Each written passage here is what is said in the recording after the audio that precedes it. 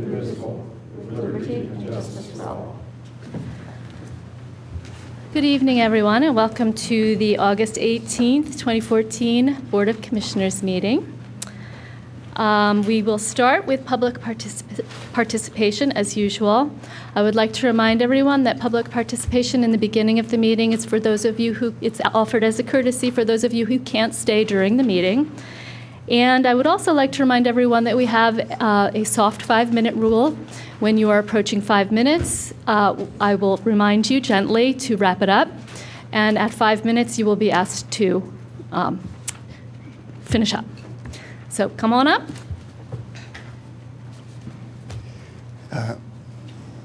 My name's Christopher Egley. I'd like to say a few words about Radnor Studio 21, the local public access station. I've been a participant at Radnor Studio 21. Mr. Egley, would you care to give your address, please? Would I care what? To give your address, please. Your name and address. Oh, my address, I'm sorry.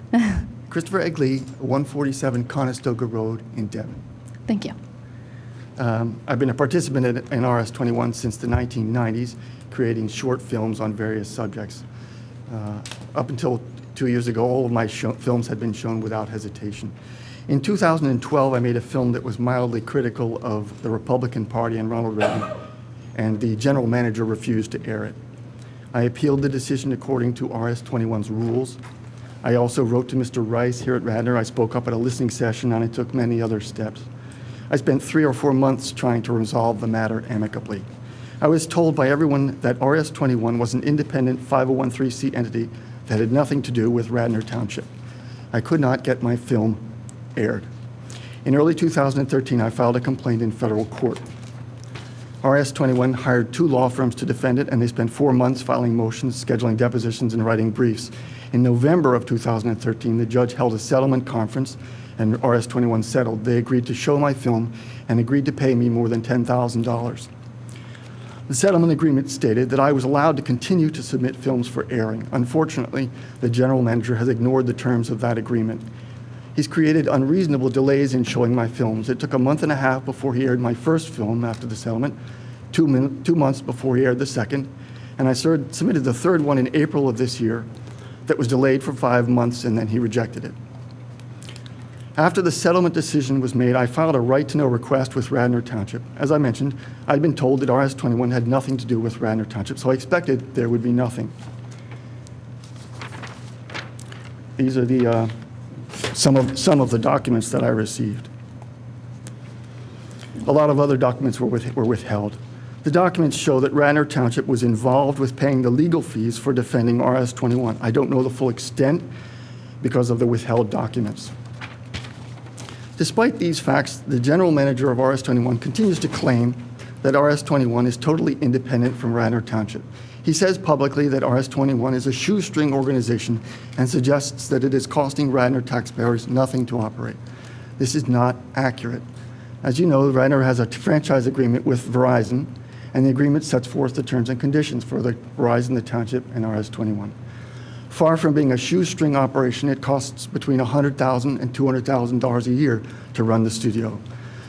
A couple of the costs $55,000 a year for the office space, $15,000 a year for electric and phone, $20,000 a year for heating and air, tens of thousands of dollars for the salaries of the employees, and tens of thousands of dollars for the equipment. Residents of Radnor might ask, who's paying those costs? And the answer is, the Radnor residents are, but also anyone who subscribes to Verizon, which includes me. The reason I'm here tonight is that in addition to my personal problems getting my films shown, I feel that Verizon and RS-21 are still not following the contractual obligations described in the franchise agreement. The residents of Radnor Township are not able to participate in public access TV the way Congress intended it. I'll give you just one example. If someone wants to get a program on RS-21, the best they can hope for is that the general manager will air it during the day or late at night, because they'll never get to see it during prime time. Because every night from 8 o'clock until 11, the RS-21 schedule is reserved for the general manager's favorite programs, which are black and white films, British films from the 30s and 40s. This week, The Elusive Pimpernel, 1949. Monday night, Battle of the River Plate, 1956. Tuesday night at 8, Something Always Happens, 1934, and so on. This is not just weekdays, it's every night of the week, every week of the year. My last page. Radnor residents are paying hundreds of thousands of dollars to support RS-21, and the general manager acts as if it's his own personal property. He makes it difficult for residents to produce shows. He keeps the studio locked a lot of the time with a phone on answering machine. He comes and goes as he pleases. He uses the studio to store his furniture and his antiques, and he sets aside, as I just mentioned, the prime viewing time every night for his favorite movies. Radnor residents are getting black and white movies. Radnor Township is collecting a lot of money from Verizon. It not only banks a percentage of Verizon's profits every quarter, it also gets an additional $5,000 every quarter. According to the franchise agreement, this is money that's supposed to be spent on RS-21, but the township's been collecting that money for years, and almost nothing is spent to help Radnor residents produce programs. The general manager seems to not care about residents. He's blocked my program because he objected to my political views, and he uses his authority to make it difficult for anyone to use the studio. The franchise agreement gives Radnor control of the studio. Radnor Township has the power to protect the interests of its citizens, and that's the function of local government. But for reasons I can't understand, Radnor Township is doing nothing. It continues to pretend that it has no connection to the studio. Mr. Egley, we're right at 5 minutes. Just one paragraph. It pretends it has no responsibility to look out for the interests of Radnor residents.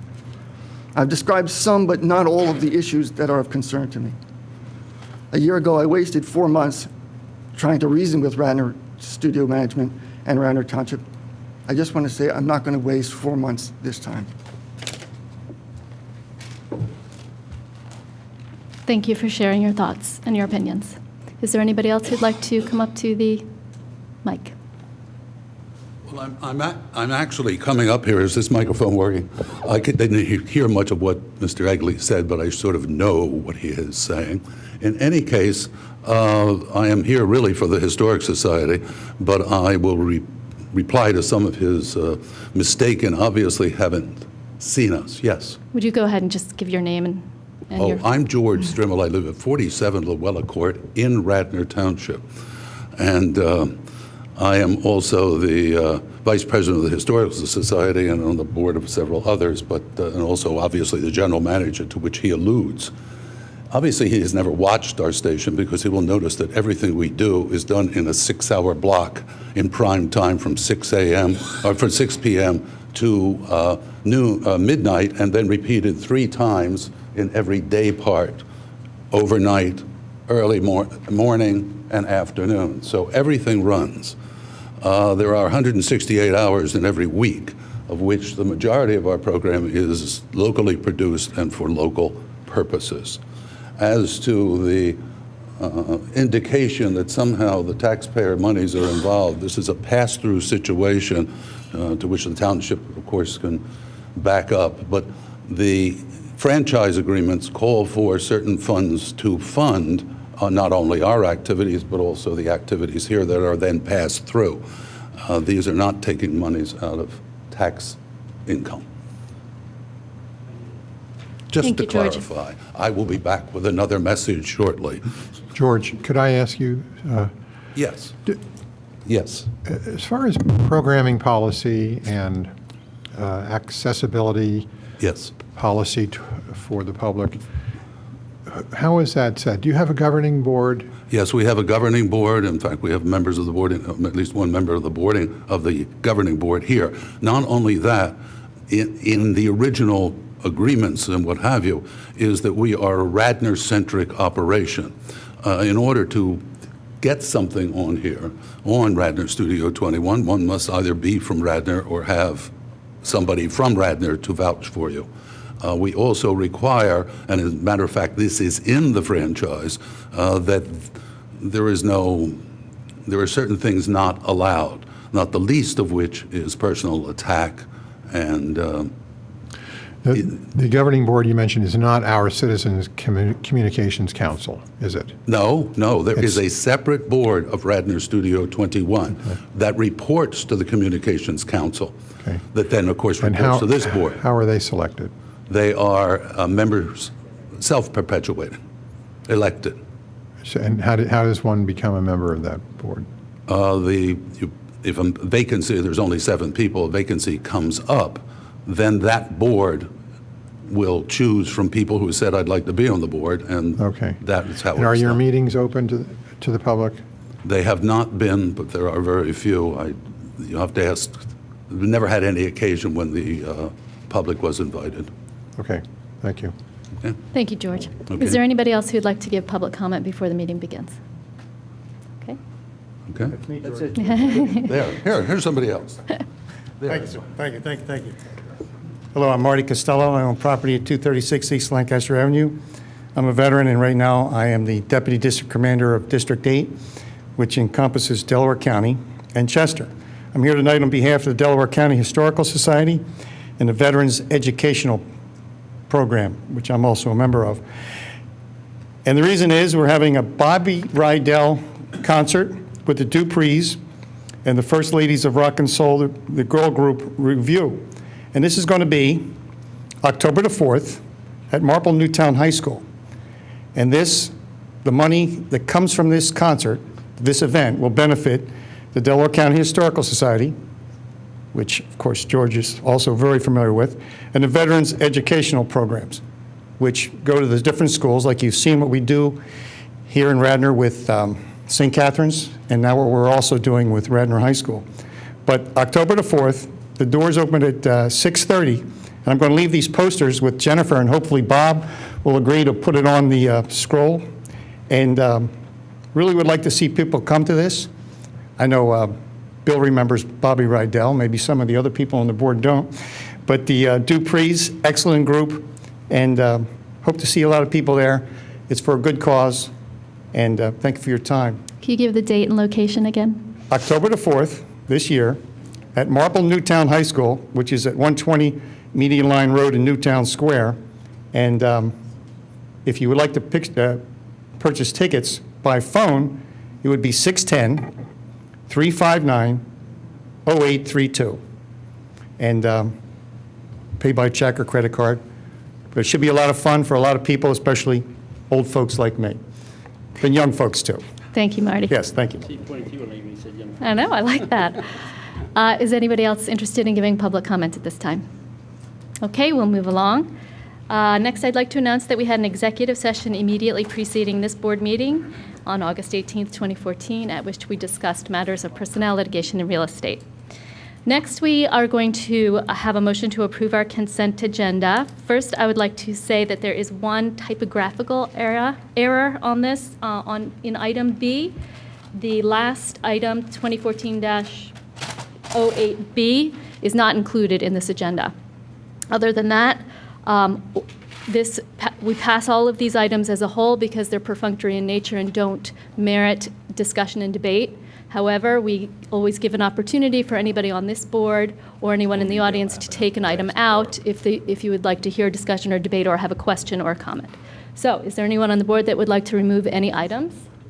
Yeah, I need to make some changes to item M.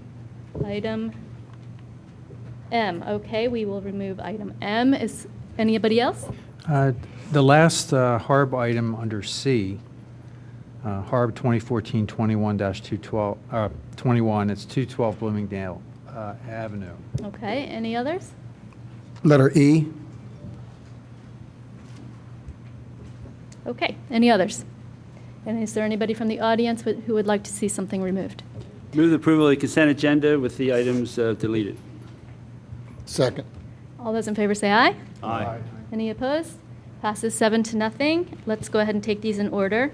First, item C, Harb. last bullet point, HARB 2014-21. I'll move the approval. Second. Okay, and the comment? I just wanted to make sure that was out. This item was pretty contentious over a long period of time, and I was just making sure that anyone here that wanted to speak to that would have an opportunity to do so. I'll be voting against it because I was against the density change of that location. Okay, any other comment from the commissioners? Any comment from staff? One comment on that. Just to follow up on Commissioner Fisher's comment, that was subject to a settlement agreement involving the township, the neighbors, and the builder. And that is not subject to a one-year limitation under that settlement agreement. Your typical HARB approvals and it states, if not completed within 1 year of the date, the permit is void. John, can you speak into the microphone? I can't hear you over here. Okay. Your typical HARB approval has a boilerplate provision which says, if not completed within 1 year of the date, the permit is void, and a new application must be made. So that should not apply to this one because of the settlement agreement. That was not part of the settlement agreement when it was resolved. Okay, thank you. Is there anybody from the public who would like to comment about this? All right, it's been moved in... John, can you elaborate on the increase in density for these 3 homes? I mean, obviously, it sounds like there was a settlement reached between the residents of the area, the developer and the township. So I'm not going to, I don't actually know the terms of that settlement because it wasn't between me and the developer. But no, we were a party to that, Yes. and we voted for it, and you voted for it. I also. may have, yeah, I may have. Yeah. So this occurred on April 9th, 2013, this settlement? I don't know if I voted for it, but I know I That voted. sounds about right. Well, I mean, it says it right here on the certificate of appropriateness. That's where I got that from. 2014. Actually, this was a lawsuit that I was not representing the says township 2013. on either. You had special counsel. One of the parties, one of the resident parties is here, who was intimately involved with this, but it was something that went on for a number of years, predated me, and was ultimately resolved about a year or so ago. Board of Commissioners approved the paring down of 2 houses, which the HARB recommended they not be turned down to build 5 houses. The neighbors and people took objection to that. The settlement agreement says they keep up to 2 houses, one for 5 years, they can't tear down for 5 years, the other one they can't tear down for 10 years, and they can build 3 new houses, and that's the agreement that was reached. And again, this agreement was from a 2013. Yes. What took between April 2013 and August of 2014 to get the settlement approved by us? The settlement was approved in 2013. What's in front of you is the HARB. Certificate of appropriateness. Right. So why did that take so long if HARB was a party Probably to? going in for the permits now. They can go to HARB within a year, whenever they want to, they can go to HARB. They don't have to go to HARB right away. They're going to build some houses, and they're getting HARB approval to build the houses. Okay, so is it, Probably put building applications and drawings together to do what they wanted to do and went through the local administrative processes. It's my guess, Rich, but I All don't right, go to the it's HARB been moved meetings. and seconded. Yeah, I'll be supporting this because I didn't realize the reduction in density. I'm going to go ahead and call the vote. All those in favor say aye. aye. Any opposed? And it's approved by a vote of 7-0. Next, we have item E. I'll move the approval of Resolution 2014-66, amending the 2014 wage and salary schedule. Commissioner Booker, you had a question? Well, yes, this proposal would increase to the secretarial employee staff from an hourly wage of $22.34 to $24.80, and from $24.84 to $27.30. Isn't $22.34 and $24.84 an appropriate wage for the job that we have here? Why do we have this? Why is this resolution coming before us? We bring this in front of the board to approve the change in the wage and salary schedule. Right. This is an increase, and why am I being asked to approve an increase from mid-20s to upper 20s per hour for secretarial positions? It seems to me that 22.34, 24 is about right for administrative staff. So why should we increase this really about 10%? We have other members that are significantly higher than these 2 individuals. Well, that may be, Doing that as well. but maybe the others are overly compensated. But wasn't this a settled your- it's your- grievance? Wasn't this a settled grievance? It doesn't say anything about a grievance. This is just adjusting the wage and salary schedule. Oh, okay. This puts their pay rates commensurate with others performing similar duties. And they still will be under where the others are at. Right, and so, But I think this puts these secretarial folks above the pay scale that I pay in town, the city of Philadelphia, with significantly lesser wages, significantly lesser benefits. I think that the 22 is sufficient. I don't see, what's the benefit to doing this? We're just bringing people what we think is commensurate with others because we're good? I guess I'm missing. What's the purpose? What do we get out of doing this? People have earned that. They're not given just because we want to just balance this. It's because it's earned. These people deserve that. Well, so is this a promotion or is this how did they earn it? I don't mean to put everybody on the spot here, but I'm just trying to understand what the point is. I'm trying to figure out a little bit. Basically, it's an increase in salary for two individuals who, if you look at the salary schedule, there's a huge difference between those who have been here for a while, some others that are not. This brings them more in line. This has been a recommendation by our rate leadership group, which we're in agreement with, and they've earned that. Okay, is there any other commissioner comment or questions? Any other staff comment or questions? Any public comment? All right, it's been moved, and it was seconded by Commissioner Higgins, in case that wasn't clear. And I will call the vote. All those in favor say aye. Aye. Any opposed? Nay. And it passes by a vote of 6-1. Next, we will discuss the staff I'll traffic move the approval of committee. staff traffic committee meeting, the acceptance of the staff traffic committee meeting minutes. Do we have a second? Second. I want to make one change. At that meeting, at somewhere toward the end, the items involving Clover Lane, Steve, if you recall, we also discussed the bike lane, and then we had some back and forth with the neighbors. So the consensus was that we would prefer the bike lane to the fog lines. So I'd like either the minutes to reflect that or the minutes of this meeting to reflect that, so that, and then that's the recommendation that we would accept. So not the fog lines, but the bike lane instead for Clover Lane. Okay, is that clear to everyone? Do we want to amend your motion to accept? I don't know what that means, so.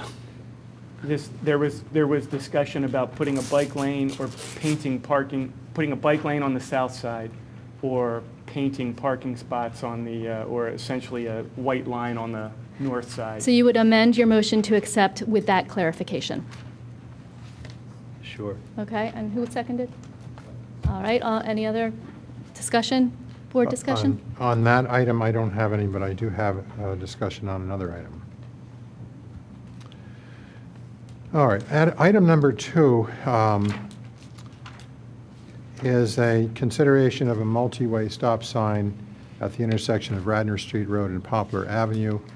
And again, we're talking about the minutes of July 16th. Following the meeting of this staff traffic committee, I was asked to have the chief of police and his Lieutenant Block, come out to the intersection and meet with neighbors and me.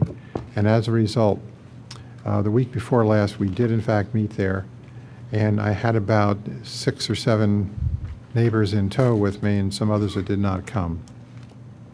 This particular intersection is one that stands out in that it has no stop sign controlling north-south traffic on Radnor Street Road, in contrast to other intersections on that same Radnor Street Road at Willow Avenue, Walnut, Beech Tree, and of course the traffic signal at Eagle Road. And the essence of the request from the neighbors is that we do proceed to install a stop sign, and I'll go into the reasons for it in a moment. But I want to point out that Lieutenant Block and his people did do a very comprehensive survey of the situation and came up with some solutions. Their findings were that this intersection does not qualify for a stop sign under our state motor vehicle code, which we follow in this situation. And in lieu of that, Lieutenant's people came up with some suggestions. One is speed checks, cutting back shrubbery, installing a hidden driveway sign, conduct more speed and volume control once school opens, and meet with this school district's transportation director to come up with some other improvements. The neighbors have all seen those recommendations, and they are grateful for the police doing that, but they would like to pursue the possibility of a stop sign. And so I'm asking at this point for the chief of police, superintendent of police, to perhaps give me some guidance and the board some guidance on how a stop sign might be installed there. Madam President and the rest of the commissioners, myself, Lieutenant Block, and even the township manager about 2 weeks ago visited this location. Commissioner Higgins was there, as well as a bunch of neighbors. And when I was out there and I witnessed for myself the situation as a matter of public safety, even though the staff traffic study didn't find it warranted a stop sign, I believe there are other intangible pieces of information that, when you look at it in its totality, I think a stop sign is absolutely necessary for that location. As a matter of fact, if I didn't know better, I would swear Commissioner Higgins set it up with 2 little kids on a bicycle approaching that intersection. We were out there, and you could see that there's literally a blind spot for cars specifically traveling south on Radnor. And I definitely think that a stop sign would be warranted. As you know, the commissioners have the authority, if it is a matter of public safety, to go ahead and issue the implementation of installing a stop sign, which I would respectfully recommend. Okay, well, I would suggest that we put this on a future agenda and have a, a presentation and a memorandum and the reasoning why. And right, because that'll be an ordinance change. But for tonight, that we can still accept these minutes as they reflect what happened at the meeting, bearing in mind that we will take action on this item separately. I'm fine with that.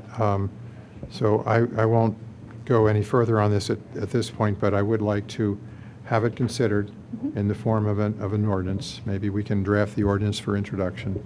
And then that night we can, on that occasion, we can have a presentation from the police, and I'm sure the neighbors there would like to come forward and have the Board of Commissioners hear what the problems are. Okay, I think that's the most wise course of action.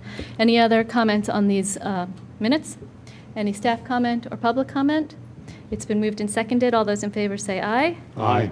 Any opposed? It passes or is accepted 7-0. Next, we're going to move on to some appointments to boards and commissions, and Commissioner Fisher will handle that. Okay, thank you.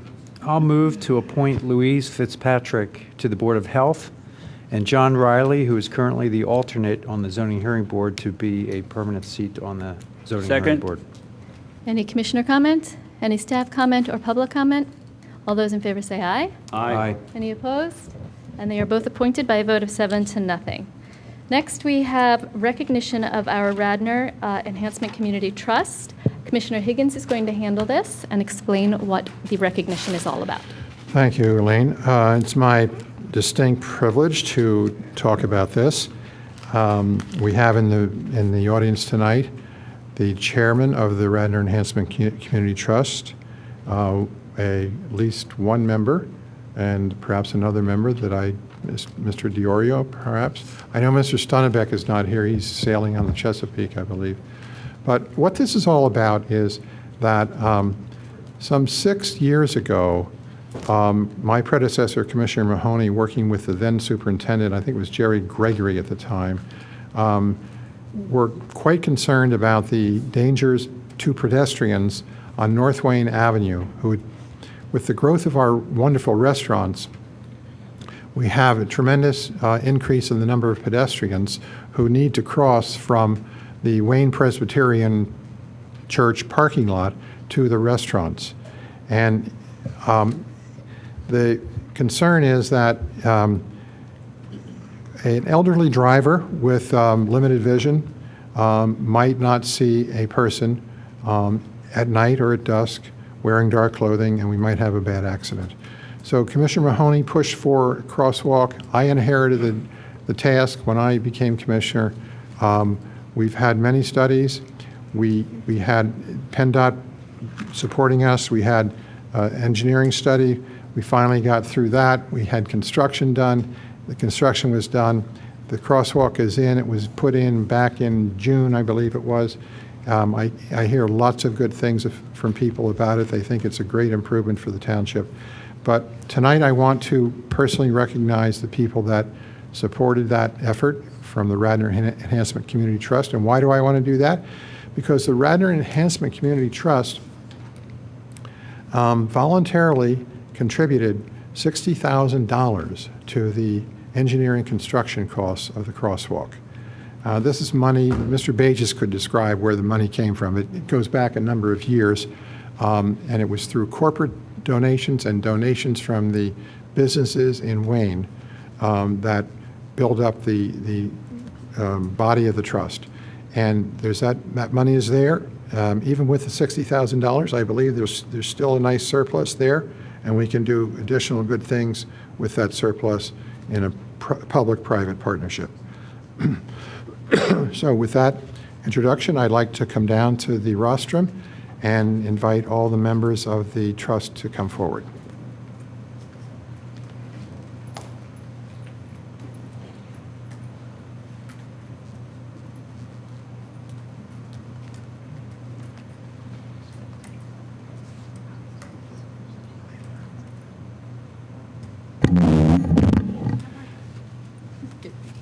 I won't ask what happened, Diane. I'm sure it's a sports injury. I need to make one correction. And that is that former longtime Commissioner Stonebeck is the chairman of the Radnor Enhancement Community Trust and not Mr. Bages. But Mr. Bages and I worked together on this more than any other. I worked with him more than any other. Than I worked with any other member. Am I not getting it? Okay. So here is the award of appreciation. Is hereby granted to Stephen Bages, Diane Jorley, Stephen Diorio, Clint Stonebeck, Mac McCoy,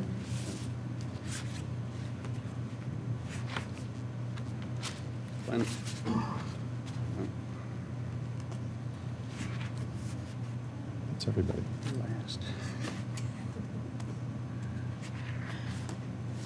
And that's everybody. All of the Radnor Enhancement Community Trust in recognition of your dedicated service to the Radnor Township community. Please know that the citizens, commissioners, and staff of Radnor Township sincerely appreciate and thank you for your lasting contributions to help make Radnor Township the best place to live, work, play, and do business on the main line, awarded August 18th, 2014, and it bears the seal of the Township of Radnor. Congratulations.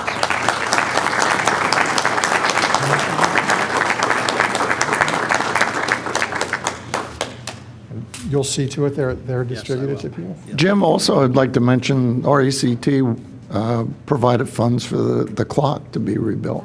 And that's back up, right?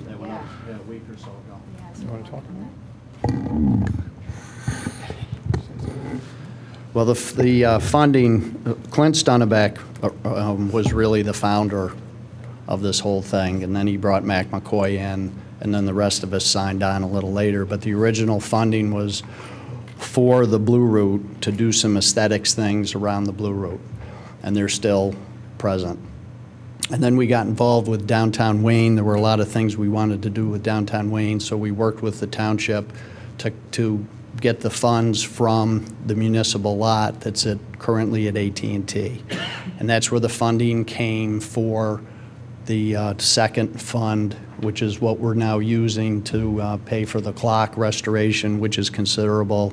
And I think you've seen that. It's now up. It's really, they did a very, very nice job. Steve Norsini's group helped out with taking that clock down and then putting it back up. The crosswalk was something that the original plan, the comprehensive plan that was put together probably 8 or 10 years ago, we had crosswalks put in there, and the North Wayne crosswalk was one of those things that we had a priority on.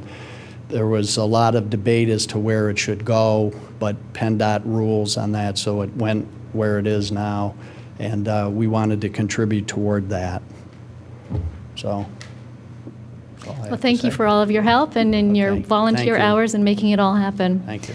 And I would like to just add that I've been to Wayne many times since this went in, and take careful note of whether it's actually being used. And I would like to report that most people, the vast majority of people, go out of their way to cross at that crosswalk. So it is working.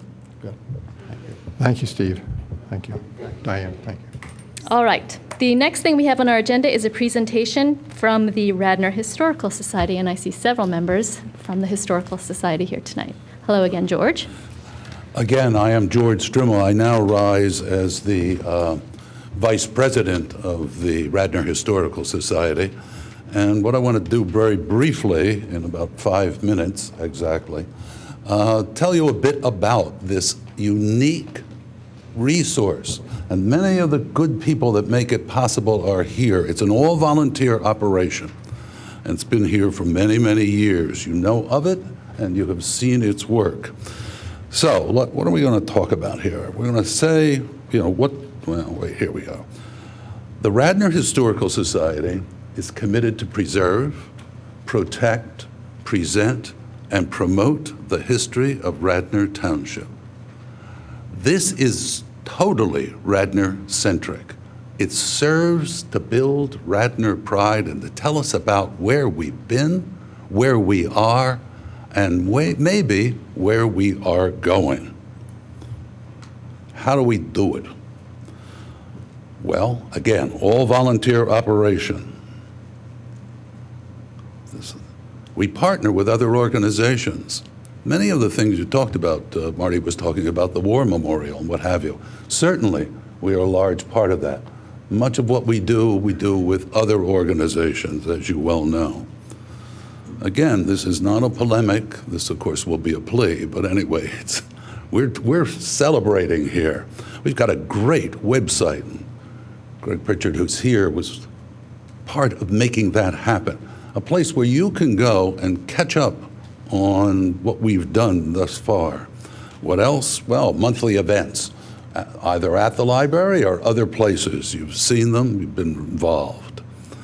Again, digitization, capturing all this stuff and trying to put on the pictures, and if you want to see what was, this is the place to go and look. We, in fact, underneath where we are right now, are all the bound editions of the Suburban paper waiting to be digitized so they can be shared with scholars and others through years to come. For while we are Radnor-centric, the story we have to tell is of interest to many. Restoration projects. Well, we've talked about some of those, the War Memorial being one of them. The Historic Plaque Program. Now everybody thinks the trail is wonderful, but there are some of you who sat around and knew how long that took. Well, there are 2 good signs up there. There are going to be 2 more soon, and there will be 6 more in line. All of that takes funds. It was raising funds that got us to where we are today. The Finley House, well, that's our headquarters, but that is also something to maintain and needs to be maintained. And we have come to a solution in part, not dissimilar to the Willows situation, where we rent out part of that. As a matter of fact, 50 years, and you'll be getting a flyer to this effect, but on September 14th, we're going to be celebrating 50 years at the Finley House. We've been around a bit longer, but 50 years at the Finley House, to which all are invited. About that more later.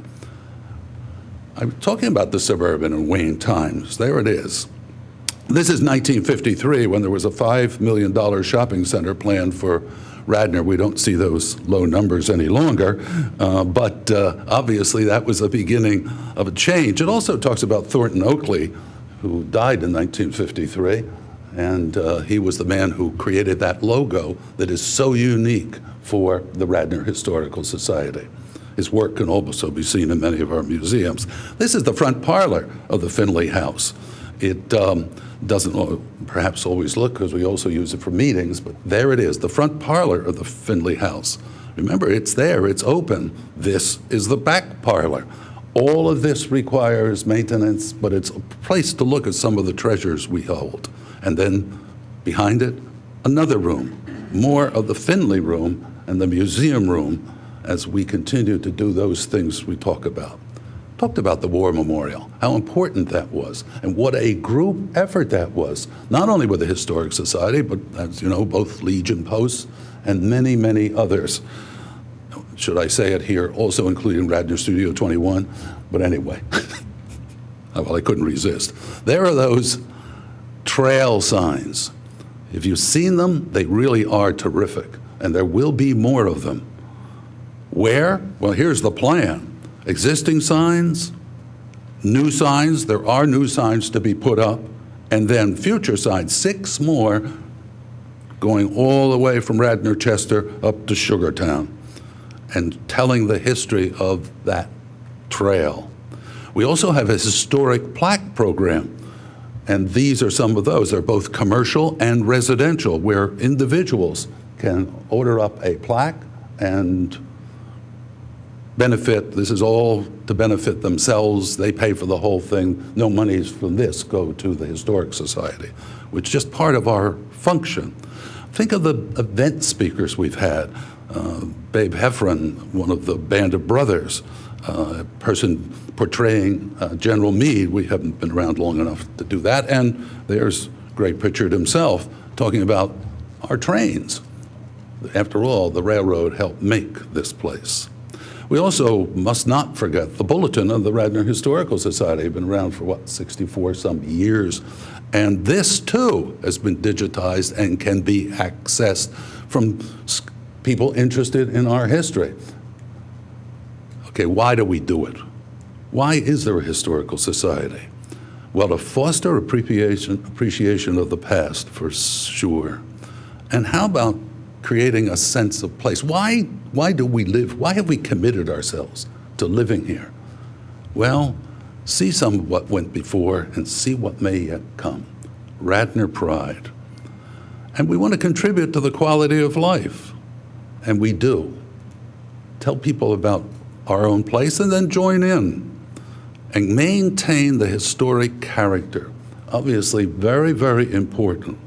It brings people here and it keeps people here and it makes people put down deep roots. Leadership? Well, we were involved. Our president, Ted Pollard, others, our board, and some 200 members providing leadership in the community and beyond. And what about stewardship? Making sure that we can keep that which we should keep. And then that helps, quite frankly, bolster property values. This makes it a place worth living and worth staying.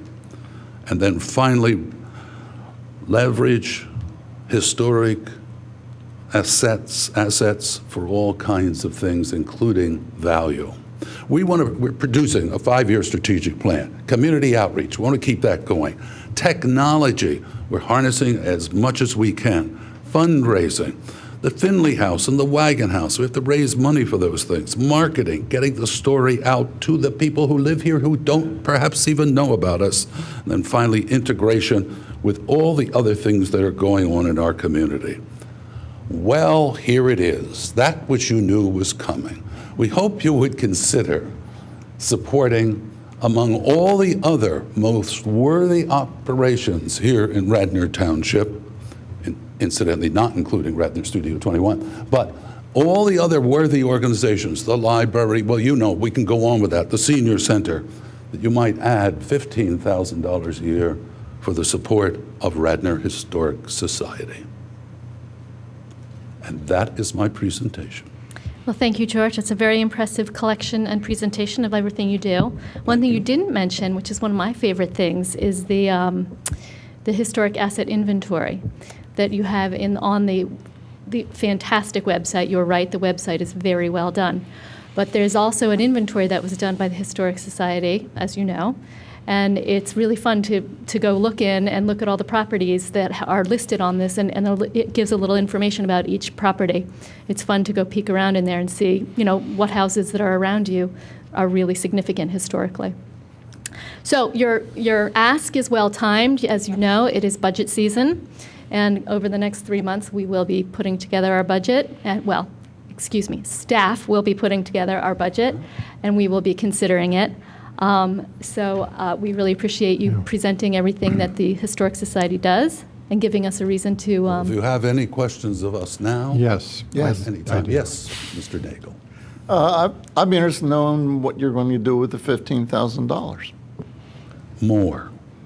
No, we're doing it better. Well, we have immediately, we have taken out of what we have, and incidentally, our budget's somewhere less than $30,000 a year. We have to fix the furnace to keep this building going. We also need to get all the things to go to put up those signs, one step at a time. The digitization must continue. All of those things will go into it. Right now, we have one wall of the building that needs work. So some of it's a lot of deferred maintenance. There are things to do. We have much more than $15,000, much more than 25, no, 30, 40, 50, 100, $150,000 worth of just stuff we have to deal with. But also we would like to grow. We talked about marketing. Our message is not as well known as we would like. We do things with others. We did one with the Conservancy over at the Audubon House at Mill Grove, I believe is the name of it. It was very, very successful. We just need to do more of that. And it's all volunteers. So it all goes into the good of the community. Yeah, in my part of town, people really aren't aware of the Historical Society. That, above all, we need to do more.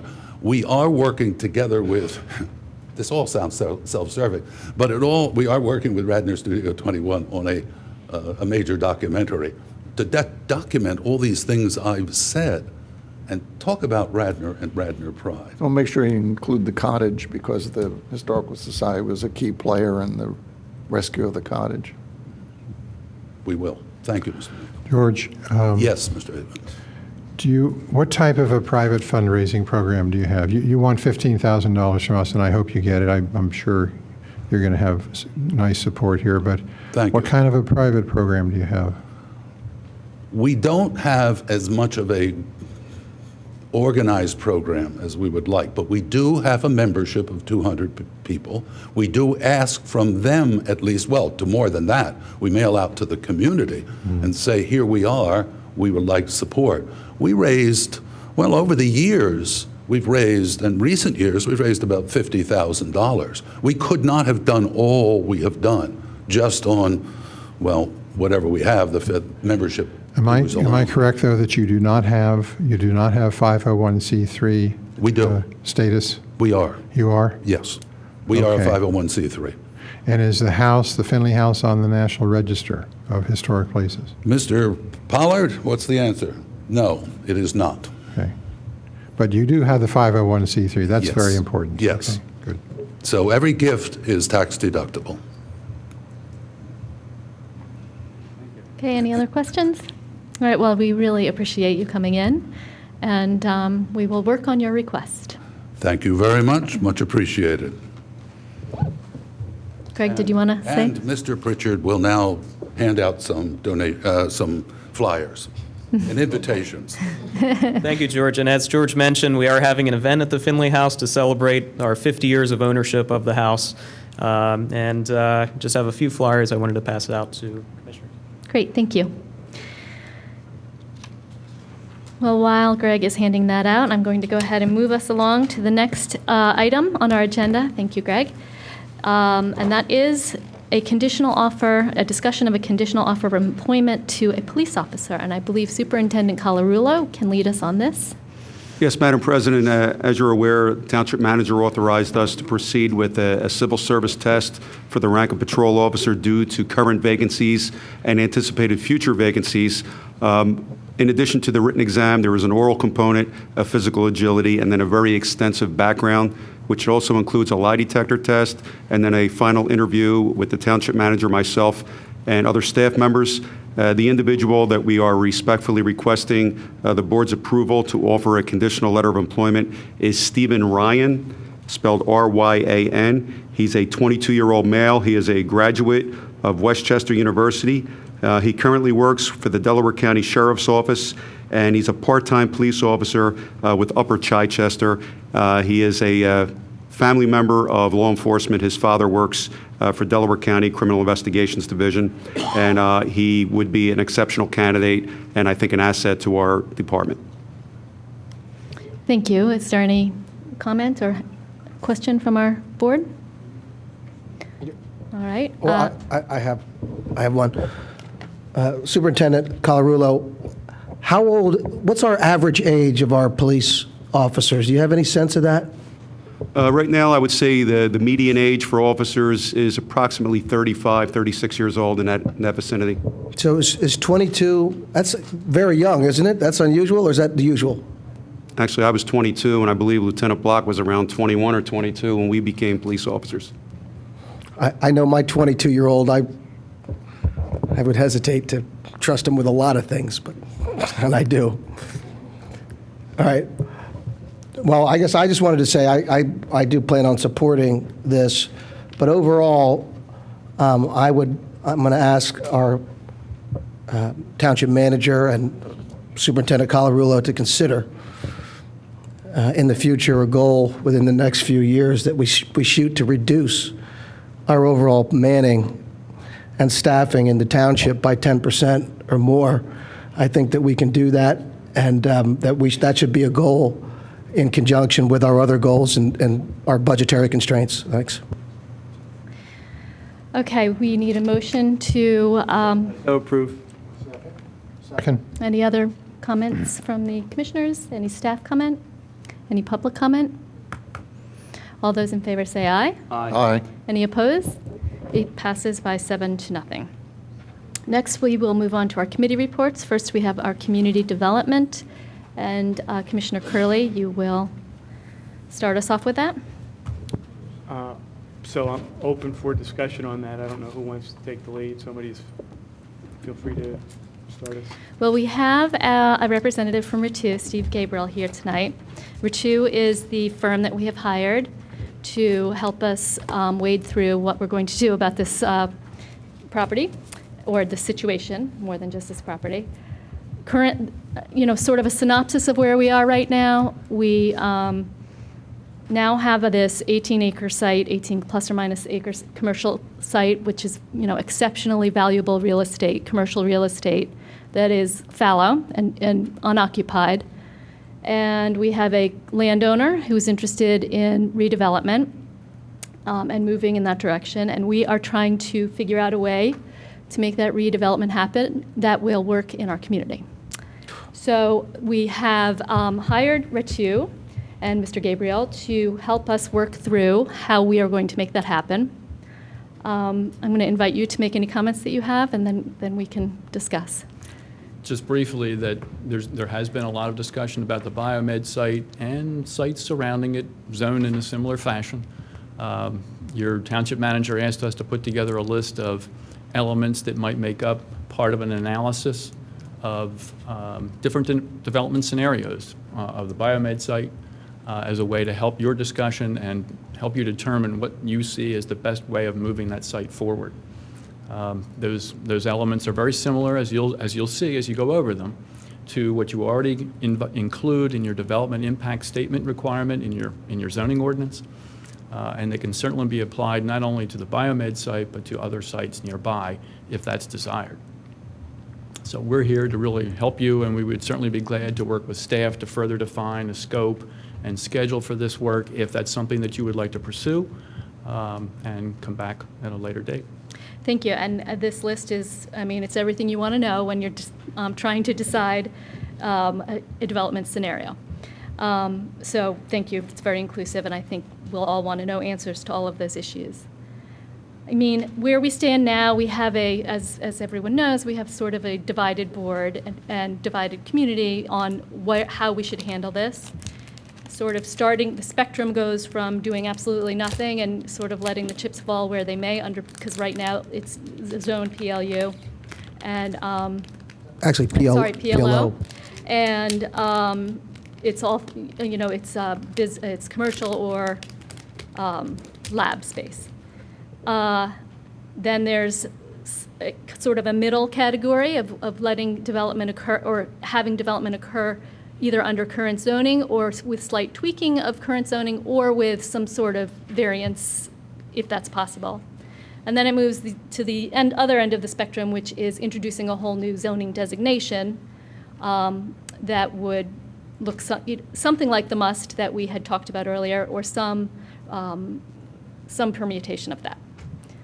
And that's where we are, with all of those options in front of us, and probably each commissioner having their own viewpoint of which is the best way to go at this point. In my opinion, what would be helpful at this point for this kind of divided board and divided community from the professionals is a preliminary guidance on each of those scenarios. Preliminary guidance to us on what that would look like if we do nothing.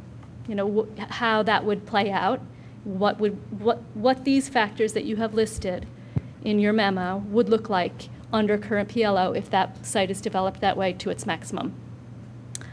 What it would look like if it was developed with some tweaking of zoning, or some minor changes to our zoning, or some variances that were achievable.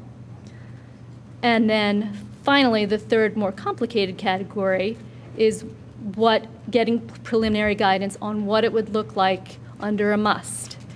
Not our must, not the one that we were talking about in our last discussions on this, but in your professional opinion, a must that, the aspects of a must that would work best in this situation for that area of our township.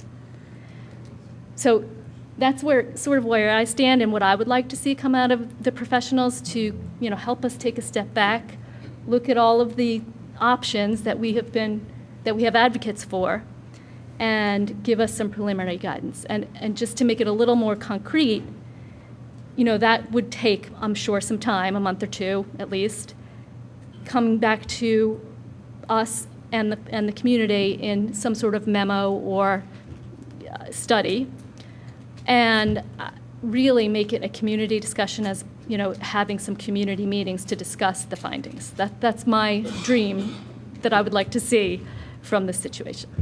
So I will stop talking now and allow my colleagues to hop right in.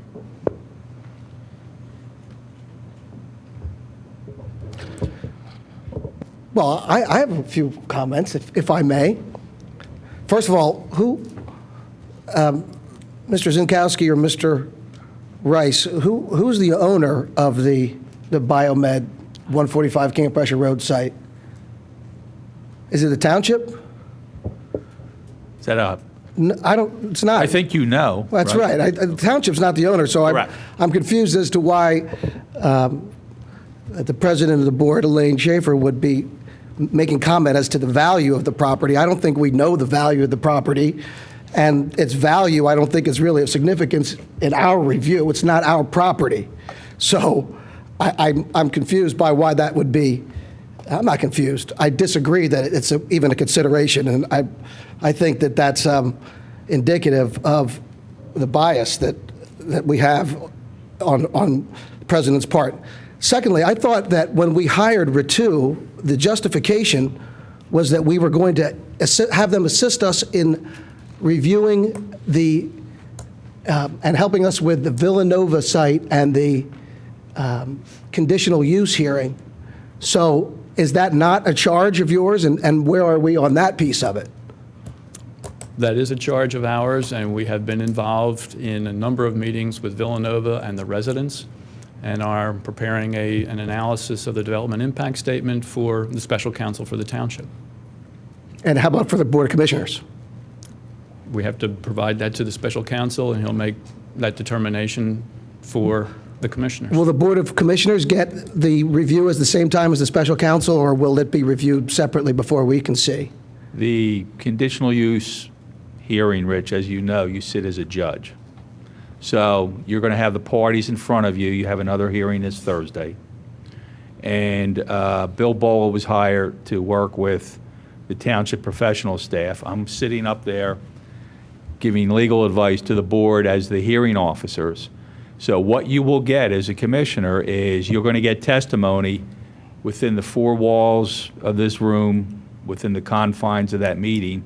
You'll have the right to ask questions, but you are not presenting any testimony or evidence. You're going to ultimately have the right to make a decision once you hear all the testimony and the evidence. So Understood. there's not going to be any back and forth between the planners and the board.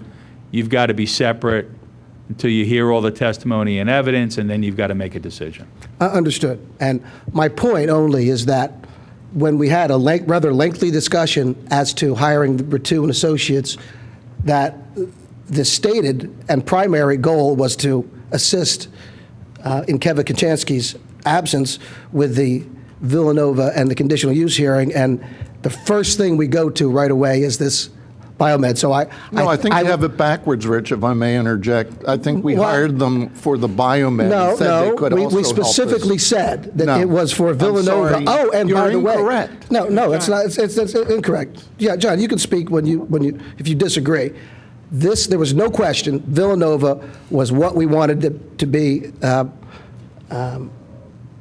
to focus on, because that was primary at least, and that's what it was sold on. And I agree with you, John, because I knew that wasn't the case.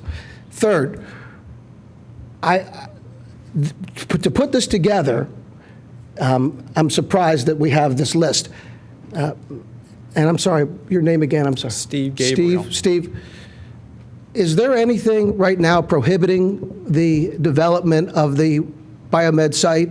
Is the township in any way impeding the development of the site or prohibiting the site from being developed as it's currently zoned? Not that I'm aware of. I thank you. Not that I'm aware of. So I'm very surprised that we would be spending township funds to review these types of things that are outside of our charge and are really improper uses of government money. Basically, what it sounds like to me is we are working on how to plan and develop a site for an individual owner, and I am unequivocally opposed to the use of funds to aid an individual. The folks who own Biomed have what presumably is a valuable property, and they have their own funds and can certainly do this on their own without the government, specifically Radnor Township, helping them. So, Steve, I appreciate your work.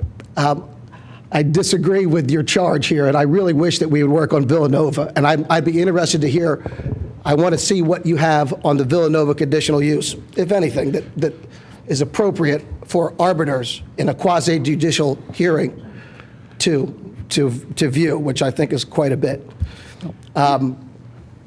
Also, can anybody give me any background on how we came to these bullet points that are under consideration? How did we get to this type of guidance?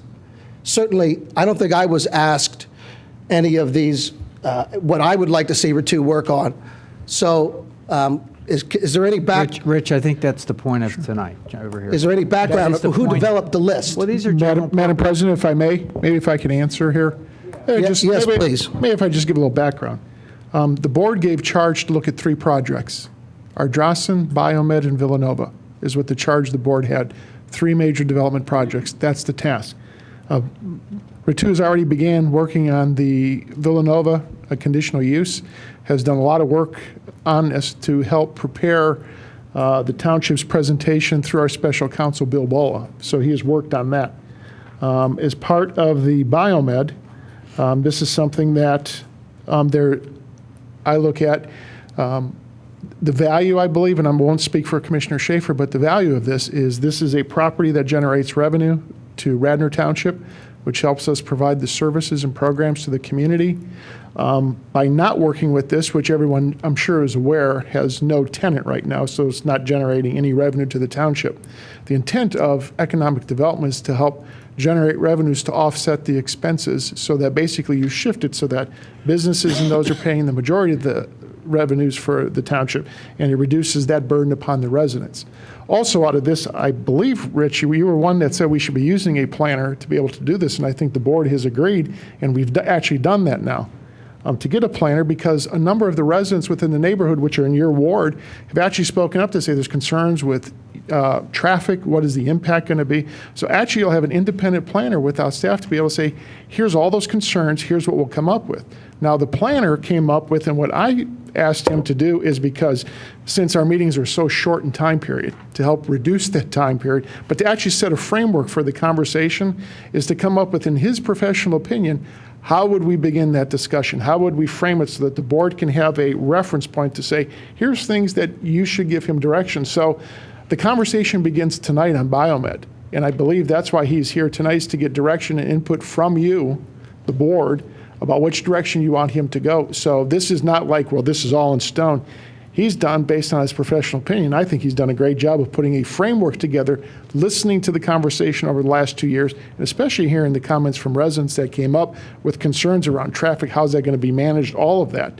And then 2 is trying to lessen the burden upon the taxpayers to pay for public improvements or that, which, again, my personal opinion is I don't think residents should have to pay for public improvements for their individual development. So I think this is a partnership. But the last item is the money that's being paid for him to do this is coming out of escrow that actually Biomed puts up. So the taxpayers aren't paying that, it's coming out of their pocket. We may disagree on that, but it's actually escrow that they put up with how that's being paid for. I'm unfamiliar with the escrow, but what's one thing, the professional planning services that we discussed was in the context of a must ordinance that we were reviewing at the time. The issue there was that we had a must ordinance that was prepared by our in-house staff and that was met with a great deal of criticism. The suggestion was a third-party professional planning service to aid with that.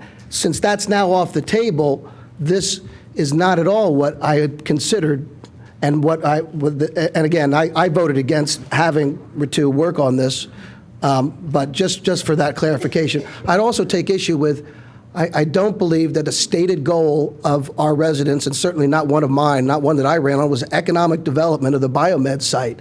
That's not part of my charge. There is going to be some economic development, and I'm going to work with the folks at Biomed and their council to do that. And I'm hope that they can, I'm sure that they'll come up with something that's good. What I am against is developing rules or an ordinance that would allow them to circumvent our own rules and paying for that.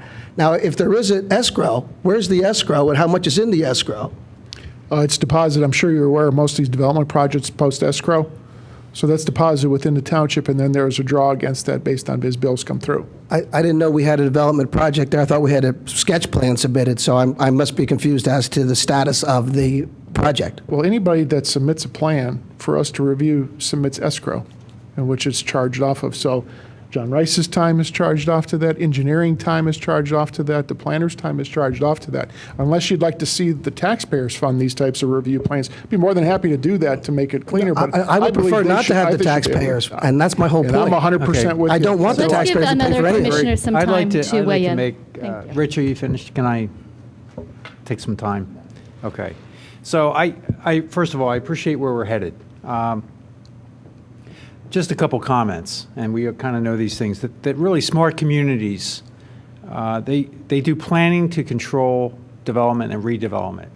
Okay, that's the number one rule in planning that I know. The other rule is that smart communities do planning to ensure economic development. So if we can agree that smart communities do planning to control development and redevelopment, and that they also do it to ensure economic development, then the concept of going forward with planning is a good concept. Now, maybe we don't all agree with that, but I'll just tell a brief personal story.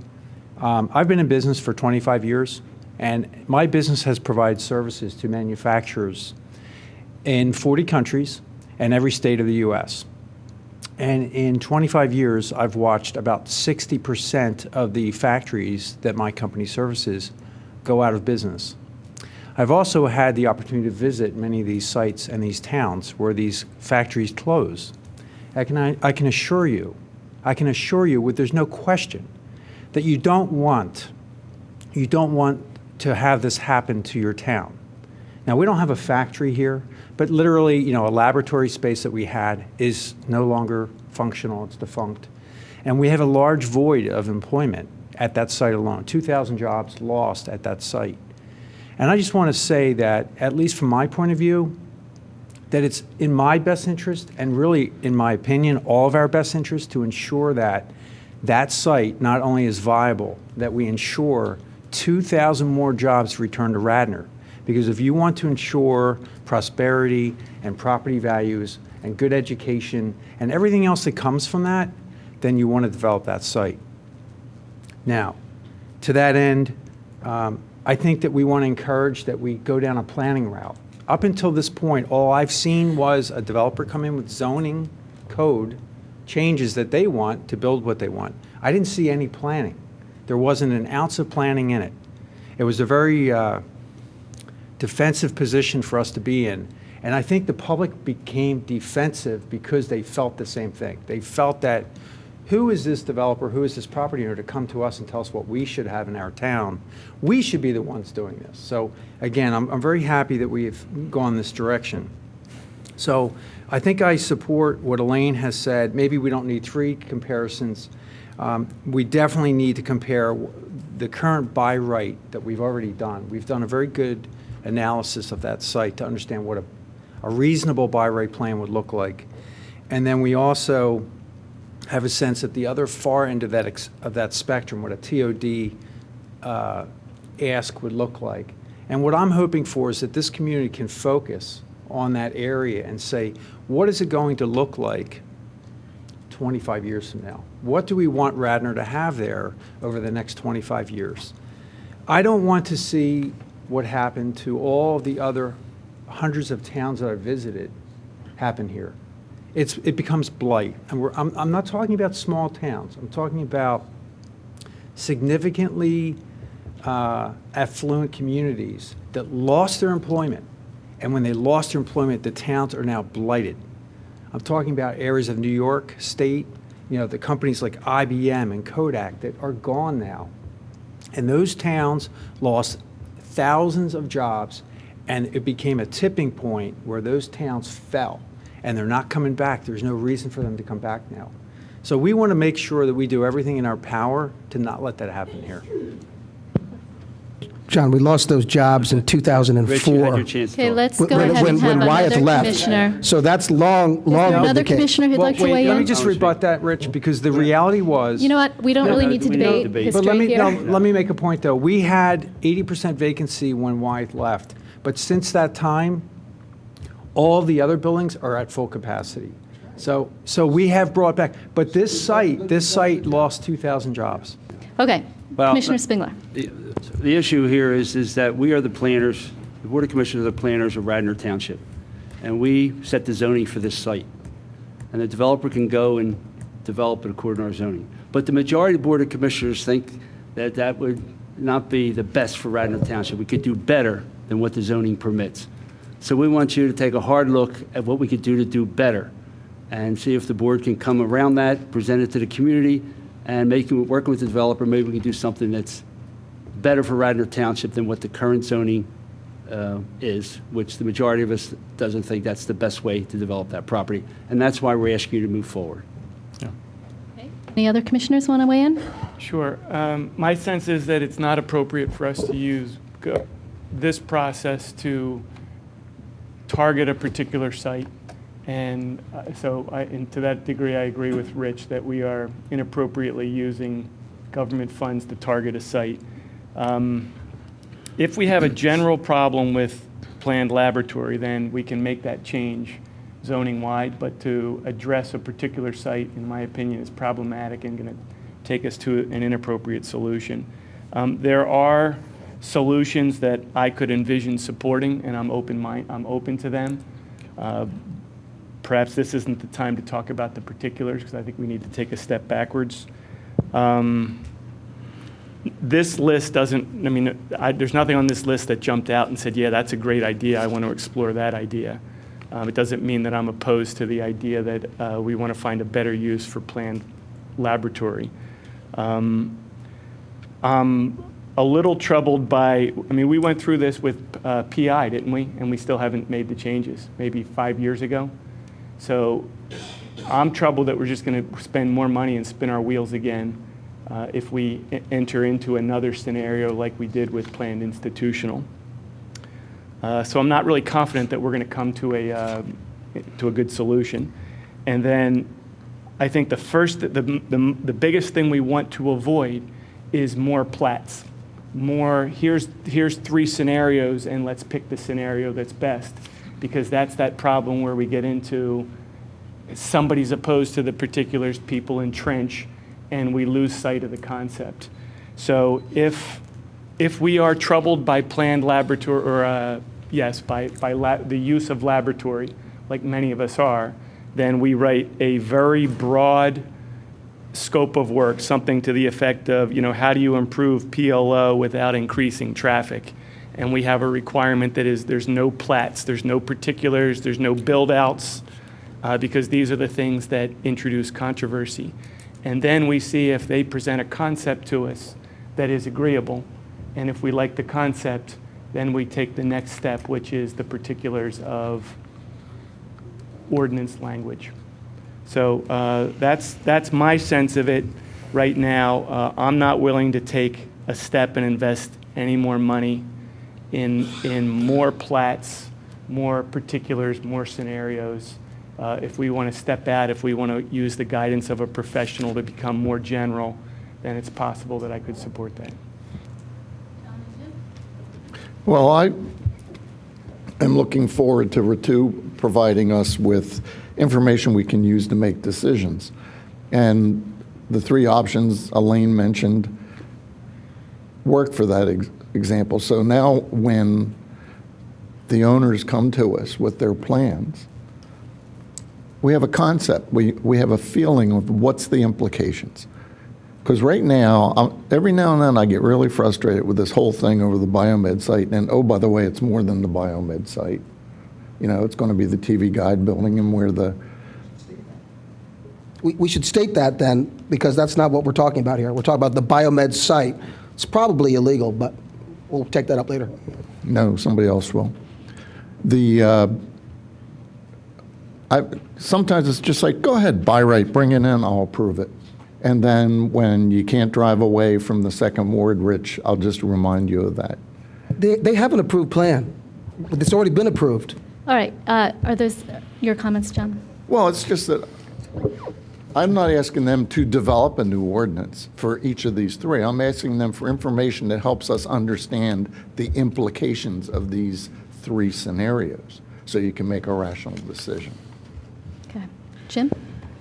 Just 2 simple things. I don't think we want 500,000 square feet of offices on this site. And to get something different, I think having an expert planner is a great idea. So I endorse what Mr. Gabriel's firm has given us.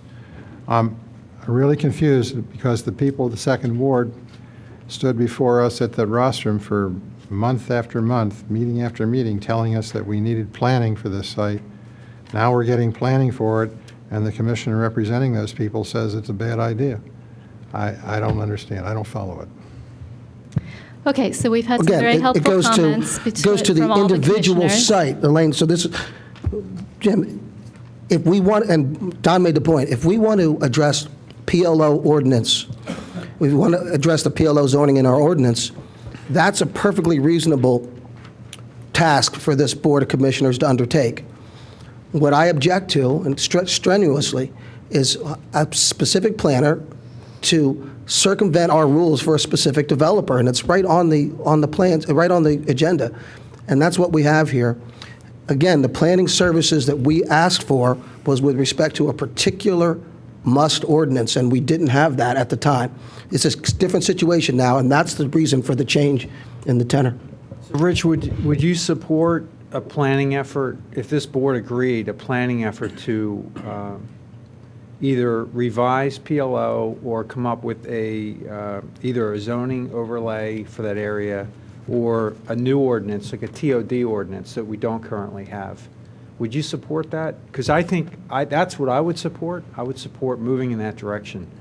I think to Don's point, I think Don's right. We don't want to start trying to create plans for a site. That's not what our job is. Our job as planners is to actually look at the zoning code. If the zoning code is outmoded and no longer effective in getting the results we want, both on controlling development and also economic development, then we have to do our job. Our job is to look at that code, hire professionals to help us craft new code that will encourage development and encourage economic development. So it seems, I feel like we're all on the same page. I think Rich is arguing about the language, and he's right, because I shouldn't have said, if I said biomed, I didn't mean biomed. What I mean is TOD. I'm talking, I like the idea of TOD. I like the idea of creating a new use that we don't currently have, a mixed use. And I also like an idea of people not having to drive to work. I would love to, if I were looking for employment, I would love to be able to work and live within a mile of my home. And that would be a good thing to do. Rich, you commute to Center City, Philadelphia. Center City. And there's the Paoli Thorndale, which is Yeah, perfect but for wouldn't it that. be nice if you could just work right in Radnor? It would be a nice option. Well, there's a lot of high-rise buildings in Philadelphia, and there's plenty of room to start bring your business out of communities, Philadelphia. maybe we don't agree, but I think communities need to have jobs. We need to have jobs here. All right, I think we've all gotten our opinions across.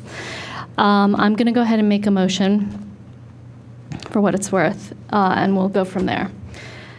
So my motion would be to instruct our planner to start to put together some preliminary guidance for us in improving our PLO in general, and also looking at how those improvements would affect properties that are on the cusp of being redeveloped, excuse me. And that guidance that we get bears in mind, does a comparison of what would happen under PLO now and what we gain by changing if we make any changes. I'm going to leave it at that and see where we go. Second? Okay, do we have any? I'm going to vote against it, and if it fails, then I'm going to present something that I think is a bit more general and more, I'm going to look for John Fisher's support on it, because I think I'm going to present something that's more consistent with what I described earlier in the conversation. Any other comments? Don, could you just put it out there, part of it now, so I can make it? Essentially, much broader than that. We're going to ask them to identify the issues with PLO that we have township-wide, not specific to one site, and then ask them for conceptual solutions to improve that problem. And specifically, how do we substitute high trip generating uses, how do we introduce low trip generating uses in place of high trip generating uses? And for them to come back with a handful, did I say it backwards? You got the idea. It's not trips so much as the timing, Don. Well, they're gonna wrap that up. They're professionals. I mean, Very good. commercial could be high trip, whereas a business is 2 trips a day. They'll figure that. So, Yeah. we're all aware of the issue of the trips and the distribution of the trips. So I accept that. So And then they'll come back with very broad descriptions of those scenarios, and then we would decide whether we like them or not, and then move to the next step of being particular. So and then I'd perhaps- even like to put some kind of financial cap on it, like some kind of $6,000 limit or something like that.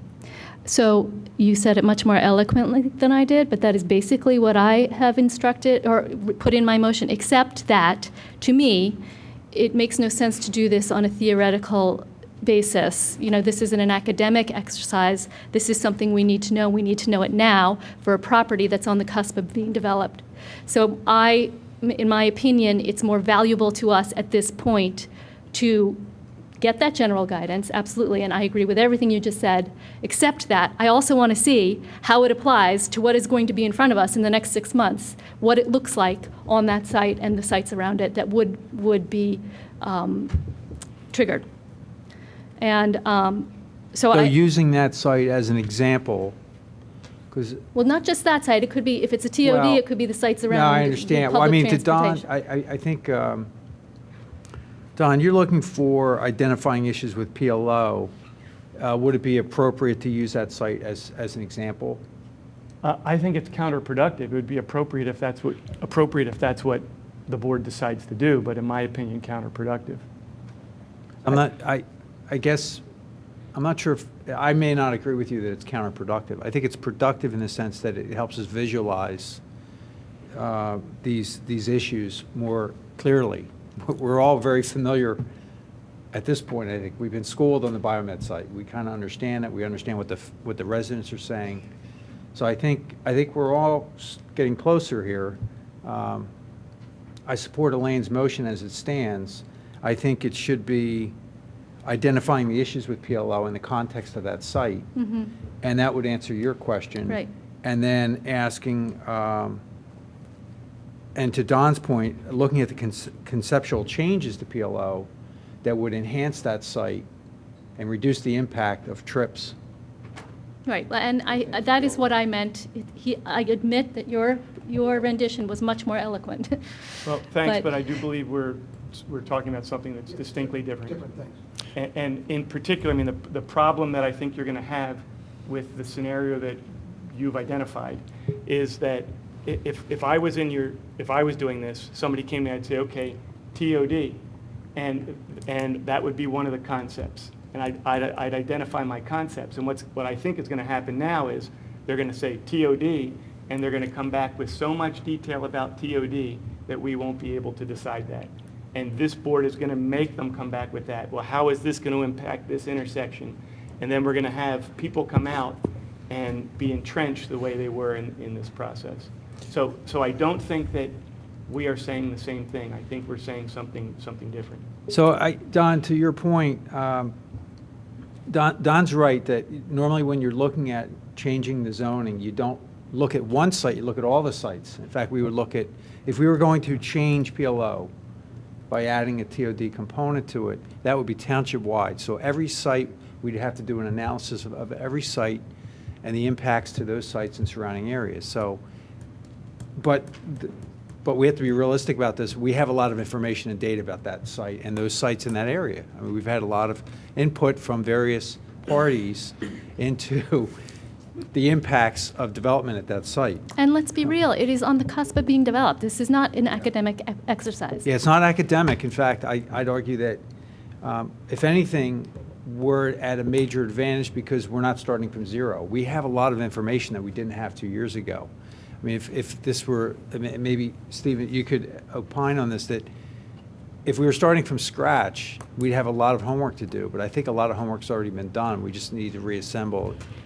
Well, yeah, I mean, I think we're able to take advantage of exactly that, and certainly input from a lot of different folks, and a discussion with township staff is really to get a sense of what the discussion has been all about over the last 2 years, where the preferences have been for the direction that, not only for the biomed site, I mean, that's just kind of the reference term, but for the entire PLO.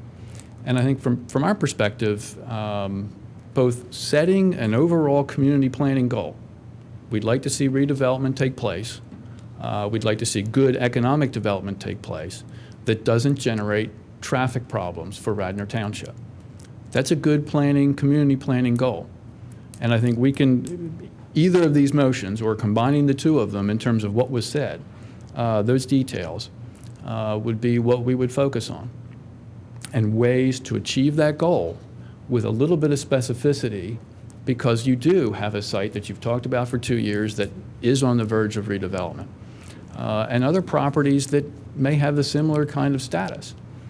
So I think it does make sense to combine the two. We always talk about do your community planning, your comprehensive planning first, then start talking about your zoning to implement those goals.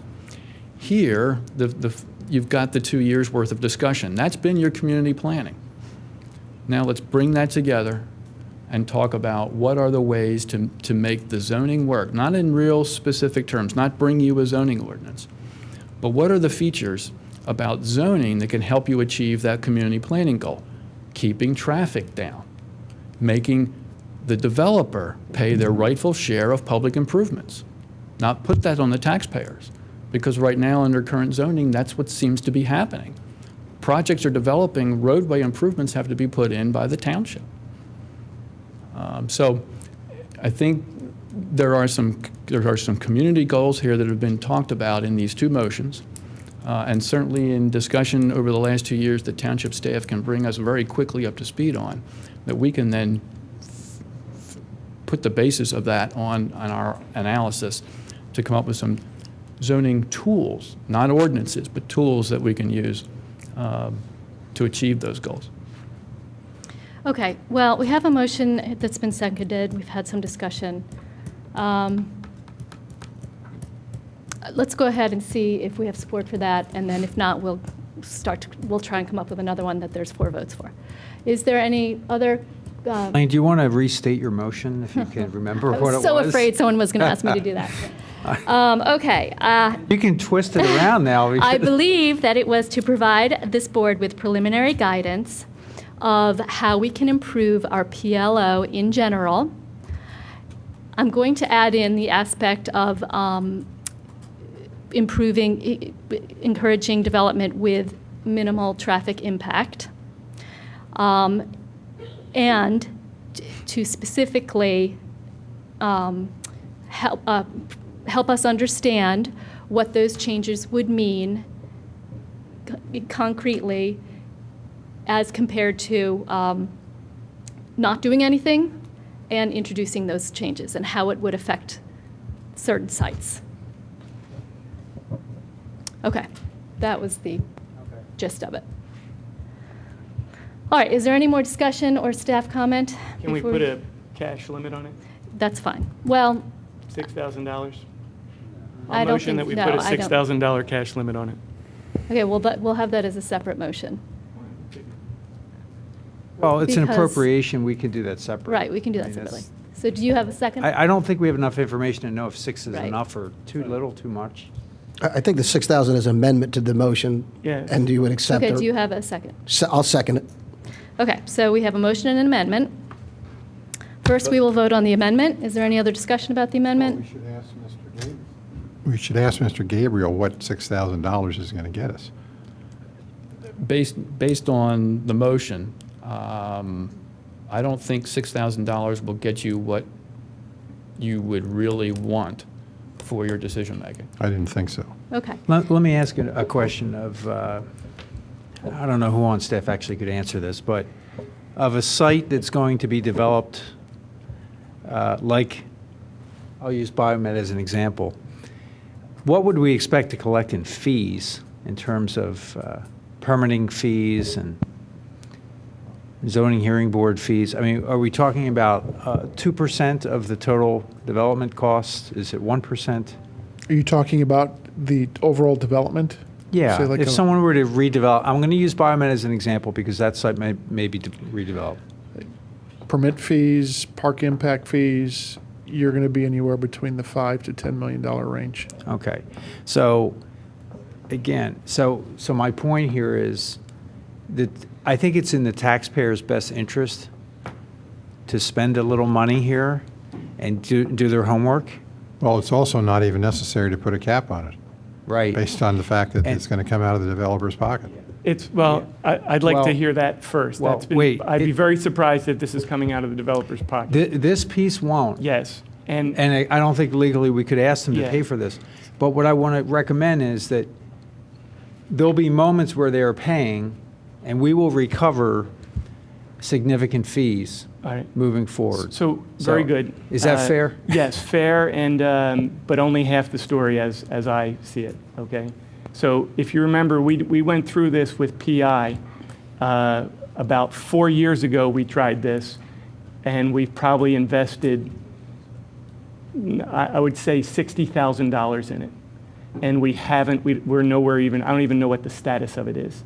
So the reason I put the cash limit on it is because I want to guard against this thing being an open-ended, bottomless source of money, which so far it's been an open-ended, bottomless source of township resources.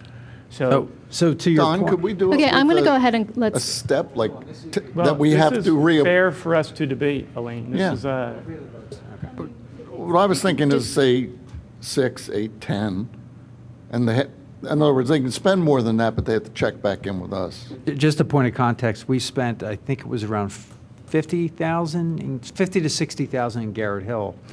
And since that time, we've had almost $1 million of redevelopment down in Garrett Hill. And there's a potential for millions more. And again, that was just a little neighborhood. So, 6,000 to me sounds like we're grossly underfunding something that needs. I'm going to ask you to increase it by 100% to No, 12,000. why don't we No, ask the staff for a recommendation? We don't have any idea of the figure. We're just playing up here. Why don't we and just- honestly, I mean, this is a sound investment. This is money very well spent. This is planning for the very, very significant changes in the future of this part of our township. I can't imagine why we would nickel and dime it and not get a good planning product. We But haven't, anyway, we that's haven't my established the opinion. need for significant changes in this part of the township. It's not even Okay. been established. We're losing, But also, John, this site already has over 450 approximately thousand square feet of development on it today. And- It can be occupied today. There's nothing, it can be occupied today, and they do have a plan. There's nothing stopping it from being developed and operated today. And we haven't established that our zoning code is improper or not functional. I think Bob? that's this first piece will help us. Bob, do you have a understand that. recommendation on the figure? Do you have any feel for this? It's very difficult, again, as I think when we talk about the process here, in hearing a lot from not only from the board through all of your comments, but also from the residents too. You got two major developments within a short distance of each other, Villanova and Biomed.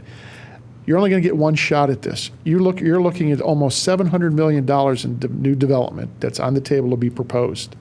So to me, is to make sure we get this done right the first time, especially how we move traffic in and around that area, protecting the neighborhoods within there. And again, too, is I know John Rice and I will discuss this about who should pay for this, which I think we'll have a conversation with Biomed in regards to that. But also as part of with Villanova, they have escrows that they establish for this.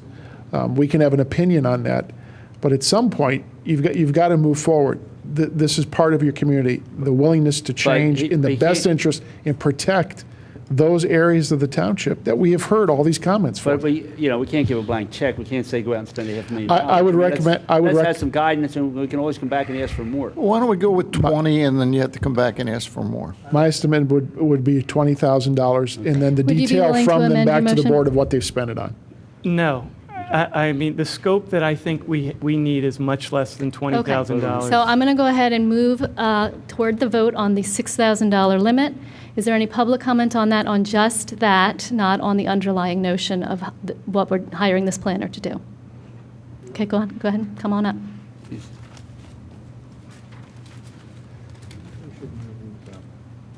Steve Elliott, 416, or West Avenue.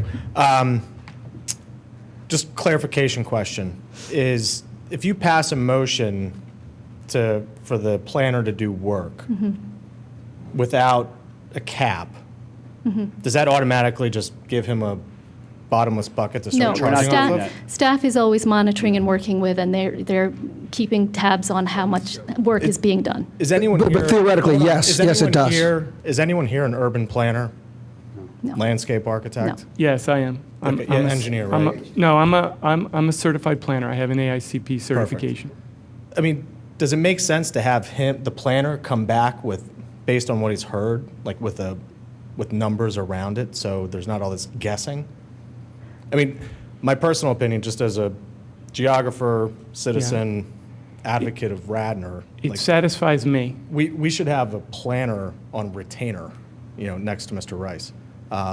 So I'd love to hear from them instead of guessing what the dollar cost. I'm all in support Right. of So using he's the the- planner for the biomed. He is the planner on retainer, correct? That's essentially it. Yes. So Yeah, we have a maybe- planner on retainer, but the idea of coming back with a firm price makes great sense, because all I want to do is protect against And But we what we shouldn't want to limit it, but we shouldn't limit it right here. I mean, this is like. I think that Okay. was my, I and think Don, that we- was my point. I don't think, I think I failed to say exactly what you're saying, which is, we need to have a proposal put together around this concept and what the cost is, and we'll vote on that in the next meeting. Okay. Like, don't put a limit on it now. That doesn't make any sense. Like, 'cause that's dumb. Thank you. We appreciate that. Is there anybody else who'd like to comment on this limit? Okay, I'm going to go ahead and call the vote, and this is on Commissioner Curley's motion to cap the spending of this planner on this project, this particular project, at $6,000. All those in favor say aye. Aye. Any opposed? Opposed. The motion fails 2 to 5. Okay, the underlying motion is still on the table. I am happy to amend it to include a cap of $20,000. And when we get to that point, if we get to that point, we would come back to the Well, to why the don't we, table. any sense to table it as was just suggested?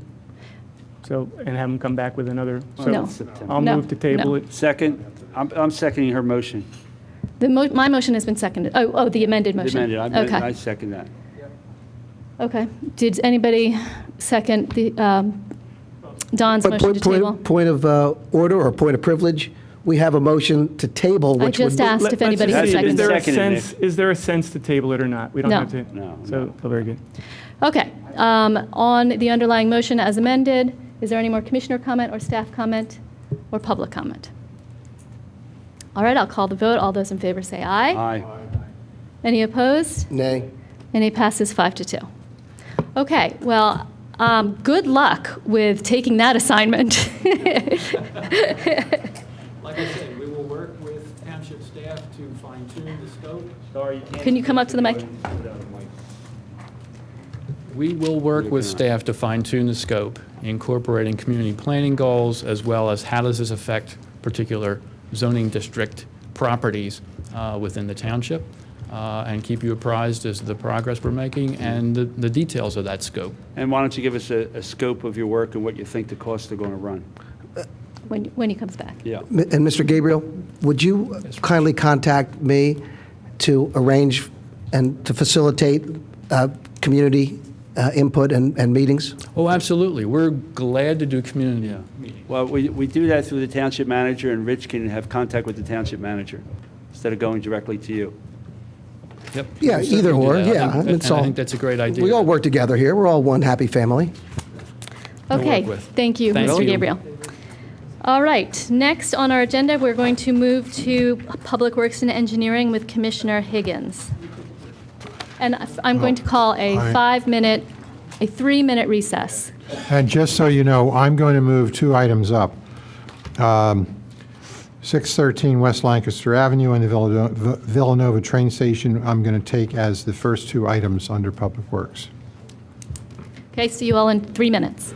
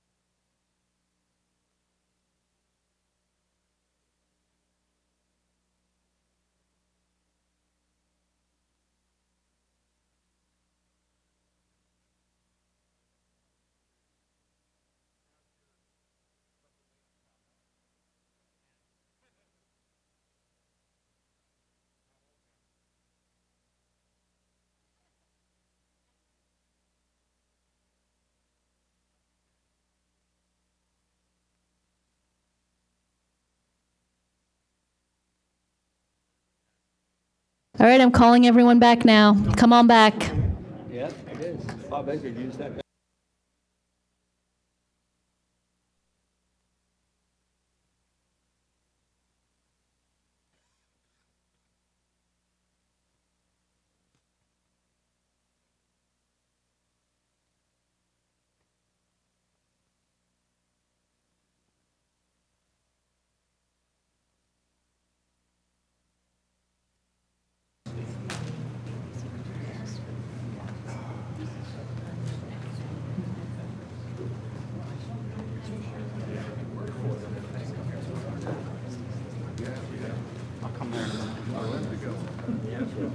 Move everything around. Hopefully take Glenn here quick.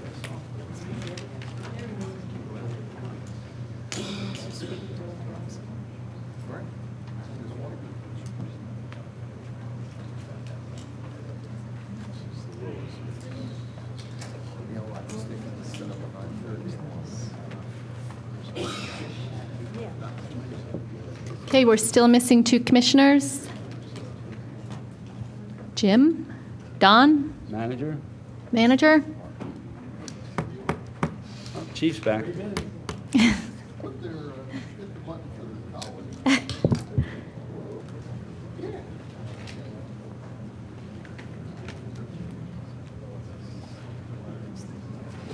Jennifer, can you buzz the other commissioners?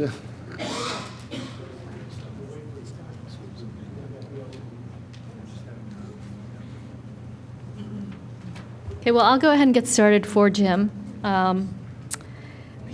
Okay.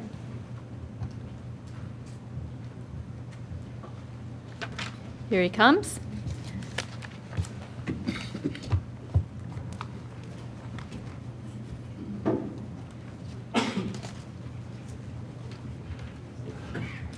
All right, the first item will be Resolution 2014-78, the final approval, 613 West Lancaster Avenue, and I'm taking that out of order and the next one out of order because I'm assuming they'll be relatively short and quick, and we can get through them quickly. Will you want to move the approval for the first one? I'll move the approval of Resolution 2014-78, final approval of 613 West Lancaster Avenue development. Okay, do we have any comments from staff that we should be aware of? Could you repeat the, which item were you taking first again? H. Under Public Works.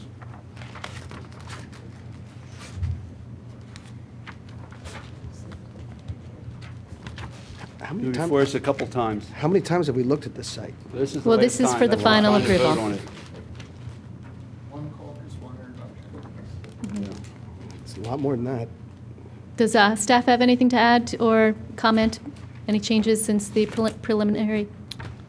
No, other than early on, you had asked them to address some stormwater issues that they've gone slightly above what the ordinance requires. Right. And they've stipulated to address the remaining items in my letter that's in your packet. Okay.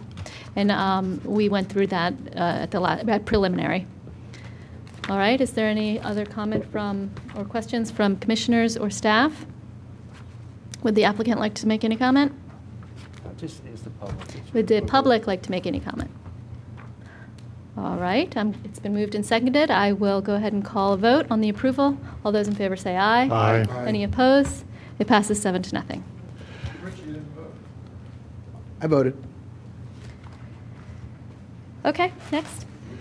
Next item is Resolution 2014-79, final approval of the Villanova train station improvements by Southeastern Pennsylvania Transportation Authority.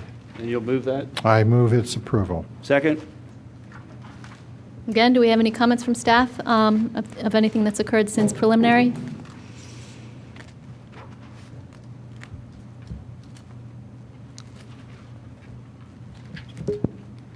It's the same. They've also stipulated that they'll address all the outstanding issues in the letters.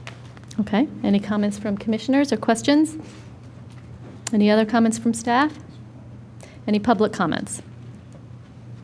Okay, it's been moved and seconded. All those in favor of approval, say aye. Aye.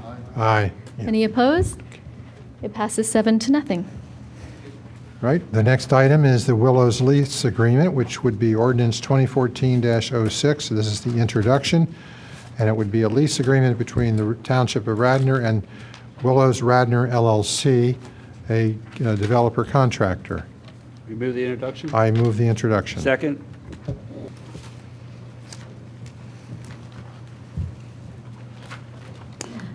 This is the second or third time it's been before us. I know the last time the board as a whole had questions and issues with the provisions in the lease having to do with schedule. I had some issues on organization. I gave a markup to our solicitor. Unfortunately, my markup did not make it into the advertised version of the lease, so we're not in a position tonight, I don't think, to approve anything that I asked for. Is that right, John? That's correct. I think the substantive issues, though, that were discussed the last time this was in front of the board have been incorporated in here. The term's been extended to 25 years as a request from the lessee because of financing. There were some other issues that were added to the last version that had to do with some pesticides and organics. We clarified some issues in terms of audits to make sure that this would be audited on an annual basis. I think Commissioner Schaefer had a question about the improvements, and there was questions last time about when the improvements would start and how long that would take. That's something that a lot of those details, because they've got to get financing, they've got to submit building permits, they've got to get that approved, would go into the construction agreement. So any of that, this won't go anywhere until that construction agreement gets executed, the money gets posted, we know what the plan is and how it's going to be phased in. So it would be sort of like a typical developer coming in with a project. There'd be a time period to complete the improvements, the public improvements, and we would follow that without putting that into this lease document. Let me ask a question on that. If, for some unforeseen reason, this did not proceed, the construction agreement didn't get drafted, the financing didn't get, and this drags on for a year, maybe 2 years, we're still waiting for those documents. At that point, if it's 2-3 years down the road, would we be in a position where we could reboot and go elsewhere? I mean, or are we bound by this? If they don't get construction financing, the lease terminates. So we're going to. But that could, they could What be is the seeking sunset it on the- for- There is no, right now, there is no drop dead date on that. So I'm just, I mean, I don't think that's going to happen. I don't foresee that. But I'm just wondering if 2 years from now, they're still trying to get financing. You could certainly put a date, in this, that if they don't receive construction financing within some period of time. What's the applicant think is a reasonable date? Mr. Falcone's here representing the potential lessee, who's also here, but there ought to be some date, so this is not. We could accept 2 years. Sort of what I was thinking, 2 years. How about 1 year?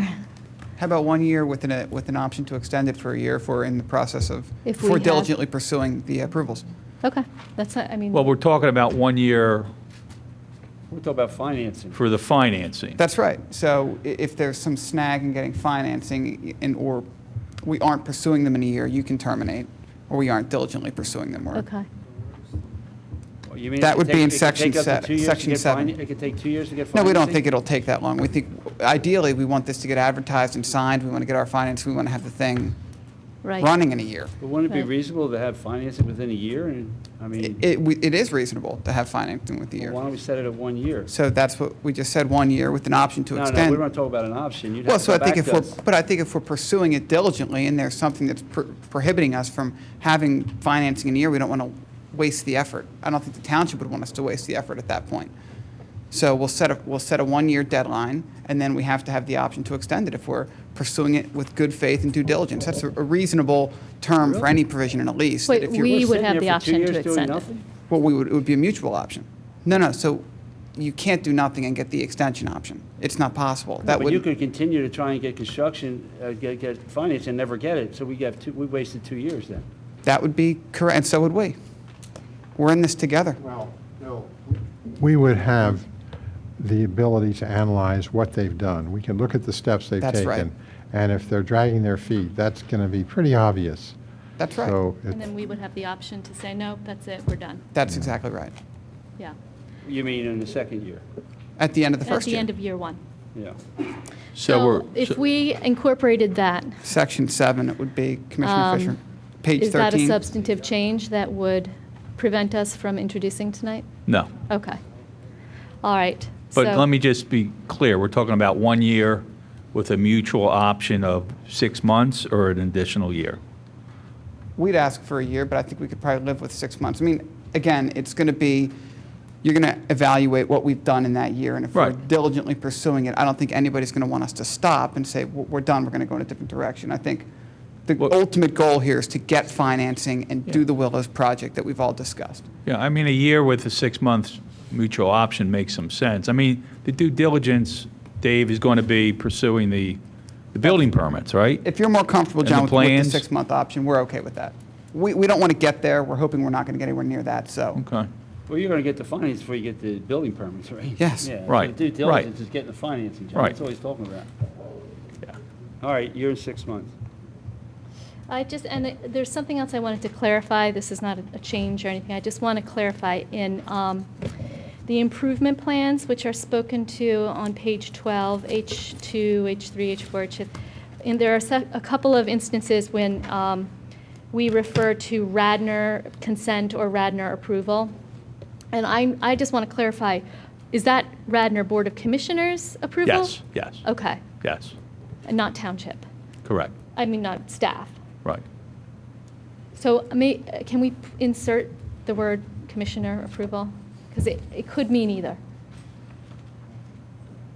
And make sure that that's what we mean? Because, Okay. So, do we have the language for 7? I have language. This is an introduction, so we need to get the language correct. Yes. So, paragraph 7 currently states, in the event that WRL is unable to obtain construction financing to complete the improvements as set forth in Exhibit B, this lease shall be immediately terminated. I believe it should read, in the event that WRL is unable to obtain construction financing within 1 year of signing this lease, the township at its option may extend this period. It's a mutual option, John. Well, no, if they don't do it within a year, then we have the option to terminate the agreement. No, so it's a mutual option. It's a mutual option. Let me take a Yeah, shot take at it, this. so within, did we agree on 1 year? It's 1.5 it's years. it's 1 year.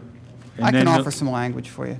Okay, well, we need it now. Yeah, I can give you language right now. Go ahead. Okay, so in the event WRL is unable to obtain construction financing within 1 year of execution of this agreement, to complete the improvements as set forth on Exhibit B within 1 year of this agreement, this lease shall be immediately terminated, provided, however, that the applicant and the township shall have the right to extend that period for an additional 6 months, provided that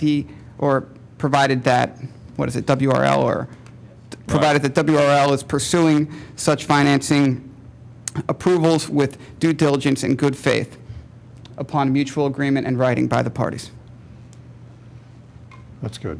Well, yeah, but you shouldn't have mutual agreement. It just should be good faith on our part. But then we have to agree. We have to extend it. Yeah. We have to come to an agreement to extend. Right, but the decision as to whether it's good faith should be on the Board of Commissioners. Well, We don't have to sure. agree that, because you're going to agree it's in good faith. Understood, but we then, once we come to that determination, we have to agree to extend that period. It has to be agreed upon by the parties that it's going to extend.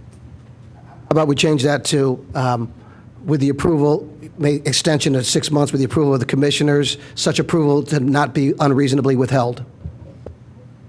We did the wording, it's fine. from Attorney Spengler over here, he thinks. Now, from Commissioner Spengler.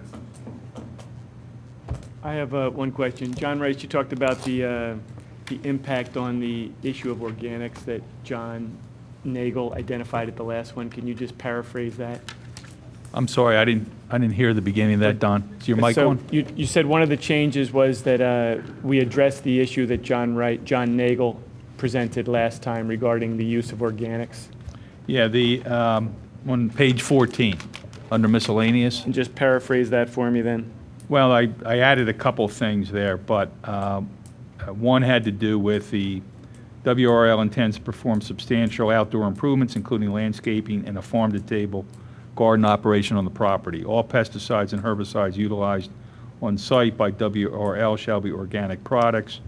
And then additionally, this was also added, no outside adjacent improvements by WRL shall interfere with the existing community-based gardening operation adjacent to the leased property. So I have two comments to that language.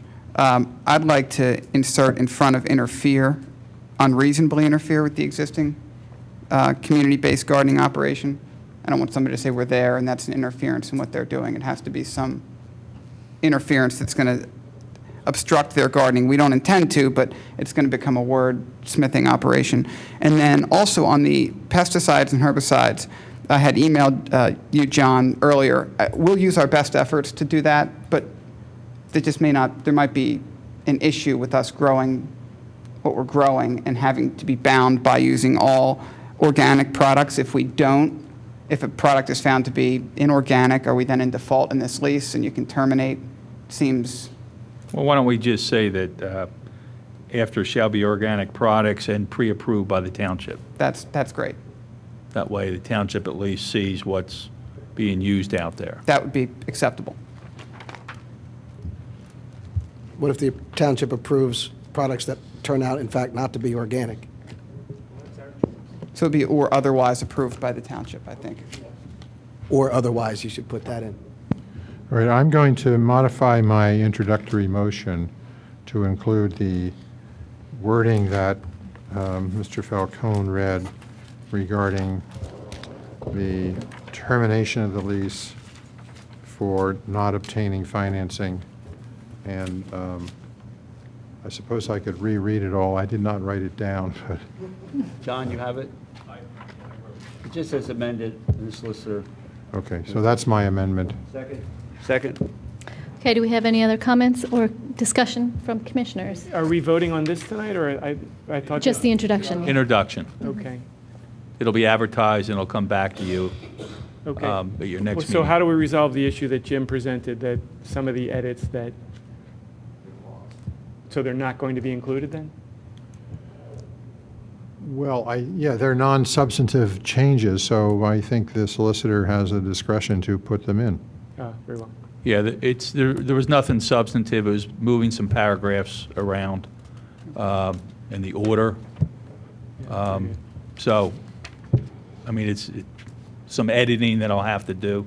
It's not going to change any of the provisions that have already been modified. Very good. And Okay. I am going to, I mean, we voted on this already, didn't we, once? No. No, we Okay. did not. So, I believe I stated this at the last one. I'm going to vote against it. In my opinion, we're sacrificing too much of a park for a building. So to me, the park is a higher priority than the building. Okay. Any other comments or Yeah, I discussion? have a couple.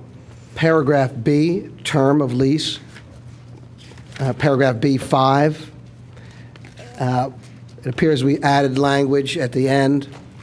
Well, paragraph 5 previously stated the township shall have the right annually to audit the financial statements and accounts of WRL to confirm gross revenue.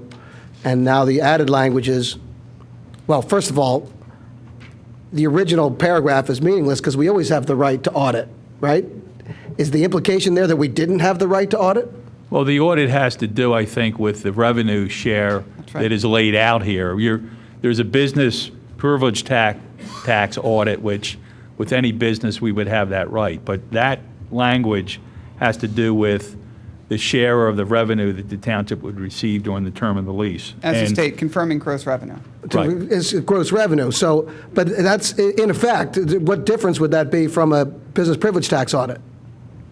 there wouldn't be any difference. Well, it wouldn't be, but there was no provision in the lease, Rich, to deal with that. So All right. And then the next piece of it is, it says, the new added language is, well, I should state that I did get, Mr. Falcone was gracious enough to provide some, a highlighted version where I can see some of the changes, if not all of them here. So the added language in paragraph 5 says, in the event the WRL has submitted inaccurate financial information, the township shall have the right to assess interest and penalties in accordance with Chapter 266 of the Radnor Code, utilized for business privilege tax audits. Once again, it's the sleeves of the vest, right? We have that right anyway to assess penalties and interest. Is there an intent to provide some higher remedy other than what is already available to the township? There's two things being audited. One is the business privilege tax, which we always have the right to do. The other is the revenue that is calculated under this lease. So all we did here, Rich, is we incorporated the same audit procedure that we use for BPT into the lease for the gross revenue that we get under the lease. Understood, but... And that was a comment that came up at the last meeting. I think Commissioner Higgins wanted something put in. That makes sense. Yeah. But this provision, the gross revenues that are going to be shared and the gross revenue for purposes of business privilege tax will be substantially the same. So we're not getting anything in this. We should have some higher order of benefit that we are getting as a result, some increased right to audit or to extract concessions or additional penalties, I would think, because we don't, this is superfluous. We don't need paragraph 5. We already have the right. But you're getting a revenue share. But you're getting so you're getting a share of our revenue. So that's your kicker. And then to the extent we've been dishonest in our reporting or inaccurately reported, you're going to be able to assess us and tax us pursuant to your existing code. So you're going to get the difference in our revenue share, which we have to pay you anyway, plus an additional tax. So I think that's... It's on top of the BPT. It's on top basically of the BPT. Is what... Right, so it is above and beyond what we would get under BPP. No. How is it the gross revenue? They would, if it was a business privilege tax audit, they would have to pay the additional business privilege tax under the audited amount, which was underreported. But this in either case, this is different. This is aside from that. So we have to pay that anyway. But it's in the same. It's the same number. Gross receipts for revenue sharing will be gross receipts for business privilege tax. But this is additional. So this is an additional Rich, penalty. I think. Hold on. Rich, there's a penalty for not paying your BPT, and then this allows for a penalty of not paying the share under the lease. Or so there'll be two misreporting. penalties. So this is all right. So that's what you're saying. So that that's this is additional. This is Yeah. double. Yeah. Double payment. This is a penalty payment. Right. In addition to what we would normally have to pay, this is an additional penalty that we would pay on top of anything. And that's why Additional penalty and interest, or additional penalty? it's whatever the Section 255 requires, when I think it says, right to assess interest and penalties in accordance with 266. All right, so we're adopting that regulation with respect to this payment. So this, in effect, you're saying that this is double interest and penalties for inaccurate reporting Of the gross revenue. of the gross receipts. Well, the initial, right? It is. It's a penalty on our payment for the gross revenue portion of this lease. And the penalty is equivalent to penalties and interest under 266. That's correct. We're incorporating that section as opposed to drafting new language and an additional penalty. I don't think that's clear from this. I would modify this to. I think we all understood it. We're We all okay with understood it. it. Yeah, but in the future, we might not. The It should say that- non-tax lawyers all understood it. All right, is there any other comment? Yeah, there is. I think it's foolhardy to not state that that shall constitute double, so that it's clear. I think Mr. in the future. Falcone, is it clear? I mean, You can disagree with me, but I think that Yeah, that's going to lead to some ambiguity. We tried to just incorporate what happens now We're not under the gonna miss reports, BPT so I'm not worried about procedure with this. Right. That's all we Rich, tried to do. the one penalty's under Act 511. Right. So there's, And then this penalty is under the lease. So Right. You can't put two penalties in here because you can't reference Act 511. again, my view is that I think we all understand, and we're all. It could be easily construed to mean, no, it's just a Do you one-time, have another not double. comment? Rich? right? Yes, I do, if you please, Madam Do that, and President. we're going to keep an eye on it. Paragraph F. What section, what page, Rich? Page Commissioner 9, Booker. paragraph F1. This is the cure period language, and we should have just an addition in there to the effect of failure to prosecute remedies under the provisions of this paragraph F does not constitute a waiver as provided herein. So failure to prosecute should not constitute a waiver, and that should be added to F1. I'm okay with that.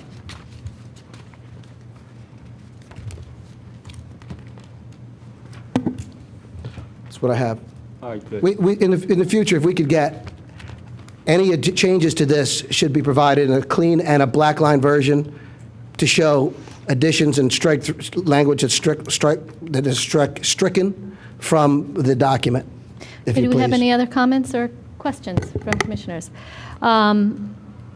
Do we need to amend Jim's motion to include that last? Or does Yes. Jim need to? Yes. Yeah, so can you modify your original motion to include Rich's last addition to section F? Oh, yes.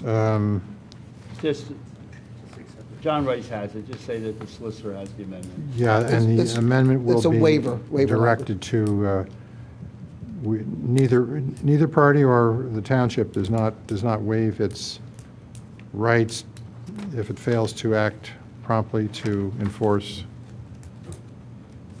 default Yeah. or Failure to exercise remedy shall not constitute waiver. default, yeah. I'll second. Okay, so any other comments from commissioners or staff? Any other comments from the opposing party? No? And is there anybody in the public who would like to comment?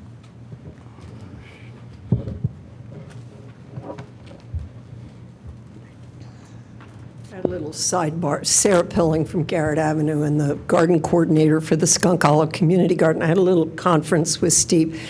I'd like to suggest that you replace the word organic products to using best management procedures. BMPs are how the whole field goes these days. Is it as much organic as you can? Is it using the least amount of pesticides and herbicides? It's gives them a little bit more leeway, but it is a measurable outline of a process. Organic products really does nothing. Okay, Don't you think that makes more sense? okay. We just Jim, don't want him would to you use like to- Roundup and kill them all. Modify your motion one last time. All right, we will, that was a John Fisher point, as I recall. Nagel. It was a John Nagel. In what paragraph were you working in, John? So where the words Organic, organic appears, we will use best management practices or procedures? Practices. Practice. Okay. That's my Second. motion is amended. Okay. Elaine, so- Elaine, could you just go through what the process is here? So if this is introduced tonight, is there another chance Yeah. to? Yes, we have it, Yeah. and probably at our next meeting, if it's 2 weeks from now, will be the final approval. yeah, So- it'll be advertised as an ordinance, and with these changes, it'll come back to you to be adopted that night, September 8th. So voting in favor of this for publication tonight does not constitute an authorization to proceed with the lease of the Correct. Willows? Correct, right. Not until you actually adopt and enact the ordinance, which will be scheduled for September 8th. Okay, is there any other public comment? All right, so I'm going to call the vote on the motion as it was amended 3 times. All those in favor say aye. Aye. Any opposed? So the motion is introduced by a vote of 6 to 1. The next item is, I move the introduction, I move the adoption of ordinance 2014-07, which is to approve the lease agreement between the Township of Radnor and CTI Towers Assets 1 LLC. Second?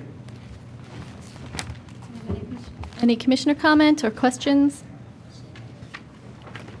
Would staff like to comment or? No? Do I have anybody from the public who would like to comment on this lease? Okay. Seeing no comments, I will go ahead and call the vote. All those in favor say aye. Aye. Any opposed? The agreement is approved by a vote of 7-0. All right, now we will go into caucus, preliminary caucus for the Ardrossan Farm development, and I see the applicant is here with his counsel and his engineer. Mr. Scott is the applicant. So this is before us on caucus, so we will not be voting on anything tonight. This is an opportunity to go through some of the issues that have arisen and get some feedback from the Board of Commissioners. There's no requirement for public comment after our discussion, although given the importance of this project, we will allow public comment when we're done with our discussing. And I would like to suggest that we start, you can give an overview of where we are, but if we start with the comments in your letter from Planning Commission, and then from there, we'll get any other comments or concerns that commissioners have. That's exactly the way, whoops, is this on? Yes. Okay. That's exactly the way we would anticipate doing it as well. Okay. This is the Ardrossan Farms project. It is 60 new lots, 70 actual residential lots, given the number of existing buildings and dwellings that are out there. It received conditional use approval in January from the township, and the preliminary plans were filed in April. We are through now with a recommendation of approval from the Planning Commission with 7 comments. The plan also includes a number of waivers with respect to the construction of the road system within the project to maintain more sensitive stormwater management and road systems with swales instead of curbs, and with narrower than 24-foot wide streets, with cul-de-sacs that are slightly longer, so that we have preserved the design of the property as shown on the plan you see, and I'll try and make it fit there on the screens. I sent a letter dated August 13th to the board discussing each of the 7 issues, and would be happy to start through those, starting first, like I did in the letter, with the buffering issues. And for that,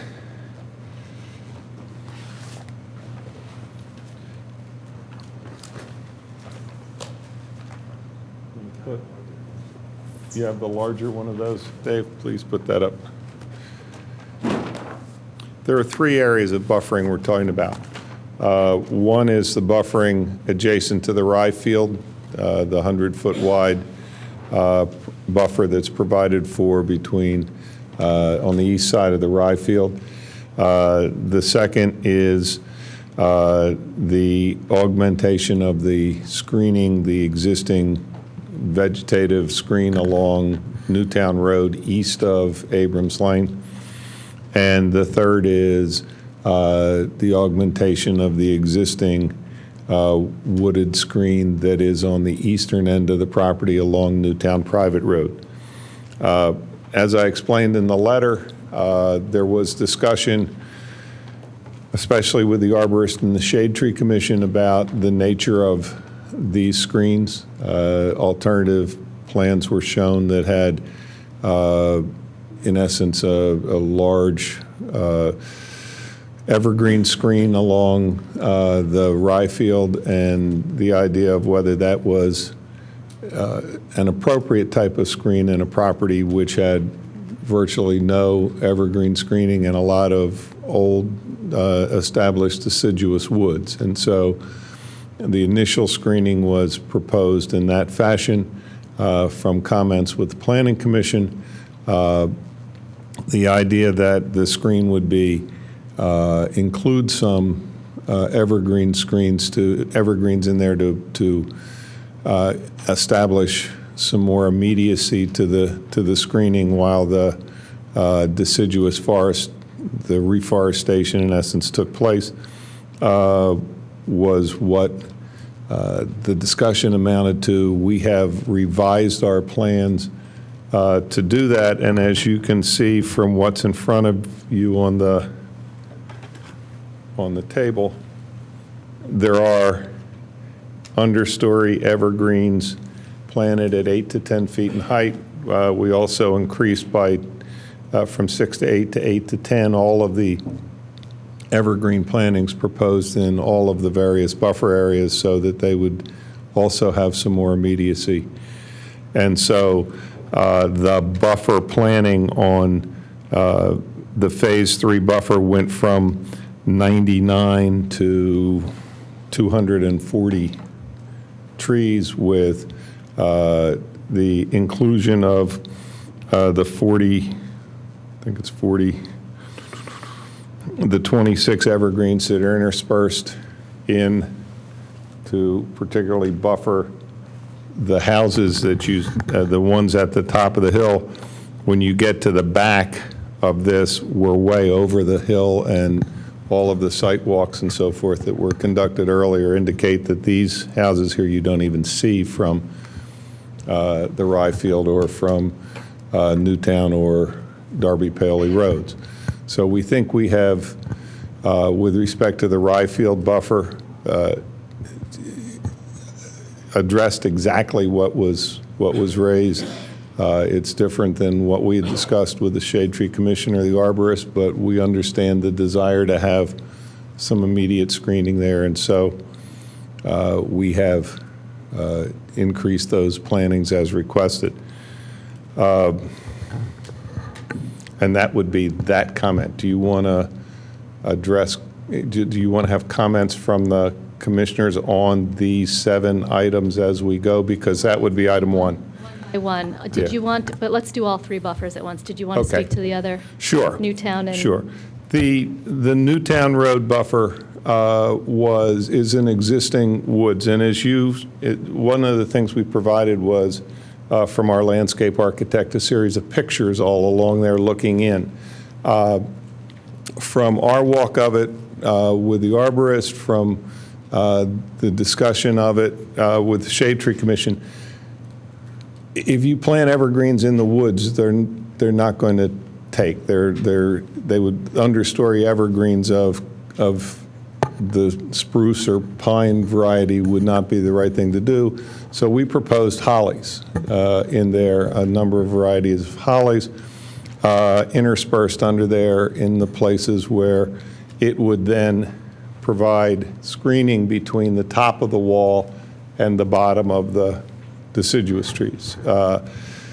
The comment really was that they were at 6 to 8 feet. That wouldn't provide much. We've increased that to 8 to 10 feet at the time of planting.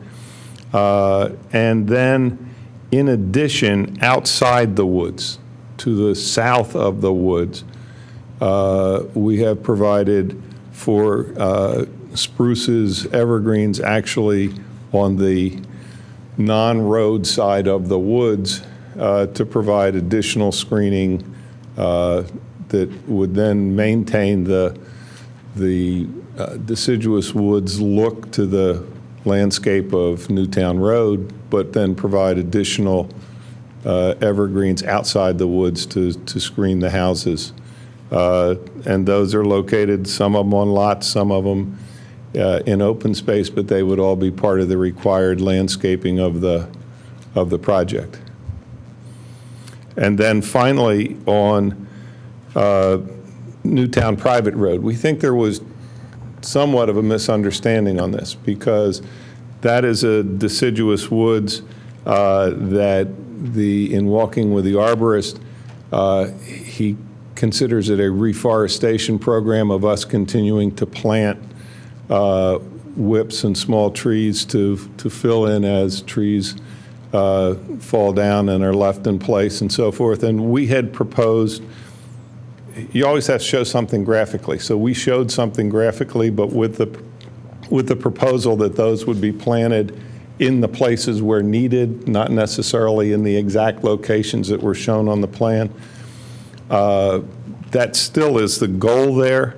But we have increased the number of what was shown from 15 to 70, as I'm reading this, simply to show that the commitment is as trees are needed in there, they are placed in there in conjunction with our landscape arborist and the township arborist to maintain that deciduous buffer along that Newtown private road.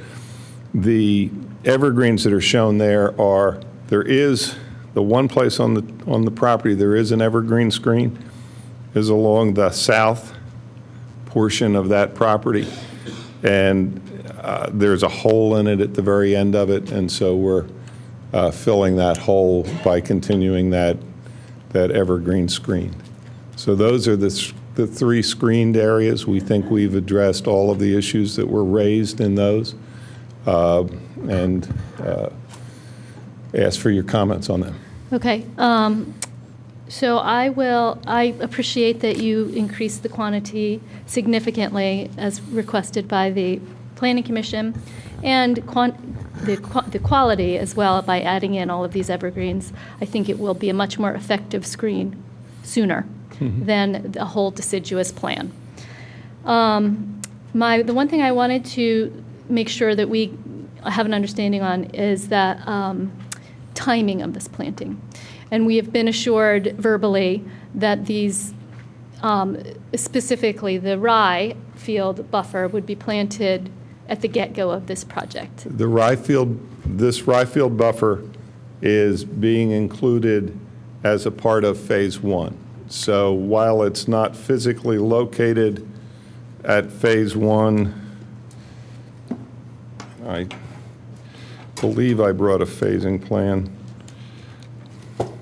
So The others, the ones along Newtown Road and the Newtown Private Road are both parts of Phase 2 and are infill in existing buffer instead of buffer from scratch like is along the rye field. Right. So those would be planted in those in that phase as it is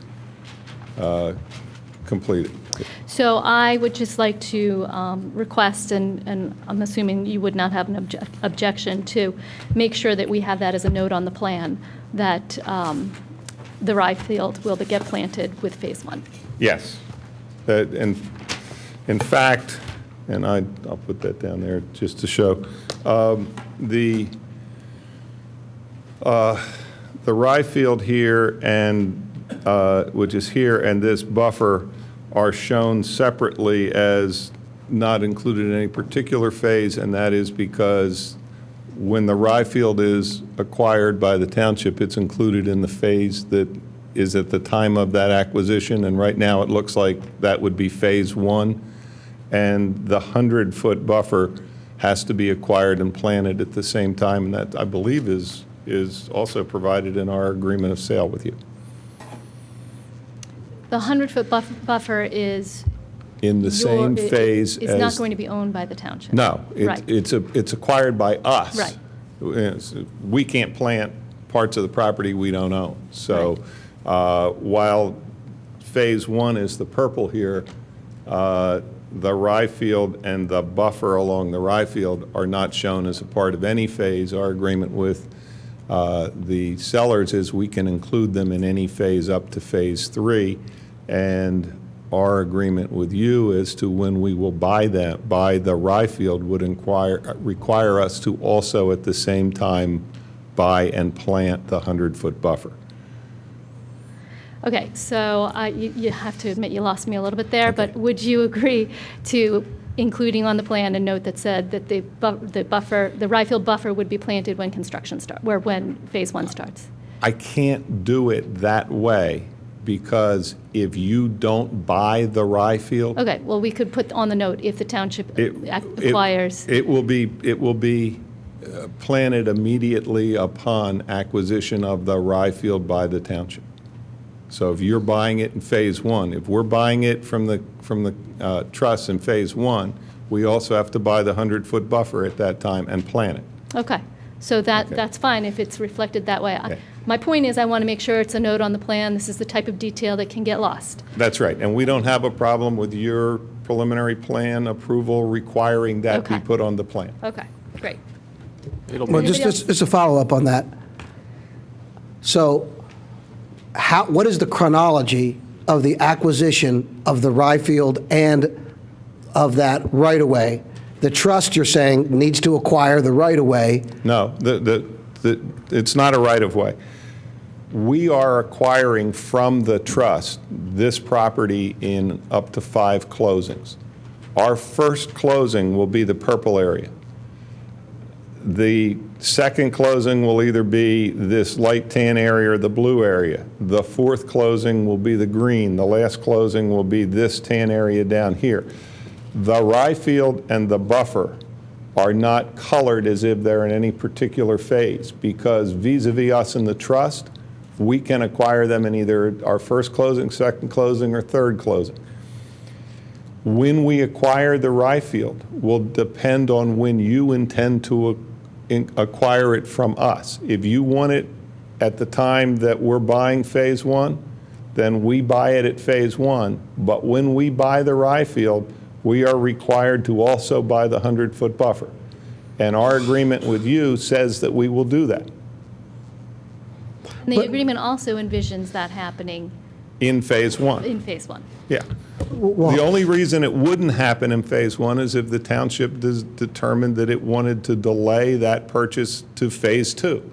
And so the reason why I can't say it will happen in phase 1 is that if you determine you're going to buy the Ryfield in phase 2, I can't buy the 100-foot buffer and plant it in phase 1. So, 2 questions. Yeah.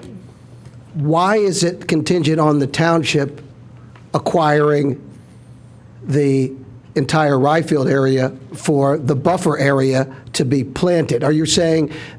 We don't own it. So but when will you own it? And are you saying that the township needs to pay you the money before you will own it? Or what's the chronology of ownership with respect to the buffer and the Ryfield? We will buy at a closing the Ryfield and the buffer and whatever else is being bought at that closing. If it's phase 1 that's being bought at that closing, we'll buy all the purple. What is the township got to do with that closing? Well, because we're not going to pay to buy the Ryfield if you are not going to acquire it at or shortly after that closing. Well, that's my question. So what is it? What is it? It's at or shortly after? Yeah, right. But you will front the money, so to speak, and the township on certain assurances? Or are you saying you will only close when the township has escrowed the funds and that you will be able to immediately access them? A good part of that will determine on when you say you're going to close. I mean, it's not inexpensive to buy 27 acres of that ground. I'm not saying it is. I'm merely asking what... approximately $3 million that we're going to be paying. All right, but my question is what needs to happen? And then when you do acquire it, so the chain of title is going to be the Scott family to the trust, and then from the trust immediately to Radnor Township, and then... the Scott family is the trust. The Scott family to ES3LP, the buyer, that's not a trust, that's a partnership. The LLC. So if we simply say developer, that's probably the easiest way. That's fine, but... Trust to developer to the township. Trust to the LLC, and then the LLC to the township. That's correct. And the township, upon acquisition, will own the buffer at that time? No, the township will never own the buffer. Okay. We will be buying 31 acres in that area and selling you 27 and owning a 100-foot wide buffer from that to the rest of the property, which at that point will still be owned by the trust down in that area. The township then doesn't need to acquire, you could acquire that, the LLC can acquire that buffer at any time it wants to. Why are you tying that to the township? Is that an agreement, or is that just what you want? It's because when we buy this from the seller is not going to sell us a swath through the middle of their property. We have to buy the Ryfield with the swath. The trust is not going to allow us to simply buy a 100-foot swath through their property. Why not? Why don't you talk to the trust? I'm sure Mr. Scott has a relationship with them. Right. I mean, I think we have negotiated this for over many years, and this has... Well, obviously, I'll tell you, we it will weren't not clear. happen. Obviously, we weren't clear on what that was, so I just want to I understand think what... we were very clear. No, because you just didn't understand what No, I what just the want, relationship I understand was. it perfectly. I want assurances, and I want it written down, so it's not forgotten. Well, you don't have any insurance. I think we just got a representation that that will be a written note on the plan. So, If you never buy the rye field, we'll never plant the buffer. It's that simple. I mean... But it doesn't need to be that Point of way. order. Yeah, let's move on. Aren't we I think- supposed to does be anybody- discussing Right. the... This is a caucus. This is a caucus, and let's understand what the relationship is. We all understand it, except you. You're right. I don't understand it because So I do your wasn't involved homework with on I your wasn't own. involved with the whole deal you put together before I was elected. But what you're saying is that you will not purchase the buffer, but you could purchase the buffer. No, I didn't say that. I said that we cannot purchase the buffer. The trust will not sell us the buffer without also being paid for the rye field. We have to buy those 31 acres or none of it at a particular point in time. We can't. They're not selling you a buffer, they're selling you the land, you're creating the buffer. before That's you sell it correct. to us. That's correct. And they're not going to sell us a 100-foot swath through the middle of We their understand. property. All right, do we have any other commissioner questions or comments about the 3 buffers that Yes, were I raised? have my next question. That was for you, Elaine. So I'm hurt. But in any event, thank you for clarifying that. Is there any? Do we know exactly? You said shortly thereafter. So We would does the love it to township? be concurrently. Is that the intent to be concurrent? Yes, that's the intent. If it's not, it needs to be very quickly because we don't intend to try to finance $3 million worth of what the township is going to buy. Yeah, and that's spelled out in our agreement. Yeah. So what is it spelled out in the agreement? What does it say specifically? Does it say concurrently, or does it say within a week, or does it say reasonably I thereafter? would rather have you talk to your solicitor Commissioner about Booker, your I can agreement. send you a copy of that agreement. It's a public document. posted I'm online. sure I have a copy of it. I'm just wondering It's posted online. Yeah, it's what is it? But nobody knows what it says. It's available. I think the simple issue with the buffer is that when that agreement was negotiated, the township's buying the 27 acres, and the commissioners wanted to make sure that if they purchased that buffer also went in simultaneously, which they're retaining. I mean, we're not buying the buffer, but part of the planning was to buffer that field and that intersection from the homes that would be built up on that ridge. So Yeah, I understand. I understand the whole thing. I want to be clear on the timing, closing. We're on and the subdivision plan tonight. We're not on the agreement of sale. We're on the subdivision plan. But that reflects the subdivision and the buffer and the development of the buffer, right? Yeah. Yes, it does. Yeah. So also with that buffer, you said it was going to be all evergreen trees No. If you look at the on the planning- rye field section. The rye field section, look at Phase 3 buffer. There are 26 evergreen trees, 100 deciduous whips, 48 deciduous trees of 1 to 1.5 inch caliber, and 46 deciduous trees of 2 to 2.5 inch caliber. That is what the type of planning, actually the arborist and the Shade Tree Commission didn't want the evergreens. They wanted deciduous woods. We've agreed to plant evergreens as understory evergreens in that, well, they'll actually be the tallest thing in the buffer at the very start to provide for some immediacy to the screen. That was a request of the Planning Commission. But are you installing all those different? And I can't read it. Up front. Up front, all those different types, not just the evergreen piece. That's correct. We're installing everything up front. And the reason why the reason why there are a number of different sizes is so that they grow and last different time periods, so you have a more natural woods. Rich, you gotta listen, because we discussed this before, and you're just repeating we're gonna be here all night if you don't listen to what Rich, can you move? Can you get through your comments? Rich, I want to discuss all the waivers. Yeah, we have a lot most to important discuss. thing in the preliminary caucus is to get through those waivers, to understand what they are, what the impacts are, and getting guidance from engineering. Again, I understand what happened. We mentioned several times about the evergreens. It sounded like you're just putting in evergreens. No. And this is too small for me to Rich, just read the it's in the text. packet. Right? Okay. Is there any other comment that you have? No. Okay, is there anybody else who has a comment about these 3 buffers? No. Let's No, move on it's to the buffers next. right now. Waivers later. Okay. Let's move on to the next comments from the Planning Commission. Yes, the next one was the relocation of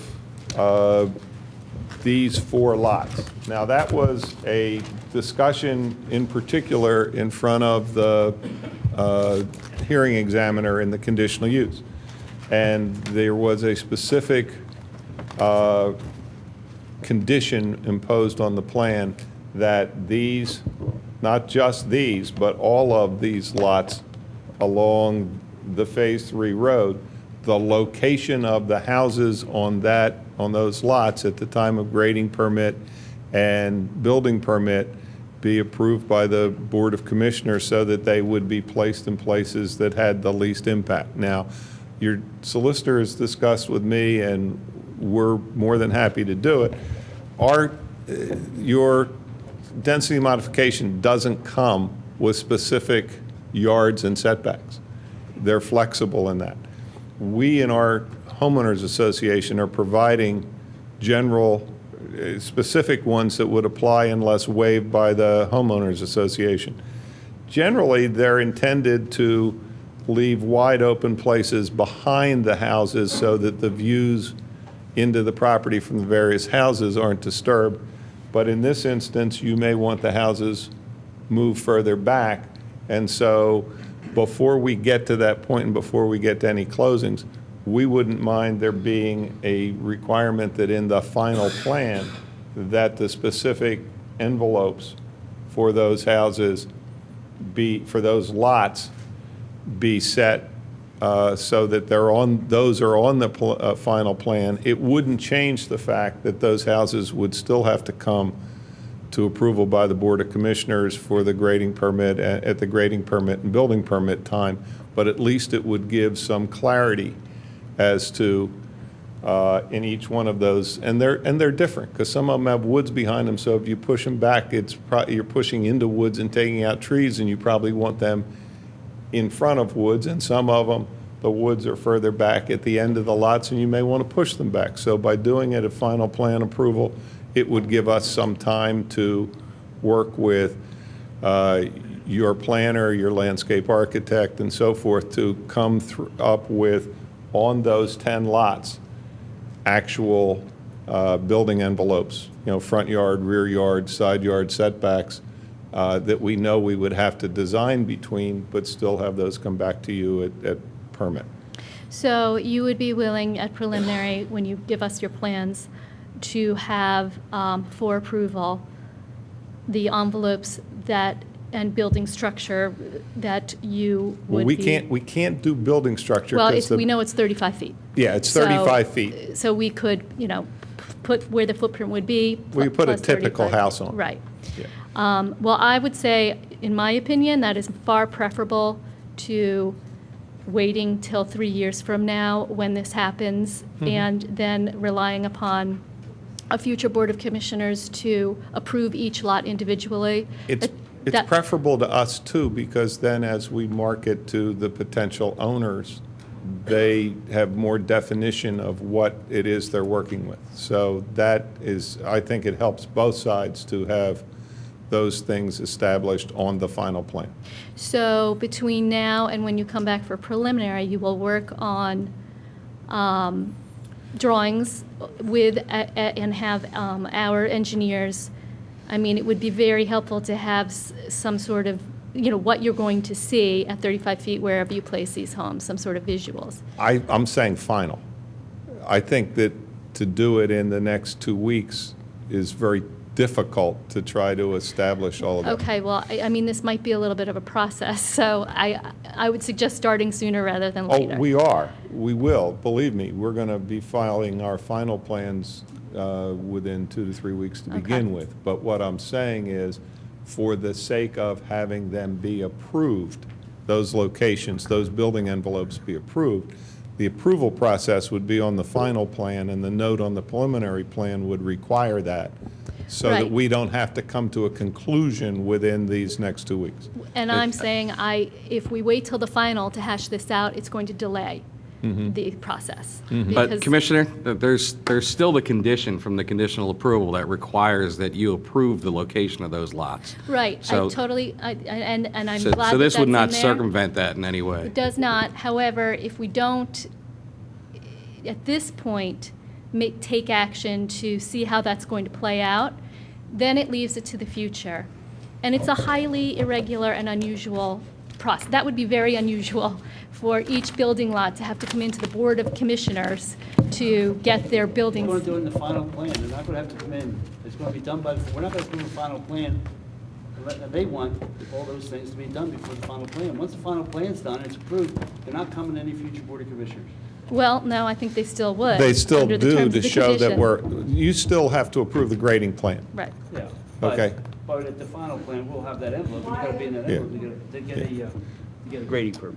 All right, well, Yeah. I think we agree here. Yeah. I mean, I think we're, I mean, we'll start right away, but what I want to be able to put as the condition that's on the preliminary plan approval and is written on the preliminary plan is that those building envelopes for those Phase 3 lots will be shown and approved on the final plan, so that we have the time to get them right. I'm just concerned about trying to do that in a couple of weeks, to be able, for us to get everything together and for y'all to review it and so Right. forth. Yeah.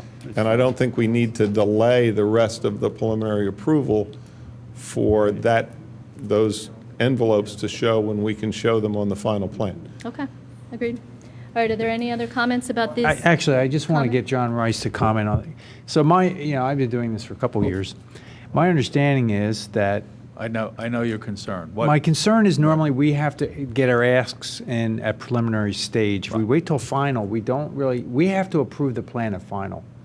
You don't really have the power that you have at preliminary that you Yes, have at because we final. have another condition, John. But the We have- condition- I want to make engineer. sure I understand. Ask John, the engineer. condition at preliminary plan will be that those building envelope lots will be established at final plan approval and prior to the plans being recorded. Established and So we'll approved have a by this condition board. at preliminary plan that talks about the timing of that. And they So- have to be approved by us. If we don't like them, we can change them in final plan. Right. Correct. As long as that's what we're getting. Correct. Yeah, as long as we're Yeah. getting that Yeah. right to make those I changes. mean, we've left issues open that were unresolved like this at preliminary to final. We don't lose the ability And- to impose that at final. The Okay, and- lots will remain here.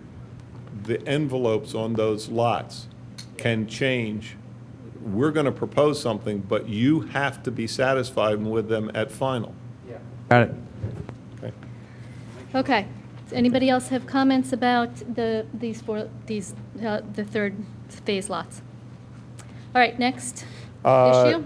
The next issue was the easy one, the stone water tower will remain, and we've said that that's our desire. It says if feasible, and that's exactly the way we look at it. We have to be able to get in and assess its structural stability. We believe that it is very well built from the stonework part of it, and that it probably needs just a new roof, but we don't know that yet. But we doubt that the stone part of it is not feasible to save, and we want it as a feature. Okay. So the wording that the Planning Commission left you is satisfactory with us as a condition. Okay. Any comments on that issue? All right, next issue? Then we come to the issues of this portion of the site, which is Road B and Road A. And there were two concerns. One concern was with respect to Road A, interconnecting it to the main road through the site. And that means bringing it in through this area that is a arboretum-type garden behind the Murray House. And we're putting some stormwater in there. We've proposed to extend an emergency access from the end of that cul-de-sac over to that road, to have it appear as if it is a walking path, a paved walking path with shoulders that are stabilized for emergency vehicles, so that emergency vehicles can get in and out of there if need be, so that this portion of the property has an emergency access to it out here. But we are opposed to converting this so that it comes in from here and connects.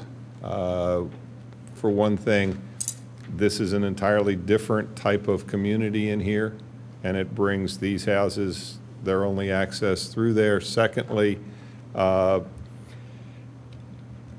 it just changes the whole nature of the neighborhood. We like the interconnection of walking and emergency access, and that gets us then to this interchange here, this intersection here. We have 19 houses in this portion of the property that would be coming out there. We have another, I think I mentioned in the letter, something like 27 that come out here. The idea of bringing this traffic and having all that traffic come out there is counterproductive to the functioning of Abrams Lane, Newtown Road, and what comes out of here, because you put all the Abrams Lane traffic coming to Newtown Road opposite the traffic of now, 45 or whatever the number is of houses coming out here with no ability to use gaps, as Amy Kaminsky pointed out to the Planning Commission. The fact that Hothorpe is here and we're here and that's there, you allow the use of those gaps, it functions much better. Can you clarify which road? Is that Road D on the far right? This is that is what the B. D is? No, these A, B, C, and D, Yeah, I'm looking at the, in fact, why don't I get rid of that plan, because that's the landscape plan, and those were the landscape plan sheet numbers. This is Road B. B, okay. Coming here. What's the width of Road B? Road B is, this is 24 feet. We're talking Road B, 20 feet with no sidewalks. The only road that is intended to be 24 feet is Road A, the one through the village, which is intended, because it's a small lot area, to be 24 feet with sidewalks. Mr. Snyder? Yeah. So we have it on our desks when we got here tonight, this letter from PennDOT. Yes. And it suggests eliminating westernmost Phase 1 access. That's this one over here. So, That's, Can you turn on your mic? oh, I can't hear. so sorry. yes. That is, and they don't understand the nature of that. That is the westernmost of the existing driveways. It has no development on it. It's being proposed to be maintained as a one-way in loop. It leads to the main house. We have not had a chance to meet with PennDOT on it, and we just don't think they understand the nature of that. They look at it and see the slightly diagonal intersection there. So their comment related to that road, that access there, we want to talk to them about that because we think it's part of the history. So they did not recommend taking out any of these entrances? No, they did not recommend, they did not recommend not having Road B. They did not recommend not having that, and they did not recommend not having that. The one that they're talking about is the one-way in road that is the maintenance of the historic driveway coming into Ardrossan, and when we talk to them about it, we hope they change their mind. Okay, well, I hope that we get clarification on that before preliminary, because that is, something we And don't the only want. one to access, that's just for the house? No one else can use that road? Oh, no, somebody could use it to come in here, but where are you going? If you want to go back here, you have a road that comes like that, or you can double back and No, take but what a- I mean is, there's no driveways on there, there's no, This house, this is a shared driveway for 3 houses. Theoretically, that person might want to come in a movement like that, but there are no houses that you would have and to access. they have on. access to both roads. They have access to both roads. I mean, it's a wonderfully gated, old historic entrance that we want to keep maintained, and it's, the way it happens is as if it's a one-way street. Okay, go ahead. What is the, so the historic access, I'm familiar with that road. There are that 2 of lane. them. Yeah. There's 2 gated entrances, here Yeah. and here. So, I mean, the one on the right clearly leads you to the mansion. This one. No, the other one, the one on Oh, the no, right. well, if you look right here, Yeah, the driveway to the mansion is a straight across right here. Yeah, that's the Okay. way you come into the mansion. This is, when you come in, usually you come in that way. We're intending to keep it as a one-way in, okay. okay? But you have to get PennDOT's approval. Well, we have to well, get PennDOT's approval. But we're It's an adding, we're existing- adding 2 new access roads to the development. Right. And if you were to lose that road, then the net would only be 1. And I understand there's not going to be anyone necessarily coming in that way. Does that cross the other road? It Here? sure does seem like it does, yeah. Right here. Well, the roadway would come to here and stop. Yes. This is a driveway in the mansion lot, this driveway right here. But the other roadway that comes in, it appears to curve and pass the mansion, is that correct? This? Yeah. No, This- the other one, the other. The other yeah. one. This road will come in and go like, Yeah, so it passes right by the mansion. yes, yes. So what is the rationale for keeping the original? Is it tree lined? I mean, is it Oh, sort of- yeah, yeah, Yeah. it's a beautiful historic entrance Okay. into it with an array of trees and a nice stone gated area and vistas into this area as you drive in it, yeah. And it's We- one way we- in, John, so you can't go out that way. It's not an exit on Newtown Road. That would be a problem if it was an exit. Yeah. Currently, you can't exit. You can, Well, but we're intending it to become one-way instead, so that it is only one way in, so that any traffic coming out from this portion of the site is coming out here, and this would be a 2-lane road. Okay. Okay, so let's get back to the Planning Commission Yeah. recommendation, which was to eliminate B, Mm-hmm. Road B, and to take all the traffic from all of those homes and put it all out through Road A. Mm-hmm. And am I correct that our traffic engineer did not support that notion? That's correct, although I That is guess correct. both. Yes, right. Okay. Okay, and it Staff just also, said. I mean, when I listened to that meeting and I watched their, heard their discussion, it seemed to me, at least, like a lot of their concern was about the issue of the headlights interrupting the homeowner that lives across the way. For the sake of removing this entrance, Right. yes. For the sake of whether you connected that was a separate question, and that's why it was treated 2 different ways. So can you speak to the issue, if we keep Road B, Yes. as suggested by our traffic engineer, what we would or could, what the conflict is with the existing neighbor across the street? Okay. And I don't think there was the opportunity really to explain that fully to the Planning Commission, because the Road B has been designed to approach Newtown Road at an angle down, not an angle up, so that it's an angle down, and then the road, the house is, on the other side, is actually at a level above the road as well. In addition, there is a wall, which you have pictures of, that exists there, and screening. We have On the neighbor's property. on the already existing screening Yes. on the neighbor's property. We don't have any problem with a condition that if the neighbor wants additional screening, that we provide it. We can't go in and plan it if the neighbor doesn't want it, but if the neighbor wants additional screening or change in the screening, we're happy to work with that. But we've designed that so that the lights will point down, so that there's a wall in front of it, not the house, a wall, So, And the two driveways on either side are in the middle of the, it comes out in the middle of the wall. It doesn't come out near the two driveways. it comes out near the driveway? But the Because wall's if right it in was front of in it. the middle of the driveway, it would be in front of the house. It's not even directly in front of the house because it's to the west of their driveway. But if you stood on the opening from the Ardrossan development, looking straight ahead, that's all wall. That's all wall. Okay. Yeah. Well, and that is clear from the pictures. However, I do think it's a legitimate concern that there will be lights, even if it's facing down, even if it's not lined up with the driveway or opening.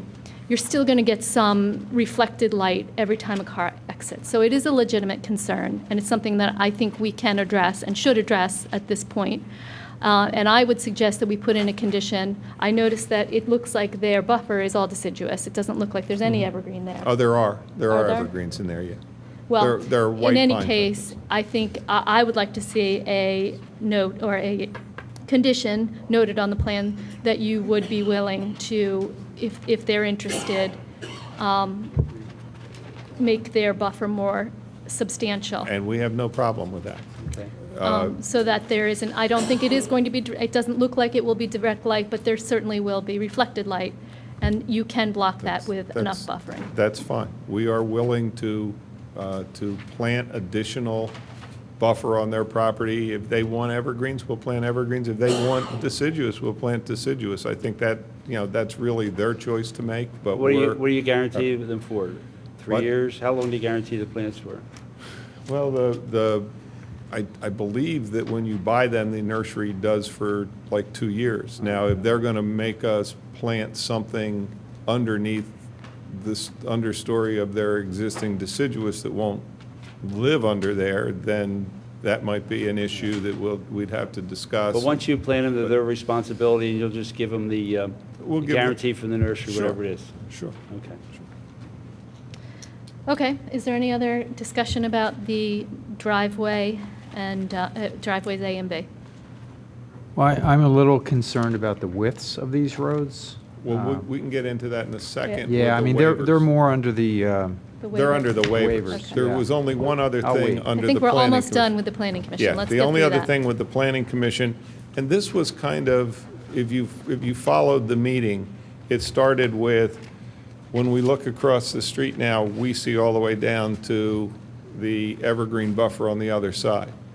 And so it was, well, why don't you move the village back? And then it was the realization that if you move the village back, it's still on the same plateau, and that's not going to stop you from, that's not going to let you see all the way through the property again.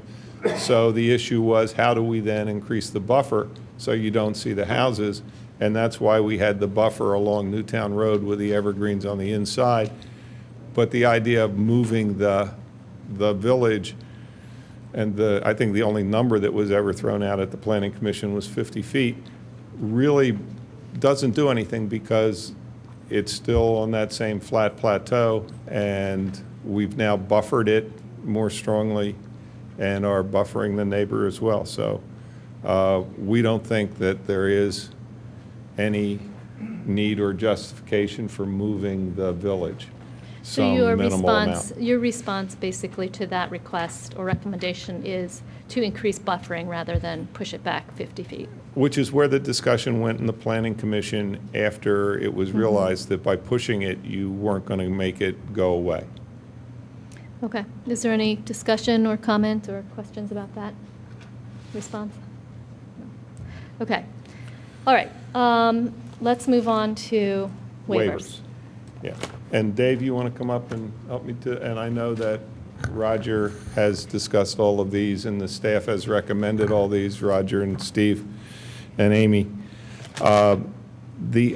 And we also gave you a copy of an indication of the widths of the roads in the other surrounding neighborhoods that they all have through traffic, like this won't, but they all have the same type of lots and houses and so forth, like Parks Run and so forth. So these roads are actually intended to be wider than those. These are 20 feet. They have swales instead of curbs so that the stormwater management is collected in swales so that it can start to infiltrate instead of all be conveyed to a collection place. We know that Mr. Norsini thinks that that is a very good design issue for him.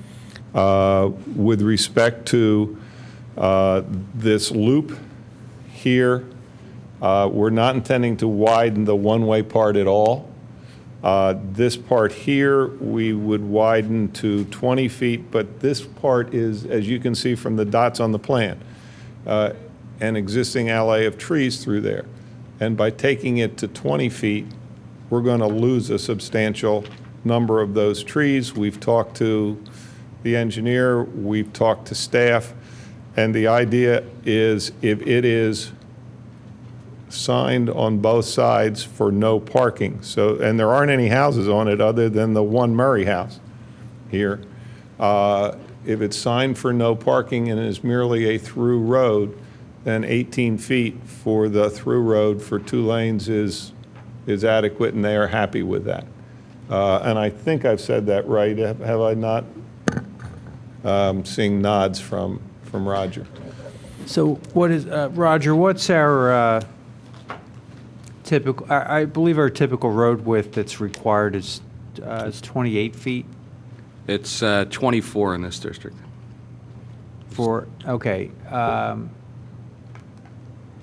The reason I'm concerned, I agree, there's no. Dave, do you have that chart that you put together that lists all the roads? Yeah, I couldn't find No? that. That's the one thing I did not bring. In the letter, there are a few roads that are mentioned. Yes, but I had a chart prepared before that outlined all the roadway and road widths and what was, Yeah, I do not have it in my file tonight either.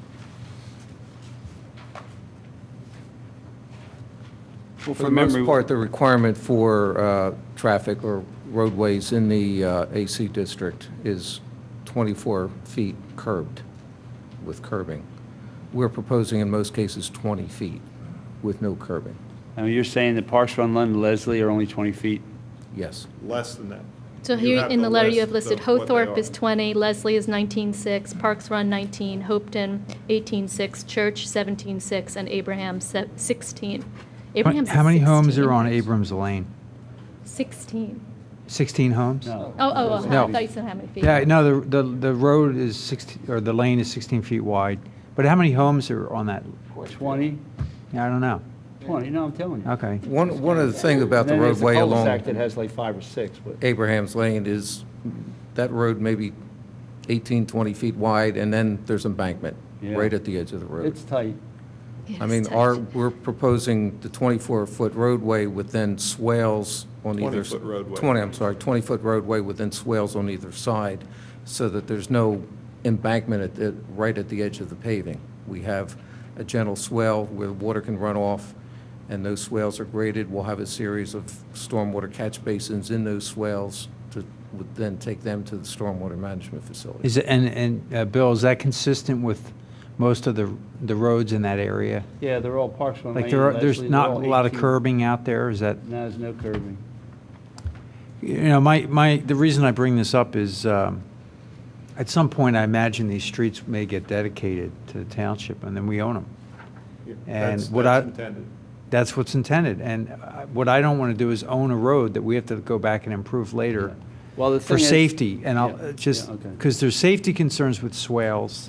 Without curbs, cars can roll off the road and they'll roll, right? So I'm getting some nods from the staff traffic people, from Lieutenant Block. Can I have some opinions from staff on this and the concerns? Did staff traffic discuss this? Did they have an opinion? Commissioner, you can absolutely put it before staff traffic and we'll look into it. But generally, when you're doing roadways, you know, we maintain the PennDOT standards, you know, with the lane widths as well as the curbing that's in there, and the curbing's there for safety reasons. Right. And this is, you know, so Lieutenant Block and I have been working on an issue in Garrett Hill. Now, it's a much different place, right? But the reality is we have a 23-foot wide cartway, And we had an issue with parking on both sides of the street. The fire department couldn't get through when there was parking on both sides of the street. We've now reduced it to parking temporarily to parking on one side of the street, and we're now getting better access, but we're getting a lot of complaints. So what I'm concerned about, not the bend in the road, that's not the concern because there are no homes there, but if that cartway is narrow in front of the homes, you just have to imagine that these homes, the driveways seem like they're around 40 feet long, at least 20 feet long. You know, the problem you get into is if someone's entertaining, and now you have parking on both sides of the road, you're talking about cars trying to pass each other on 18 feet wide. Not easy to do. You know, not easy to do safely. Let me just please mention a explain. couple of things, because we have met multiple times with staff about this, and I'll let hold on. Mr. Norsini. We and have a Mr. staff traffic committee who are the in-house people that have a lot of experience, knowledge, and wisdom about the way things are. So we have engineers that know their things, and that's important too. But what I find is that staff traffic has a really good understanding about what works and what doesn't work. They hear all the complaints, they understand what works. I So go ahead. understand. There is no through traffic on any of these streets, unlike the other streets that are in our neighborhood, with the exception of Hopeton and Hothorpe, or Hothorpe rather, is a cul-de-sac. All the rest of them are have the potential of through traffic, Lindsay and Parks Run and so forth. The only people in here that are the people that live in here. So there'll be a gate then preventing anyone else from driving in, is that what you're saying? No, So there won't be. my but- point is that I have neighborhoods that are not through neighborhoods. I have a cul-de-sac that is less than, that is a 60-foot wide cul-de-sac, less than the standard that we normally require.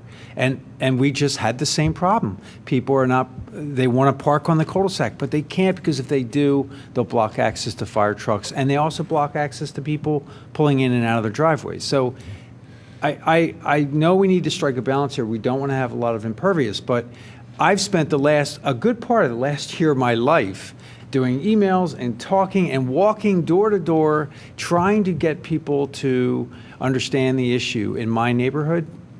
But And here we have, aren't they denser? it's a little bit denser, but I was looking a little bit closer at the drawings here, and we're trying to put the houses close to the street, which means that if they have a party, how many cars can they park off-street? So if it's 3, 4 cars, that's going to be an issue. You know, it's an issue in my neighborhood because we can park 3 in my driveway. But if you have a party, you have 6, 7, 8 cars, and now they're blocking traffic. So I think we have to address it. I don't want to build more neighborhoods that are broken. I don't think you have that problem on Parks Run and on Lindsay. I don't know how long their driveways are, so I don't know. They're basically the same size situation as these. I mean, these driveways aren't 40 feet long. These driveways are 75 or But John, 100. you know, I mean, I like to put a curb everywhere, but when they built the houses on Matlack Lane, they were going to put in granite curb. And everybody on that street came to me and said, we don't want granite curb. It takes away from the rural character. So the thing is, this neighborhood without curbs and with the swales is environmentally a lot better, and the cars will get to live with it. But it's better for the environment, and it's better for the look of this development not to have that. And they have no through streets. You know, I mean, no one goes through Ravenscliff, no one goes through Cornerstone unless you live there. Oh, yeah, the Federal Express guy goes there, but you don't have the traffic you have on, like Parks Run Lane, gets a lot of traffic because it's a cut-through street. And, you know, we live with that, and and that's only at 18 feet, 19 feet wide, so. I have one quick question. Did the Planning Commission recommend approval of those waivers? Yes, they That's did. my Yes, understanding? yes. They did. So I'm generally supportive of making the roads smaller, and I see this as the application as to when you would do it. And I would even add that if we have wider roads here, we'll have these people back in for speed humps. And so That's the truth. And then one of the things that we will consider doing is narrowing the road in order to reduce the speed. So But I do see this as an application for the narrow road. And the part of the development that is the smaller lots where you might have parties with parking on the street, we're putting in at 24. We're not putting that part, we didn't even ask for Right. a waiver on that. No, it's helpful. I would recommend that we have staff traffic look at this and give us an opinion, just as I we. thought you already looked at this in subdivision I don't think review. staff traffic did. This did go through land development process to this point, and Amy Kaminsky opined on it, myself, Roger Phillips. Staff traffic's going to recommend you put in curb in the wider road, you know? I mean, Well, and I'd like to hear Commissioner that. Fisher was Staff correct. traffic look at, is this really that big a problem? We tried to strike a balance, and we talk about sustainable development here in the township, and it is a balance that you have to strike between reduced impervious and allowing swales to have some infiltration before we start to pipe everything away. So from a staff standpoint, I did throw my support towards this because I did think that this setting, this bucolic area, was one of the developments that you could do this. I don't know that that approach works in every development, but I think here is one that it can. And if it can be managed with, no parking on certain sides of the streets, we still allow emergency responders to do what they have to do. And on those other times, we can still have a little bit of sustainable development and not the massive cul-de-sacs and huge wide roads along with the curbs. And these And swales, if by I the can- way, are 10 feet wide and the depth of them is like 6 inches to a foot. So, and It's are not- they, it's not a they're narrow grassy turnover. swales? I'm sorry. Yeah. That's what I was going to mention. shallow. The final design of the swales haven't taken place, but it's not going to be a 3-foot bowl on the side of the roadway. I mean, it's going to be a slow taper. You had mentioned, we know there won't be, with the trees on the bend, you're not going to have much in the way of swales, right? I mean, can you? Yeah, we're going to Can have you to trench design- the side? I don't think We're you going can to have trench. to design around them, yes, around the trees. I mean, Pretty much along those roadways are 14, 15 feet wide now. So we'll be doing some selective widening to make it 18 feet. So there'll be minor widening, and we're trying to widen that so that it works into the lay of the land. And right now, the ground has a shallow fall off from the edge of the road, and it's proposed to maintain our widening in the same way, so it doesn't impact the trees. And what little widening there, we can take care of stormwater management elsewhere on the site to offset that. Mr. Fiorello, I know you haven't designed it as Roger Phillips has noted. We're talking like 3-to-1 slopes, 4-to-1 slopes coming off these roads, or a little deeper? Most likely less than that. Our swales we're looking at probably 8 inches deep, maybe that. So we have a swell coming off the edge of the road and a swell coming back. So we're grading within the entire right-of-way, so that you have pretty much a 40-foot wide flat area so that we don't have the embankments on either side. And then if there is fill or cut in there, it's beyond the right-of-way, and that is on the order in most cases where the roadways were designed to follow the contours of the land, so we're not doing any massive cutting and filling. So there's small cases where we are, the slopes are maybe 3-to-1, but for the most point, they're minor, as the intent through the site, again, is to follow the contours, and we're making use of existing farm paths and roadways that were already there and pretty much graded in. So again, there's going to be minimal cut and slopes along the sides of the roads. Good, thank you. So I just want to make one note, and that is that I'm very supportive of of granting these waivers. I really subscribe to the concept of keeping this beautiful rural property feeling beautiful and rural. And the fact that this is being developed in a much less dense fashion than it could be, this is a way to try and make this continue to feel not dense and not developed like a modern subdivision. My one thought that I'd like to incorporate is that if at some point in the future there ever was an attempt or a decision to try to develop further, so at some later point, a decade or two from now, if the investment lots have not come to fruition and been protected, and someone comes in to develop later, has to go through a whole new conditional use. I want to make sure that these waivers that were granted on the notion, on the precept that this is a rural, very not a dense subdivision, would be revoked, because the whole reasoning for granting them would be null. So does that happen naturally if someone came in 20 years from now or 10 years from now to develop further on some of the areas that aren't covered by this plan? What would happen to these waivers that we've granted? You would have Once they're granted, you would they're have a whole- granted. Yeah, once they're granted, they're granted, but wait a second, let me finish. You would have a whole new subdivision application. Right. For the new development. And as a requirement of that subdivision, you could require that the road be made wider, like you could for any, The existing roads. the So existing roads. the existing waivers we grant would not give any sort of assurance of, or any kind of legal standing for them to continue on as? No. I mean, it They would would have to stand be- alone. It'd stand alone as a new Okay. conditional use, a new development plan.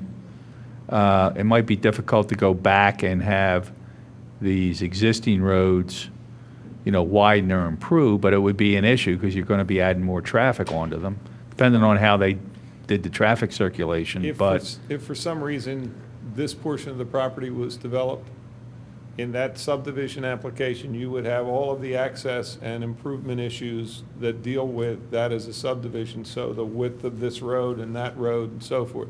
Would it mean that this cul-de-sac here, you could say to them, well, no, you've got to go widen that from 20 feet to 24 feet? I doubt that the court would let you do that because it has no relationship to it. But you're not increasing any development back there, so I don't know why you would want that. But in these roads here, sure, those are all would be part of both the conditional use and the subdivision approval for those lots in there if that ever happened. We don't think that'll ever happen, so I'm just talking hypothetical to you, but that's my understanding of the law. Okay. I mean, the point is, the reason that we're supportive of giving these waivers is because of the Low concept density. here. Yeah. And if the concept ever changed, the waivers would. If the concept ever changed, in those subdivision approvals, you would require that, or land or conditional use approval, you would require that developer to improve the roads that serve what he's doing, because it would be different. As I said, if this isn't We touched back understand. here, We got it's it. low We got it. density. So I have a Clear. follow-up question on that. So then it seems to me that if we come to a decision about the road width, which I suspect we have, the others all flow naturally from that because the logic is the same, correct? It's the same logic for all these waivers. 14 of them have that same logic, which is the logic that you identified. So if the board as a group decides that it supports that idea of the narrow roads, then to me, it supports these other waivers also. And that's what Planning Commission essentially did. Is that accurate? Yep. And the only thing Yes. that is different, that I'd like to just remind you one more time, is that the idea of this stretch of road right here, where you're coming through the alley of trees, and Being you have 18. no houses on it, 18 feet instead of 20 with no parking. Right, we got it. What about I just want to make sure, Road B, the width of that is Width of that that the is 18 feet? is 20 feet. Road B, and if I can clarify, John, Road B Yep. is the one that comes in here. We have 24 feet for the first couple hundred feet until we get to Road A. Great. And then it tapers down to. So the entrance onto The that would entrance not is be 24. constricted? Yes. And what about and I don't have all the road letters yet. The other one on the far left that's serving the other section, yep. What's the width of that? That is 20 feet. And what letter is that? I believe that's E. E? And that's 20 feet coming into it. What's the turning radiuses on that road right now? Right now, there are none, but it's new. Okay. Most of them Our have- center line radii meet all the township requirement, if that's your question. Yeah, my concern is cars coming off the road, coming in, and, with a the- narrower cartway. The radii at the intersections, I believe it's 25, I'll have to check myself, or 30, according to the ordinance for coming in off of a minor arterial or collector road. If it's 25 or 30, whatever the ordinance requires is what we're providing. We're not asking for waivers there. All right, thanks. And Road B, you will remove a section of that stone wall? Yes. Yes. And then are there any plans to reconfigure it to curve in or use that wall, or just take it and get rid of it? There are. Mike, This thing again.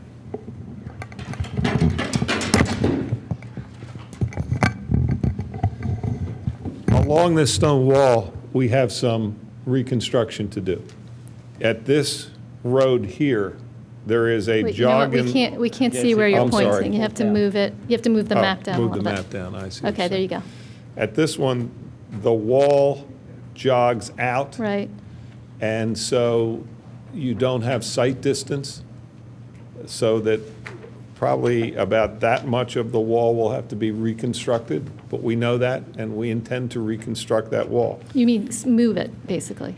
Yes. Take it down and move Just take it. it down and move it in so that it might be on a diagonal, or it might jog in earlier, like. It's and going to be come back. connected. But it's going to be connected. It's going to stay as the wall. At both of these intersections, we're going to have to address the existing arches or gates. Yeah. So that we get the width that we need. But we will reconstruct them because we want them historically correct and like they are out there.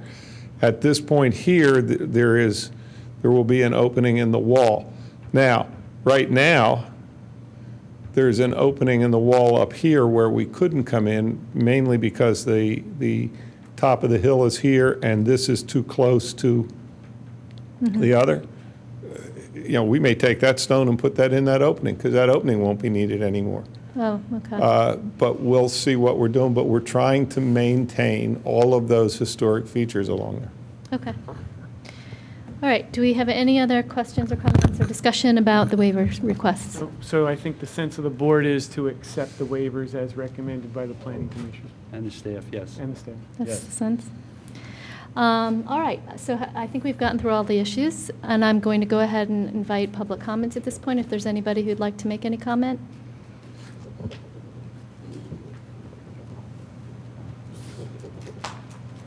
Hi. Phil Graham, 724 Newtown Road. Incidentally, the minutes from the Planning Commission still haven't been published, and that was June the 8th. July the 8th. So, They, if I may, they haven't been approved by the planning commission yet, so they'll go in the next packet as draft. So they'll but be in hence for the the next packet. confusion over whether or not what's recommended. I mean, it's in the video, so it should be clear. And my recollection is that there's no mistake here.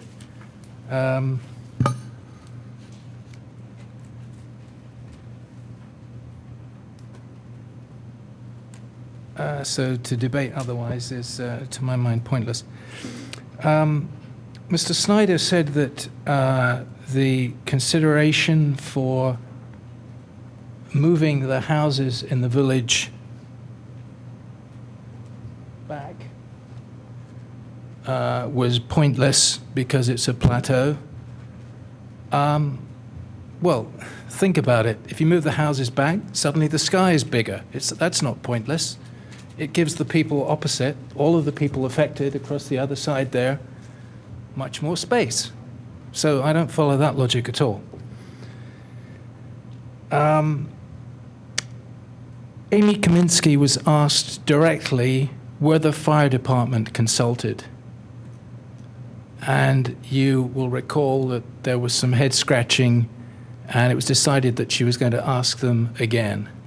That was an important point. The fire department, it was discussed and felt that they had at some point objected, but there is nothing in writing, and she was going to follow that up. So that is still pending. And my final point is that there are serious stormwater issues, and I don't know at what point they'll be considered. But if Road B is going to be engineered so that it comes down onto Newtown Road, so the headlights point down, then surely all the water will also go down. And there is currently a serious problem there where all the water from Ardrossan floods across to the houses opposite and into Hothorpe Lane, and that needs to be addressed. The whole drainage in the street there is a real mess. So that's basically my point. Thank you very much. Can you give some clarity about the fire department's where we are with that? Is that in process, or has there been any opinion memorialized?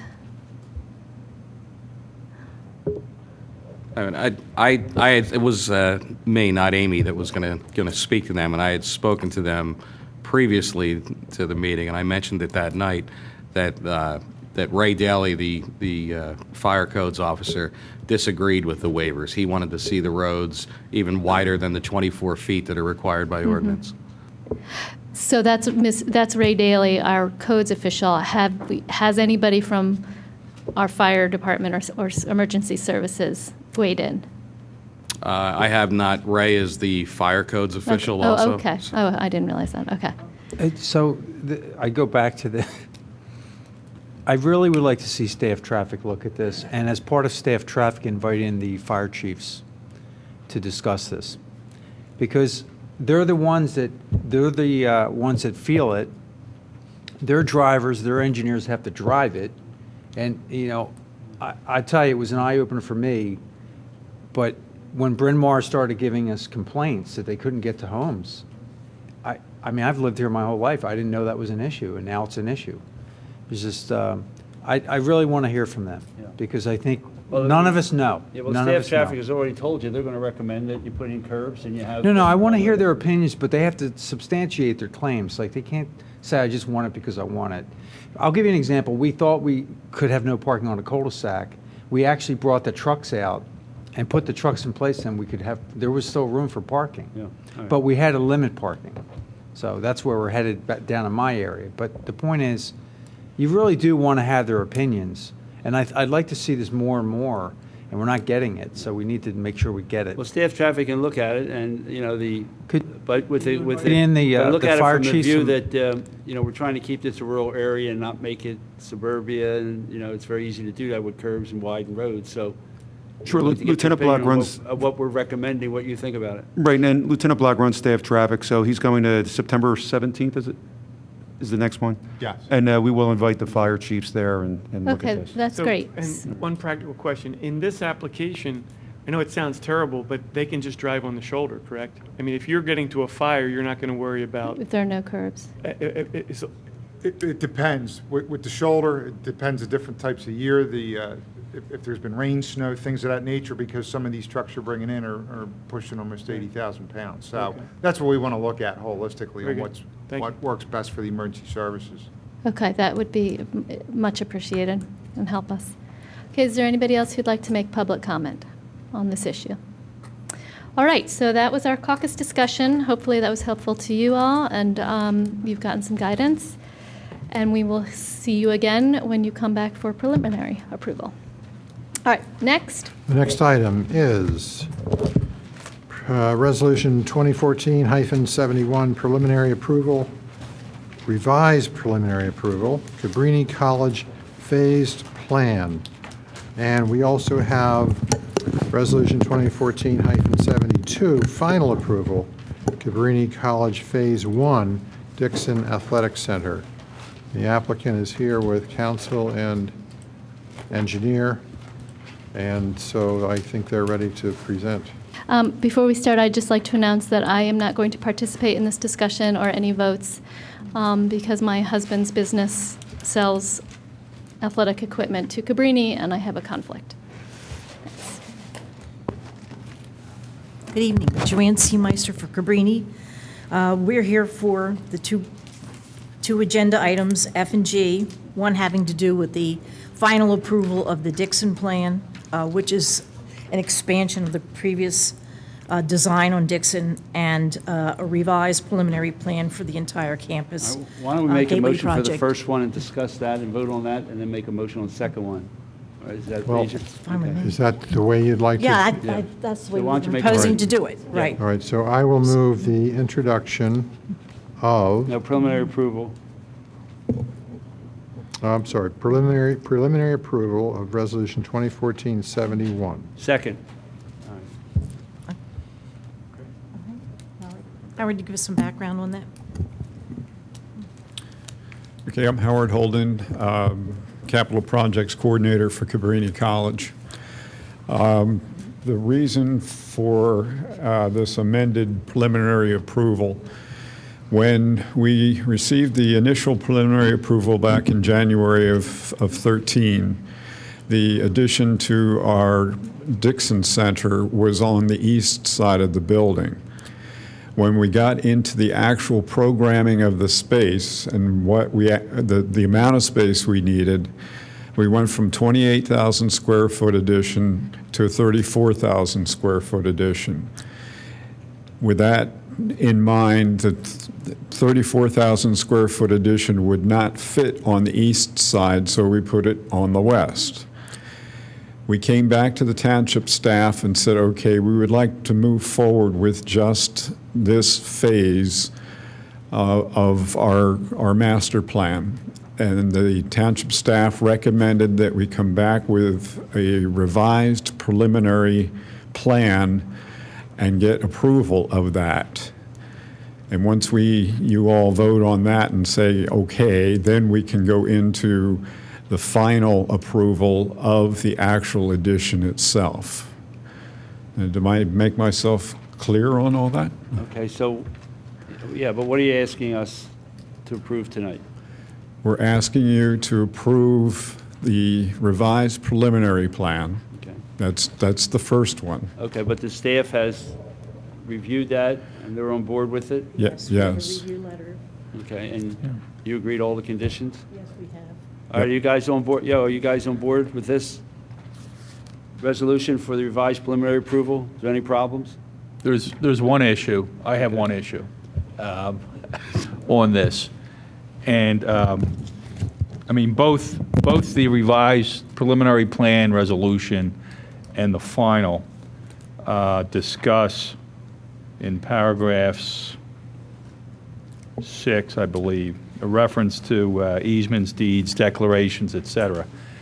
The easement that ought to be specified, and this was discussed back in 2013, because there was some ongoing discussion about improving that intersection. There needs to be right-of-way dedication. This came up when it was in front of the board. This is on King of Prussia Road. If that intersection is going to be improved at any point, we need to acquire additional right-of-way. Gilmore, I got an email from Amy in the last week, checked with PennDOT. There's been no, I think it was a question whether or not anything had been dedicated. It has not been dedicated. So just to specify on the preliminary resolution, the condition number 6 should specifically call out the King of Prussia right away to be dedicated to the township for future road improvement, intersection improvements. I don't believe there's any along Eagle Road. I have a drawing here, which Amy sent me. Now, the Actually, there is a little bit on Eagle Road. So Yeah. Eagle Road and King of Prussia Road, there's right-of-way that would need to be dedicated as part of this approval. The Eagle Road portion would be from Eastern University. The King of Prussia portion would be from Cabrini College. The land that Cabrini sits on is not owned by Cabrini, it's owned by the Missionary Sisters. We did receive approval from the Missionary Sisters to give up that right-of-way at the time when the intersection improvement would take place. Well, but it hasn't been signed yet. My point is that as part of the approval here, preliminary and later final, we need legal description and a plan showing, and I believe there's a small portion on Eagle Road on the Cabrini site, on the corner there. Yeah, it's right at the Well, So- is this preliminary? We're going to come back with a final on that, or we're going to be done with this? You're gonna be done with, the preliminary is a revised preliminary, So, because they went back, Bill, and they took the plan and they so phased we won't be it. doing a final on that. We're just revising the preliminary. We already have a final. Correct. Yeah, okay. Well, you'll do the final on the Dixon Okay. Center, All which right. is Phase 1. All right. You're doing that tonight, too. But both of those need to include this extra condition, All right. so it's clear what Cabrini's going to need to do, no matter who needs to sign the documents. Okay. We, You can summarize that condition for us tonight? And you Yes. agree to do it? yes. Yeah, okay. Yeah. All right. So that's the only addition to what's in front of you. All right. Does anybody else have any other questions on this? Public? You ready to vote? But we need, We don't have Well, we'll get- we don't have any objection to it being contingent on that being signed at the time Yeah. that is proposed to be built.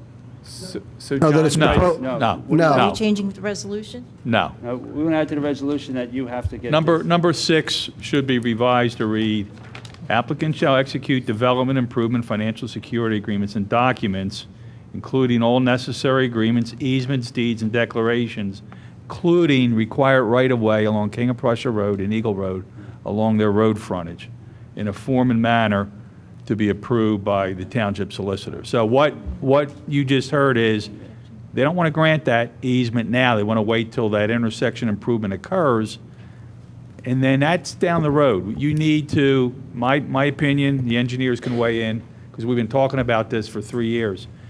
They need to grant that right-of-way now while they're in front of you seeking approvals. John, Rob Lambert from Site Engineering Concepts. My only question with that is do you know where that line is and needs to be based on is that a PennDOT approval, though, that hasn't been approved by PennDOT? The reason not to do it now would be to wait until PennDOT approves where that road has to be to determine where the right-of-way is. If we give it now and they come back and say they need 5 more feet, you don't have that opportunity then later.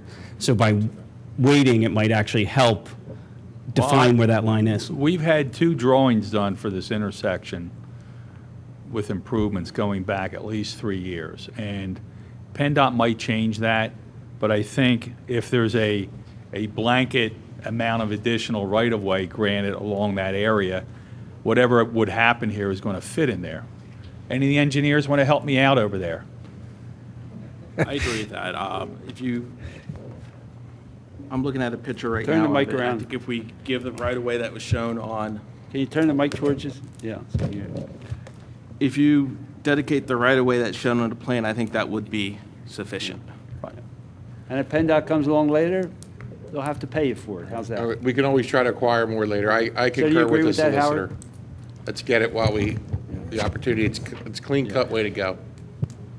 Yeah, the current plan, although it has not been approved for the intersection, it was reviewed by PennDOT, and they're the ones that in essence told AEC, the engineers, this is how much land we're going to need from Cabrini in order to make this intersection work. And then that's when we went back to the sisters and said, okay, we need this much land, and they said, okay. So it's already been engineered. Okay, well, can we have a copy of what we need? I mean, Yeah, I think the condition's going to be subject to the township engineers' yeah, okay. all right. determination, and, I mean, typically, and I think your subdivision land development ordinance requires right-of-way, doesn't require, but permits you to acquire right-of-way along their road frontage. So whatever that is. It might be an extra 10 or 15 feet. The engineers are going to have to determine that. I just think it's important that you get it now. So we're going to put a condition and not in kick it that down the road. What we need, you'll work with our engineer, and we'll get it. Jim, you want to make that motion? Just make the motion with the amendment that John put in. John, why don't you repeat? Well, I have it here, okay. Just say what John. Paragraph 6 will be amended to, in the third line after the word declarations, to insert including Eagle Road and King of Prussia Road right-of-way They said there was dedication. nothing on Eagle Road, John? There is. There's a small piece Okay, right at the okay, all right. corner, yeah. Go ahead. Including Eagle Road and King of Prussia Road right-of-way dedication. Second. Anybody else want to discuss it? Any public comment? Staff? Yeah, well, that's, the words already say that, yeah. All those in favor? Aye. Aye. Opposed? Passes. All right. You want to do the next resolution? I will move the passage of 2014-72, final approval, Cabrini College Phase 1 Dixon Athletic Center. Second. Staff have any comments? Staff have any comments on It's the the same final? amendment. It's the same amendment to paragraph 6. Same amendment. All right. So That's the it? inclusion of the same amendment for paragraph 6. Yes. All right, Jim, you want to change your motion to have that amendment? All right. Just say same amendment. In line 3, after declarations, we will insert including Eagle Road and King of Prussia Road right-of-way dedication. And you so move. I do so move. And I second. Anybody in commissioner comment? Public? Yeah, can you go through, or do you have any additional slides, or is this the one slide you have? You have others? It would help if you went through and kind of walked through the project a little bit. Yeah, now if you'd like to get an understanding of what the project's really all about. Well, yeah, both of these were approved some time ago, and Yeah. well before I was on the board. Okay. Yeah, I'll bring forward Richard King. They're the architectural firm that have helped us program this space.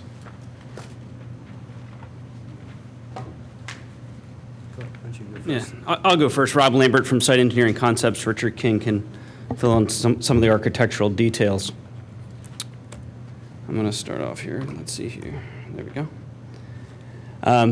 This was the preliminary plan, so I'm going to flip through a couple of slides here quickly. This was the previously approved preliminary plan. This is the amended preliminary plan that we just... The only difference between these two plans was right now on the previously approved plan, the addition was on the west side of the building, back in this location, as I show here on the with the cursor. And then next plan is it moved to the east side of the building and kind of wrapped the east side of the building.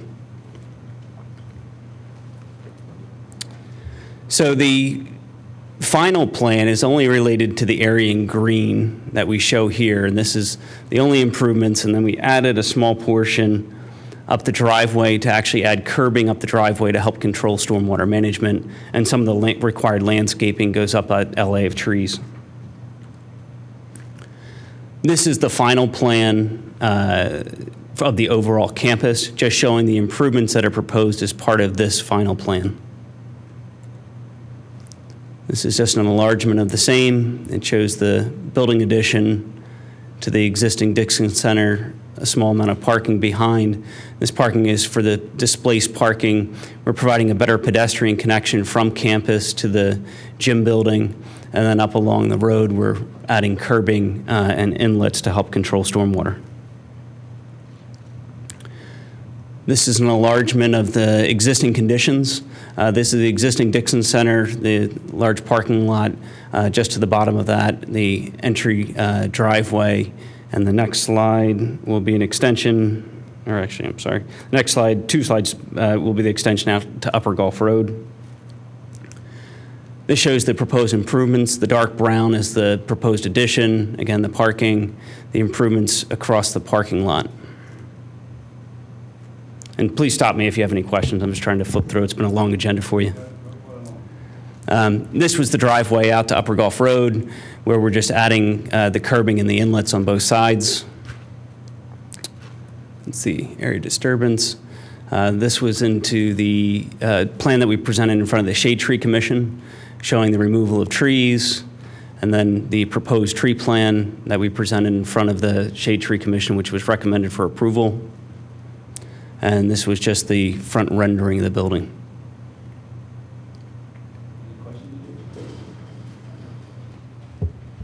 No questions. All those in favor? Aye. Any opposed? Aye. Passes 6-0 with Elaine abstaining. Thank you very much. Thank you very much. Sorry you had to wait so long. Oh, no problem. Last item is an update on the Chamonix Road Bridge replacement. Steve?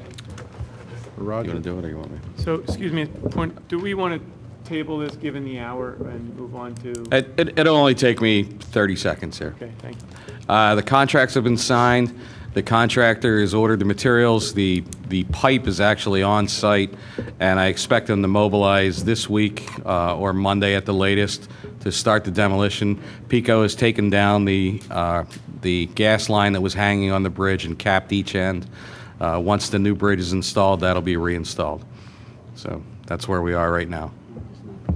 What's the estimated length of schedule of construction?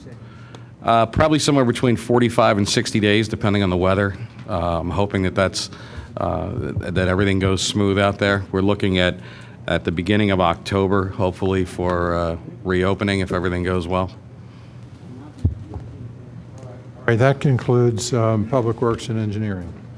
Okay, next we are going to move on to Wait, public. one question about this. We've been told that this is being paid for out of the stormwater fund. I personally don't believe that the entire cost should come out of the stormwater fund. I can see the pipe and the end caps necessarily stabilize the pipe, but the road, the decking and all seems to me is a highway. It's not stormwater. And I'd like to discuss that further, although not necessarily tonight. And the reason I look at it is we're doing a bridge in the Willows. That bridge is not out of the stormwater fund, it's out of the Willows fund. So there's an inconsistency that I need to understand.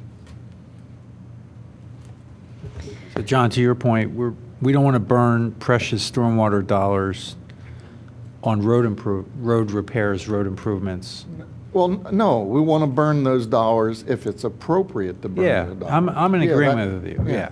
We want to make. It doesn't pass the smell test. Yeah. So I'm on the other side of it. It's all a stormwater project. To me, I mean, that's expressly what this side of the aisle communicated when they adopted it, that the number had to be large, and these are the sort of things that we're going to do with it.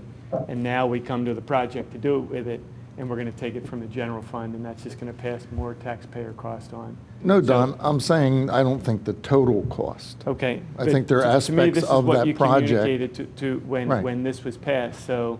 Stormwater infrastructure was to be like a third, right? The only way I would support it would be if there was a dramatic reduction in if we're going to start pulling these, using parts of the general fund to do these types of projects, the only way I would support what you're saying is if we reduce the. So can I get a point of clarity on this Chamonix Road Bridge?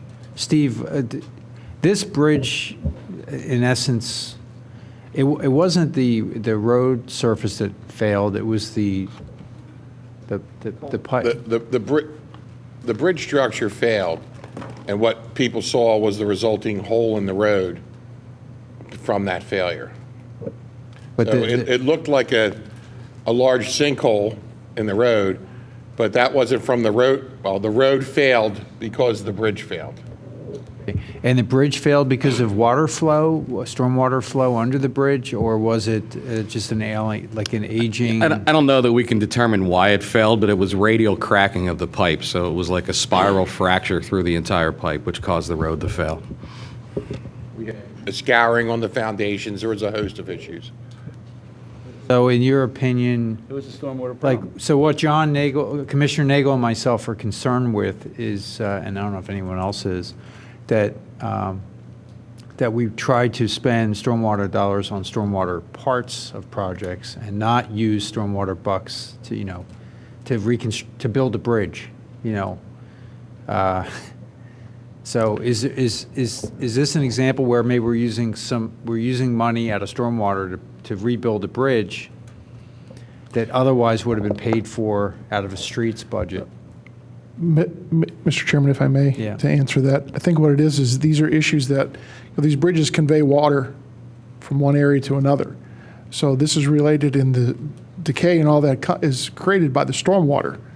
I think this is something that was created, the collapse, the deterioration is by the stormwater that created this. I think this one fits the model of where those dollars should be used at. If there were trails and other things, sidewalks and that going up to it, I would agree, that's separate. But this is attached to that particular item, and if the board would like to move water, the stormwater money for the Willows Bridge, because I think Commissioner Nagel, John's right. That bridge was blown out because of the excessive amount of water that goes through there. So this is something moving and that's forward. my point. The bridge didn't fail because of a heavy truck going over it. It failed because it was undermined by water flow. That's correct. So in this case, it is appropriately being spent, and it's fine. But the other distinguishing feature with the Willows is that we had an entirely separate funding source to help with that issue. Whereas we don't have that for your normal issues that come up with Shimoni. Park and Open Space Fund? No, it's coming out of the $8 million settlement that we received last year. So without the settlement, perhaps we'd have had that discussion as to what source of funds should pay for that. But so Willows never came up because we had the funding. Park improvement, it's not, Well, it's still a roadway. All right, let's move on, and I think it's a point well taken. We'll have that discussion at some point. Okay, we're going to go ahead and move the the agenda and treat public safety item L first, since it's very short, in case there's somebody in the audience that's here for that, because the discussion of K may be a little bit more lengthy. I'll move the introduction of ordinance 2014-10. Second. Is there any discussion about this? You want to give us a quick explanation? It's self-explanatory. Self-explanatory? All right, yeah, I have some comment. Okay, go ahead. All right. And this goes back to the issue that Mr. Higgins, Commissioner Higgins and I discussed some time ago. The issue is with respect to parking on Shimoni from Lancaster Avenue to St. David's. And specifically, we are eliminating the 2-hour parking on the east side of the road, which is along the part where there's a new sidewalk that was constructed, and making it no parking on that side of the road at all, but then parking on the other side of the road. So where it shows Shimoni Road on the west side, it is prohibiting parking from the corner of Lancaster Avenue for a distance of 390 feet. That's approximately to the bridge. Right. So on the other side of the bridge for the railroad, there's parking on that side of the street. Yeah. And I think that that's a bad idea, specifically because the roadway is too small there. I've gotten several complaints about this since we talked about it in the last meeting, which was 4 or 6 weeks ago. And there's not sufficient room for 2 cars to pass there. People parking their cars there should not be a traffic calming device. That's not an appropriate traffic calming device. And that's been the rationale for doing this. And finally, it's not going to work well because people are going to park on that side of the street and go into the city, and it's free parking, so you can go take the train into the city every day. So if you're going to have parking there, you better put meters, because people are going to park that up. As soon as they learn there's free parking that close to the train station, go and get that spot and go into the city. There's nothing to stop them from parking there all day. Well, it's been that way for the last 40 years. We haven't. No, it hasn't been that way for the last Yes, it was. 40 years. Since Yes, it was. it has been no parking on that side of the street. No, that's not correct. Rich, I'm really surprised to hear what you just said. You're opposed to having parking on the west side of Shimoni. Yet you sent an email to your constituents inviting them to park on the west side of Shimoni, get on the train, and go to their jobs in Center City. So that's Exactly. kind of being a little bit, what would you say? I'll let you fill in the rest of it. It's being truthful, completely truthful and accurate. So you don't want parking there, but you're inviting people to park there. I think I'm inviting people to park there because of the decision this board made, but I'm giving this board one more chance to reconsider because I believe it's a bad idea. It's not, it was, since 1957, it's been no parking for a reason. Really? Yes. Well, how come I park here? All right, I think we've gotten your opinion. We understand it. Is there anybody else who has an Yeah, I opinion? have one question. Go ahead. For the Clover Lane, does that 80 feet reflect the shortened distance? You remember that we had that discussion? It seems longer than the temporary signs that were out there. It's reduced. Okay, so Oh, that's you're the you're reduced. speaking about the no parking on the curb? Yes. Yes, that's reduced. Very good, thank you. You're welcome. Okay, anybody else have any comments? Anybody from staff have any comments? Anybody from the public? I'll call the vote. All those in favor say aye. Aye. Any opposed? Nay. It passes 6-1. All right. So next now, we'll go- now I invite everyone to park there. Next, we'll move on to Personnel and That's really Administration. nice, Commissioner Rich. Fisher. I mean, Really it's, the way to get along with other Yeah, commissioners. really nice being the commissioner. Let's move along. Commissioner Fisher, do you want to take Personnel and Administration, please? I really don't, but I won't. So we have, the Ethics Board has done their, sorry? No, I don't, I already did it. Yeah. The Ethics Board has concluded their preliminary investigation into Commissioner Spengler's ethics complaint. And we have on the agenda a motion to reject or accept a recommendation. And at this point, I'll just open up for discussion because I'm not sure where we want to go with this. Well, Commissioner Booker requested that this be put on the agenda, so why don't we start with his comments? Thank you. First of all, the Ethics Board is an advisory board. And what happened in this instance is the Ethics Board was judge and jury. The Ethics Board made a determination, did an investigation and made a determination as to the applicability of the and the applicability of the code or applicability of the charges to the individual, Mr. Spengler, who was accused of them. And that's not what their function is. The Ethics Board is an advisory board. It doesn't have the ability to make a specific legal determination, just like all the other advisory boards in Radnor Township. In this case, they acted like a jury. They closed an active investigation, and they didn't have the power to do that. Further, they didn't provide any evidentiary information to the board as to how they came to the conclusion. And in the case, in this particular case, I think that it was clearly shown by the evidence that has been in the papers that there was at least an indirect taking of money All right, from... I object to you going down that path. The Ethics Board made findings.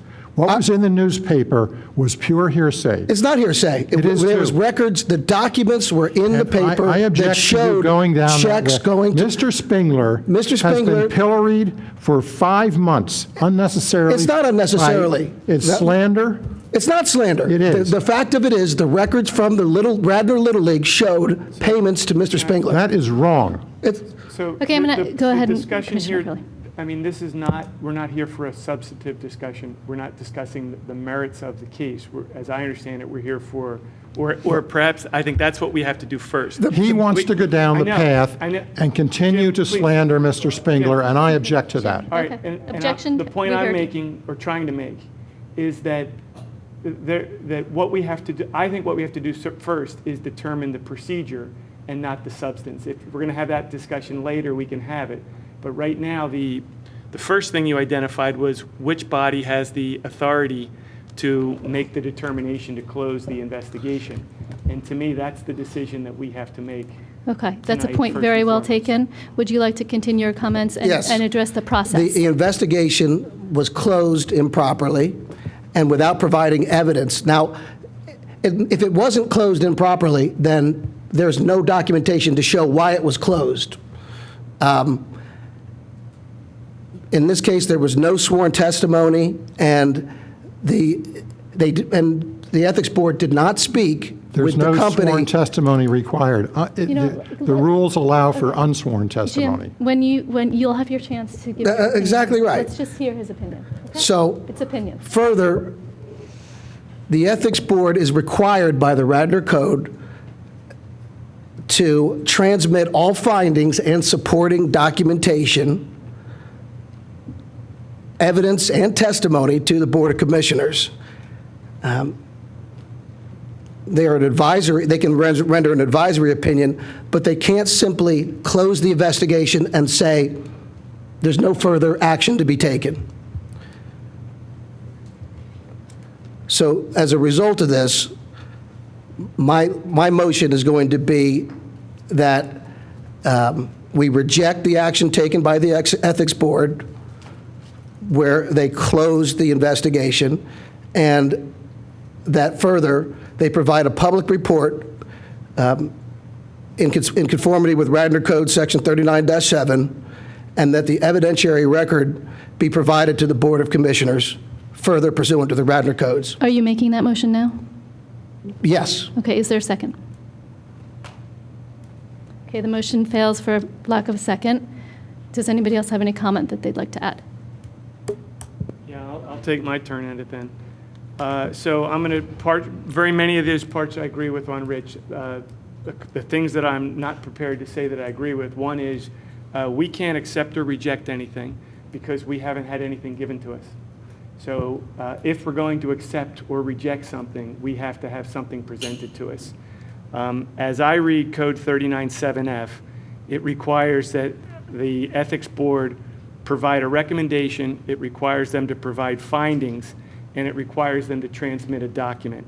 I understand that they have rules that say something to the contrary, but as I see it, we have an ordinance, and that a resolution can't trump an ordinance. Furthermore, I think that they can provide those three items to us and satisfy the letter and the spirit of both their rules and the ordinance. So I'm going to make a motion, and I'm going to ask Rich to support it also, but I'm going to make a motion that we task the Ethics Commission or staff can do this. Ethics Board, excuse me, to prepare a transmittal to the board that includes the Ethics Board's recommendations, which I believe they have made.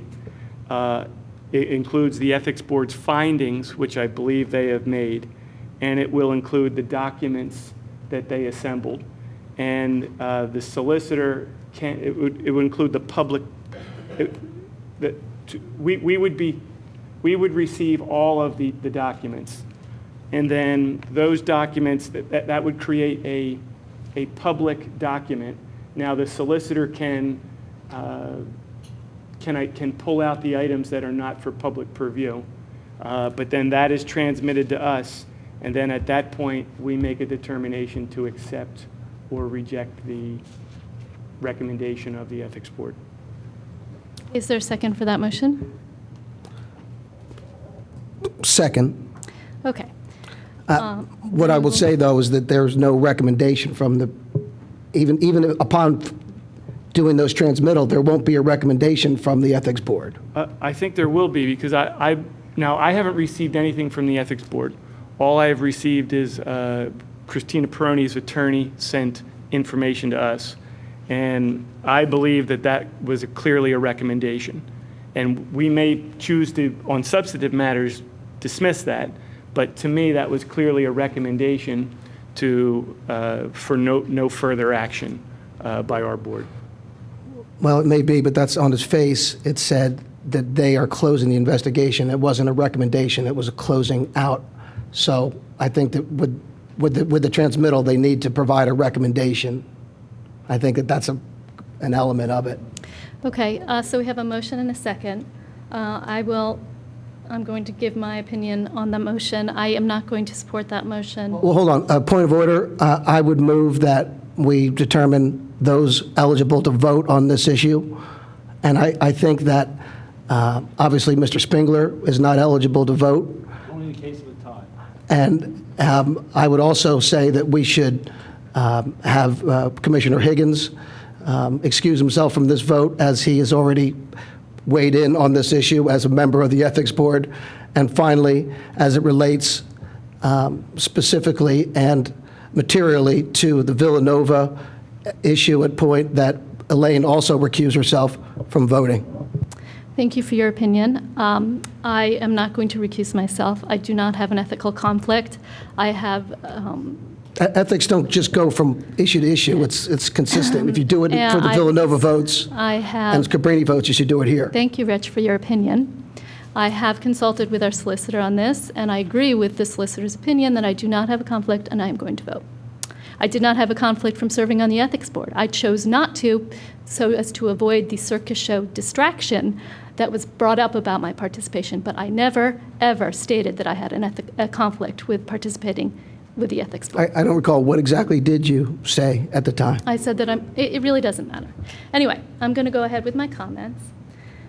I'm not going to support the motion. John, is that what you told Elaine? You must have told her that in private, that she's The only commissioner that cannot vote is Commissioner Spengler. Everyone else is free to vote, in my opinion. There's no legal conflict. You have an opinion, other people will have opinions as to ethics, but there's got to be a legal conflict for somebody not to participate. Doesn't John, exist. Bias is not a conflict in this case, correct? There's lots of people in the community accusing commissioners of having bias, but that bias is not. Bias is bias. It's not a legal conflict. There's got to be something more than that. There's got to be something more than a predisposition involving an issue. I mean, there's a lot of examples of legal conflicts. Commissioner Schaefer talked about tonight. She wasn't voting on the Cabrini matter because it was a land development plan in front of her that she has an opinion on because her husband does business with Cabrini and Villanova. They're the issues that she's not able to vote on. That isn't here. That's not in front of the board tonight.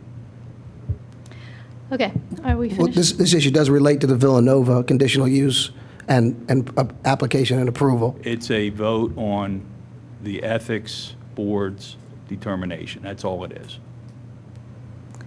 Okay, may I proceed? We finished? All right. I would ask that you not, but... Okay, so I'm not going to support the motion. I have an entirely different view of what the proper procedure is here. Our ethics board followed our rules exactly and precisely and with great care. Our rules have been adopted by this board as they are as anticipated and instructed by our code. So you take our code and our rules together. The code speaks to the process of an investigation and what to do if there's an investigation. The rules that this board approved take that one step farther, and they add a step at the beginning of the process that is not spoken to in the code. They add what they call, the rules call a preliminary inquiry. And it's an initial step. It's a hurdle to get through before you get to a hearing and investigation. And and everything that happens in that preliminary inquiry is confidential. And if there is no finding of probable cause after that preliminary inquiry, it's over. It doesn't trigger the hearing and the investigation, which is spoken to in our code. Now, I think that was a very wise way to set up this process. I agree wholeheartedly with that first step in the process and the preliminary inquiry and the probable cause. This board is not like our other boards. It's not like an advisory board. This is an ethics board that is hearing allegations, and it is extremely susceptible to being used improperly. And the harm that it can cause when it's used improperly is quite extensive. So because of that, our predecessors put in this first step to protect people from being the victim of this board and allegations filed in front of this board being used improperly. So there is this first step that you have to get through this initial preliminary inquiry. You have our very qualified and very respected board of people who have spent over 100 hours, I believe they said, looking at evidence, interviewing people, looking at documents, and deciding whether these allegations have risen to the occasion that they would be beyond, that they would give probable cause of some sort of ethical violation. And under our rules, if the answer is no, that is the end of it, and it remains confidential. And that is to protect people from being the victim of this process being commandeered for political reasons, for personal reasons, which history has shown us happens. So I think the system that we have set up is fine. If I have colleagues who don't like that system, the remedy is to change our rules. It is not to take this particular case and change it as we go along. Our rules say there is this first step. The Ethics Board went through it beautifully. They followed every rule, and I, for one, would respect their findings. I'd like to add to that. I endorse what you say, Elaine. I think it was very well done. We're fortunate in having with us tonight the solicitor of the Ethics Board of Radnor Township, Mr. Joel Barris. Mr. Barris looked at this very issue and wrote a memorandum to our board. We all have copies of it, dated August 11th. He's in the audience tonight. I would like him to come up at this point and go over the memorandum he wrote and address any other issues that he feels on the question of process are appropriate. Thank you. And before I talk about the steps that the Ethics Board took, I think that it is important to note that the rules that the Ethics Board followed were provided to everybody. Both parties knew the rules before the preliminary inquiry fully got underway. There were no formal objections from either side about how the preliminary inquiry process was going to work and how it would result at the end. In addition, all of the witnesses that participated were informed that the preliminary inquiry stage would maintain confidentiality, as is required by the rules. And so now to go back on what these witnesses have been promised, I think is troubling, because they presented their evidence to the Ethics Board during the preliminary inquiry with the understanding that it would be maintained confidentiality. And I do not know for a fact whether some of the witnesses would otherwise be reluctant to appear. But I think in general it is a bad idea to promise confidentiality to witnesses and then later go back on that word. So what has been stated is absolutely right. There is the Township Code that establishes the Ethics Board. It is 39-7. It says that the Ethics Board is elected, has the chairman, a vice chairman, develops written rules of procedures which shall be submitted to the Board of Commissioners for approval. It was not the current board that developed these rules, and instead they were provided a copy of the rules saying that it was adopted by a prior Board of Commissioners and that that is the process that the Ethics Board was supposed to follow. So hopefully you have a copy or you've seen a copy of the Radnor Township Board of Ethics Rules and Regulations. This really served as our roadmap on how we were going to conduct, how the Ethics Board is going to conduct its inquiry. The first step was to receive the complaint, make sure that it was met certain threshold issues, it was verified, it was in writing. Those threshold issues were eventually complied with, and therefore the Ethics Board initiated its preliminary inquiry. The board had 90 days to conduct this preliminary inquiry. Under the rules, everything that happened during the preliminary inquiry, the proceedings, the evidence collected, was supposed to remain confidential. Obviously, that didn't apply to the parties. They were free to talk to whoever they wanted to provide it, but the board itself could not provide it to the press, could not provide it to the Board of Commissioners or outside parties. The preliminary inquiry called for unsworn testimony throughout the entire process, so there could be no sworn statements during that initial process. And the rules set up a standard of review of whether or not there was probable cause that the ethics code was violated. So with that, the Ethics Board conducted a thorough preliminary inquiry, talking to a number of witnesses, collecting a number of documents, reviewing a number of documents. All of it was set forth in the letter that was ultimately sent to the complainant and to Commissioner Spengler, and I believe the Board of Commissioners were copied. So if you've not seen a copy of that letter, let me know. I'll get you one for sure. And in the end, the Ethics Board voted at a public meeting that there was no probable cause that any of the allegations against Commissioner Spengler, none of the allegations met the probable cause standard. And so therefore, under the rules, it closed its preliminary inquiry. It did not end any investigation. It did not end what the Board of Commissioners could do. But under the rules, if there was no probable cause, the inquiry must close and the Ethics Board's job is complete. Had the board found probable cause, we would have moved to the next stage, the hearing. That would have been a full hearing, public or private, depending on what Commissioner Spengler wanted. And it would have been direct examination, cross-examination. Each side would have been represented by attorneys, and it would have looked a lot more like a hearing. But as I said, it never got to that point. Under the rules, the preliminary inquiry was required to be closed. The parties were required to be notified. The Ethics Board did those things and concluded its activity in this case. But if there are any questions, happy to answer them. Attorney Barris, to the extent that there's a conflict between the code of Radnor Code and the rules promulgated and accepted by the Ethics Commission, which set of provisions should govern?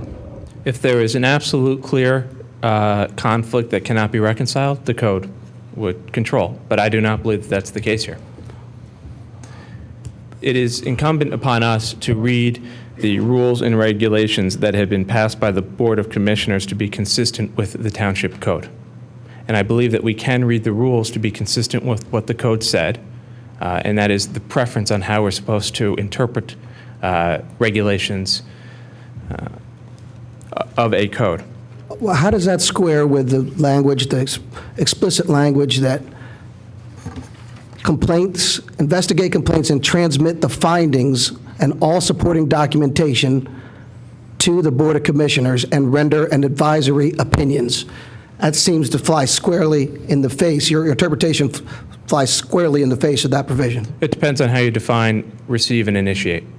If you look at Section 39(7)(f), the Ethics Board shall receive and initiate complaints. If the receipt of the complaint is not simply grabbing a piece of paper, but reviewing it to make sure that it meets certain threshold requirements, making sure that probable cause is met before you get into the complaint, then I think those two documents can be merged and read together. Wait, you need to say that again, because they received a formal complaint. They opened an investigation. Yes? They received and initiated a complaint. So why is it and instead of or? Well, wait. And what does receive mean? I think you can use the rules I would and imagine regulations. receive is the same thing that receive means to any of us. If I receive a complaint from a constituent, it's an email, it's a letter. In this case, it's a formal written complaint that was sent to the township. The second thing I'd say is that according to 39(7)(f), the Ethics Board shall receive and initiate complaints of violations of the Code of Ethics. They shall hear, investigate the complaints, and transmit the findings. It's so clear to me that they need to send us something. Their rules, this is an ordinance, by the way. This is a law. So this is a local law. This clearly trumps any operating rules for any board or commission. This is the administrative code. This is a legal law in the Township of Radnor. I understand. So are the resolutions.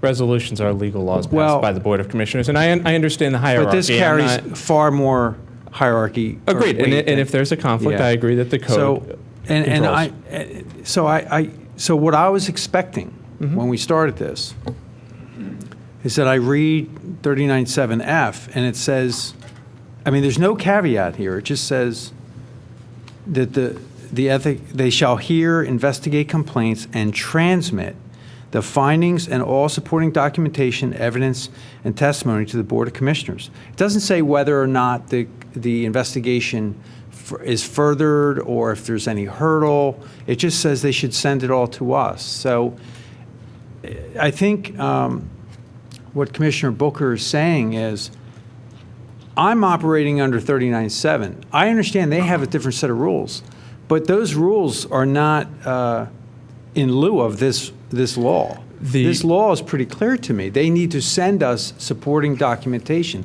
They need to send us their findings. If their findings say there is no need to investigate this further, that's fine. But according to this, they have to provide us the evidence and testimony. Can I even follow up on that? Sure. And what they provided us can be confidential, correct? So it won't conflict they can provide that confidentially. We receive documentation routinely as commissioners that is confidential. Well, that may be discoverable in a court system, but it is confidential. For instance, we have maybe given to us personnel records that are confidential, and if they were to be requested under right to know, they would be redacted. Someone's birth date, someone's social security number, specifics to their job that are confidential. Police officers' home address are confidential. So we are privy to confidential information, and just by us getting it doesn't mean that it's been produced and given to the public. So I think what I have an issue with here is not, I'm indifferent to their findings. Whether they find Bill in violation or not, I don't know. Why don't you let them to respond to you? Yeah, okay. There are 2 points. One, the rules that they're operating under, that the Ethics Board operated under, were promulgated by the Township Code. The Township Code requires rules to be adopted that interpret and expand upon the code itself. So to the extent you're looking at, you need to follow the code, they did follow the code. The rules were promulgated by the code, approved by the Board of Commissioners. That's what they followed. With respect to confidentiality, I understand that the Board of Commissioners receives confidential information all of the time. There is nothing in the code, there's nothing in the rules and the regulations say that the information shall be confidential except for the Board of Commissioners. It is confidential among the Ethics Board, not among the Board of Commissioners. So I don't... What about the advisory piece of that? Excuse me? I don't accept anything that you said there. Rich, hang on. So you're telling me that if they conducted an investigation, we've given them rules that say you conduct an investigation and you can't ever give us anything back?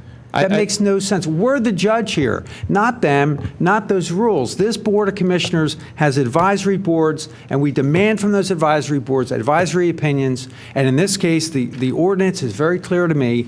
This administrative code is very clear to me that they're to give us their findings of fact. John Rice, the solicitor, stated in a public meeting that when this whole thing started, that board would provide findings of fact to the Board of Commissioners at the conclusion of their investigation. So, When you say that the Board of Commissioners demanded an advisory opinion, in fact, by approving the rules and regulations that preclude an advisory opinion if a preliminary inquiry is closed, I disagree with what you're saying. The Board of Commissioners is telling the Ethics Board, if you close a preliminary inquiry and don't find a reason to investigate, we don't want findings of fact. They did investigate. So No, they did not investigate. They did not. So they didn't interview anyone? They did a preliminary inquiry as very well defined in our rules. So who decides when the preliminary investigation is no longer preliminary? The Ethics Board. So we're going to allow them to decide what is in the best interest of the township, not the Board of Commissioners. It's been said that if you don't like the process, and I certainly understand where you're coming from, and I respect your opinion, you have to change the rules. You can't tell the Ethics Board this is what you need to follow. You need to have a preliminary inquiry, and if you close a preliminary inquiry before you get to the investigation, and both are defined pretty clearly by the rules and regulations, then change the rules and regulations. You certainly have that right as the Board of Commissioners. But to tell the Ethics Board these are the rules that you're supposed to follow, and then after the fact, when neither party has objected to the process and both had copies of the rules to say you did it improperly, I think that's an error.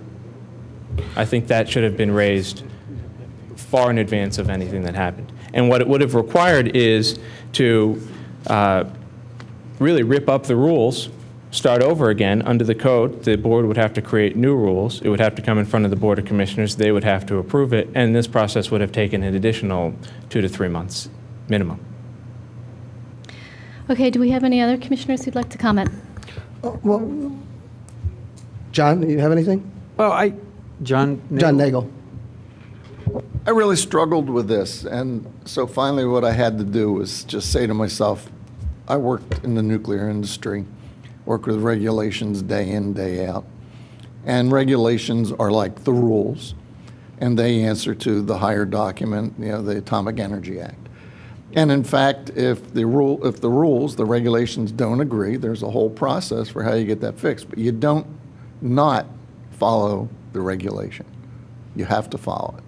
Now, they have special circumstances. We had a thing called a notice of enforcement discretion, which you explain to the NRC why you can't follow their rule, and they can grant you discretion. They will not enforce it. That's a part of the process. I think we have, in the 5 motions, or however many there were, we have exactly what this code asks for. I'd love this personally to make me happy. I'd like to see a cover letter on it from you saying the closing investigations found no probable cause attached to the motions. To me, that would do it. And as far as confidential documents, you can say, I'm forwarding you all the documents that are not confidential. So, for example, Ms. Peroni's stuff was in the press. Yeah, forward that to us. But the individual testimony or the letters that some of the commissioners wrote, no, that's confidential and should be sealed. So I think they've done their job. I think we just have a housekeeping issue. And we should go back, if people have this much trouble, and clarify. Even maybe codify the rules rather than have them just be rules. So Attorney Barris, you're saying that, if I interpret what you're saying, that this board delegated its authority to determine whether an investigation, an ethics violation, is in fact justified, and that no further action is required because that authority to be the judge and the jury and determine and to make a dispositive determination as to innocence, or in this case, the legal conclusion was no probable cause, that has been delegated to the ethics board by virtue of the rules that they issued some years ago. I don't like the word delegate. The ethics board didn't delegate anything. The Board of Commissioners asked the ethics board to review a complaint and gave them the rules and procedure in which to do that, and that's exactly what the ethics board did. The rules specifically state after the preliminary inquiry there is no probable cause to conduct a hearing, you close the preliminary inquiry. That is exactly what the ethics board did.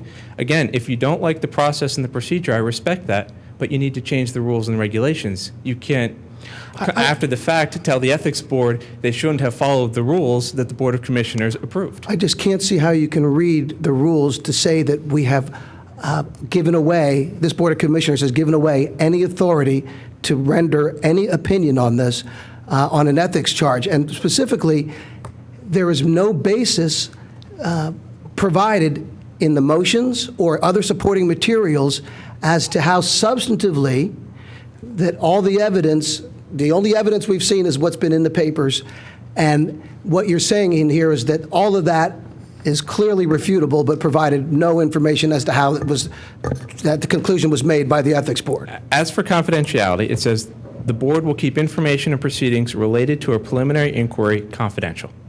It's pretty clear cut on whether or not you're allowed to discuss it. It then goes on to say the board, however, will have the authority to refer the matter to law enforcement officials during a preliminary inquiry without providing notice to the subject of the inquiry.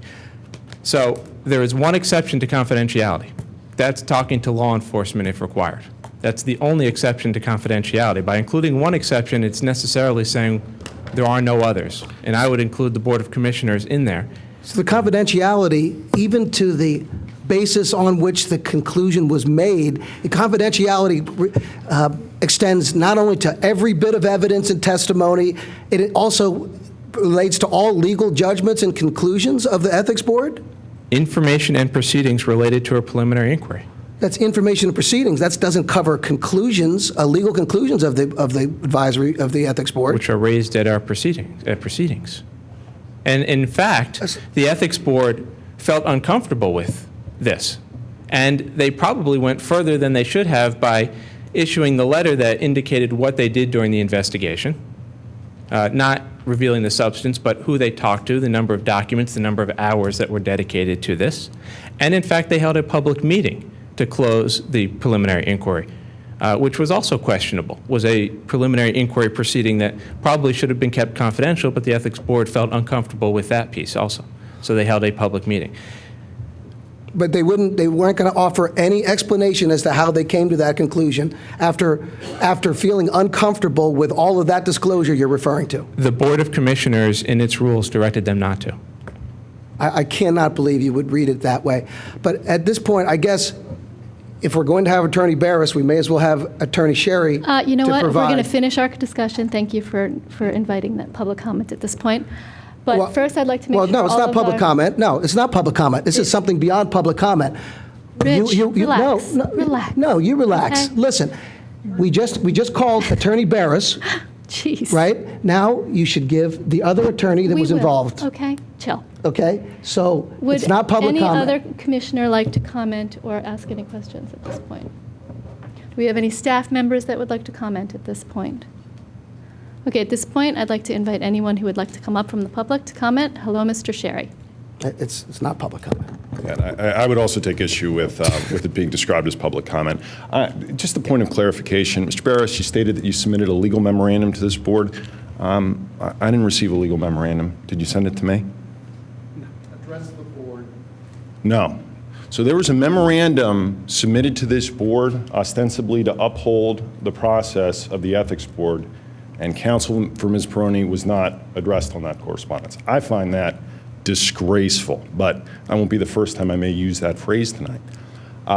Just going back, and I appreciate Commissioner Booker bringing up the topic as to who could vote. I was present at that meeting when Commissioner Schaefer stepped aside from this ethics investigation to now step back into it, and apparently not only to do that, but actually to get an opinion from the solicitor, to which I suppose you mean John Rice. That man also recused himself. So again, utterly shocking to me that you would do that with respect to this particular investigation. Utterly shocking. I've never heard of anything like that before. A person stepping aside of in terms of her involvement in the ethics investigation, and Radnor's code states that the president of the Board of Commissioners shall be the board's representative on that ethics board. In fact, Commissioner Schaefer stepped aside and now wants to get back involved.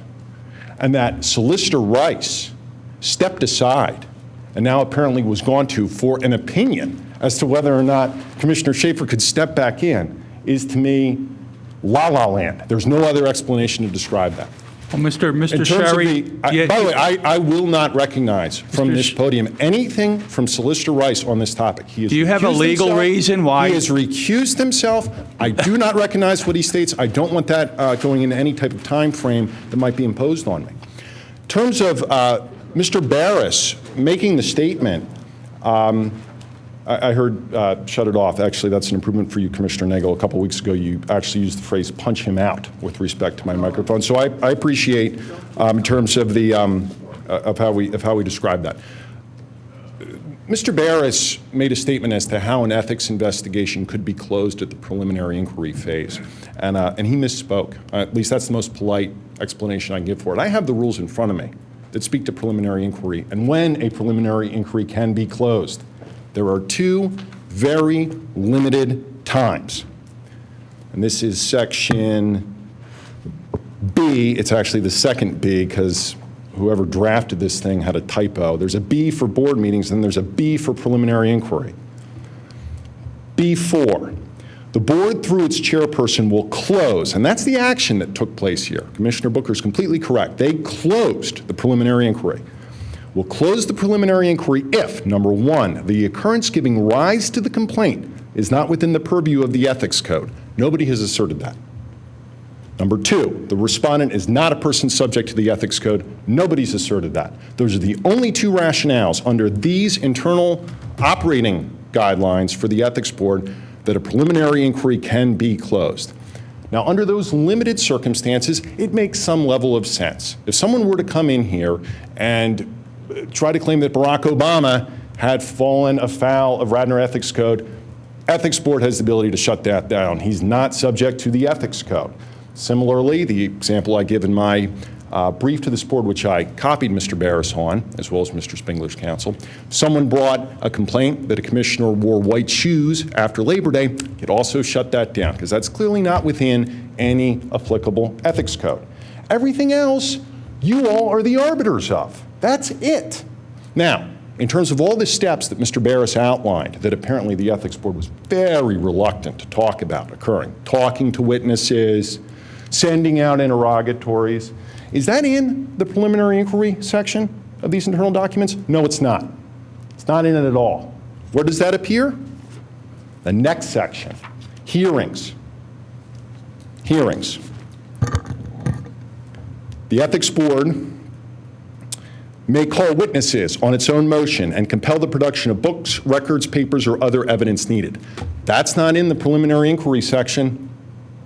So this board clearly moved beyond the preliminary inquiry section. To call it that is just self-serving.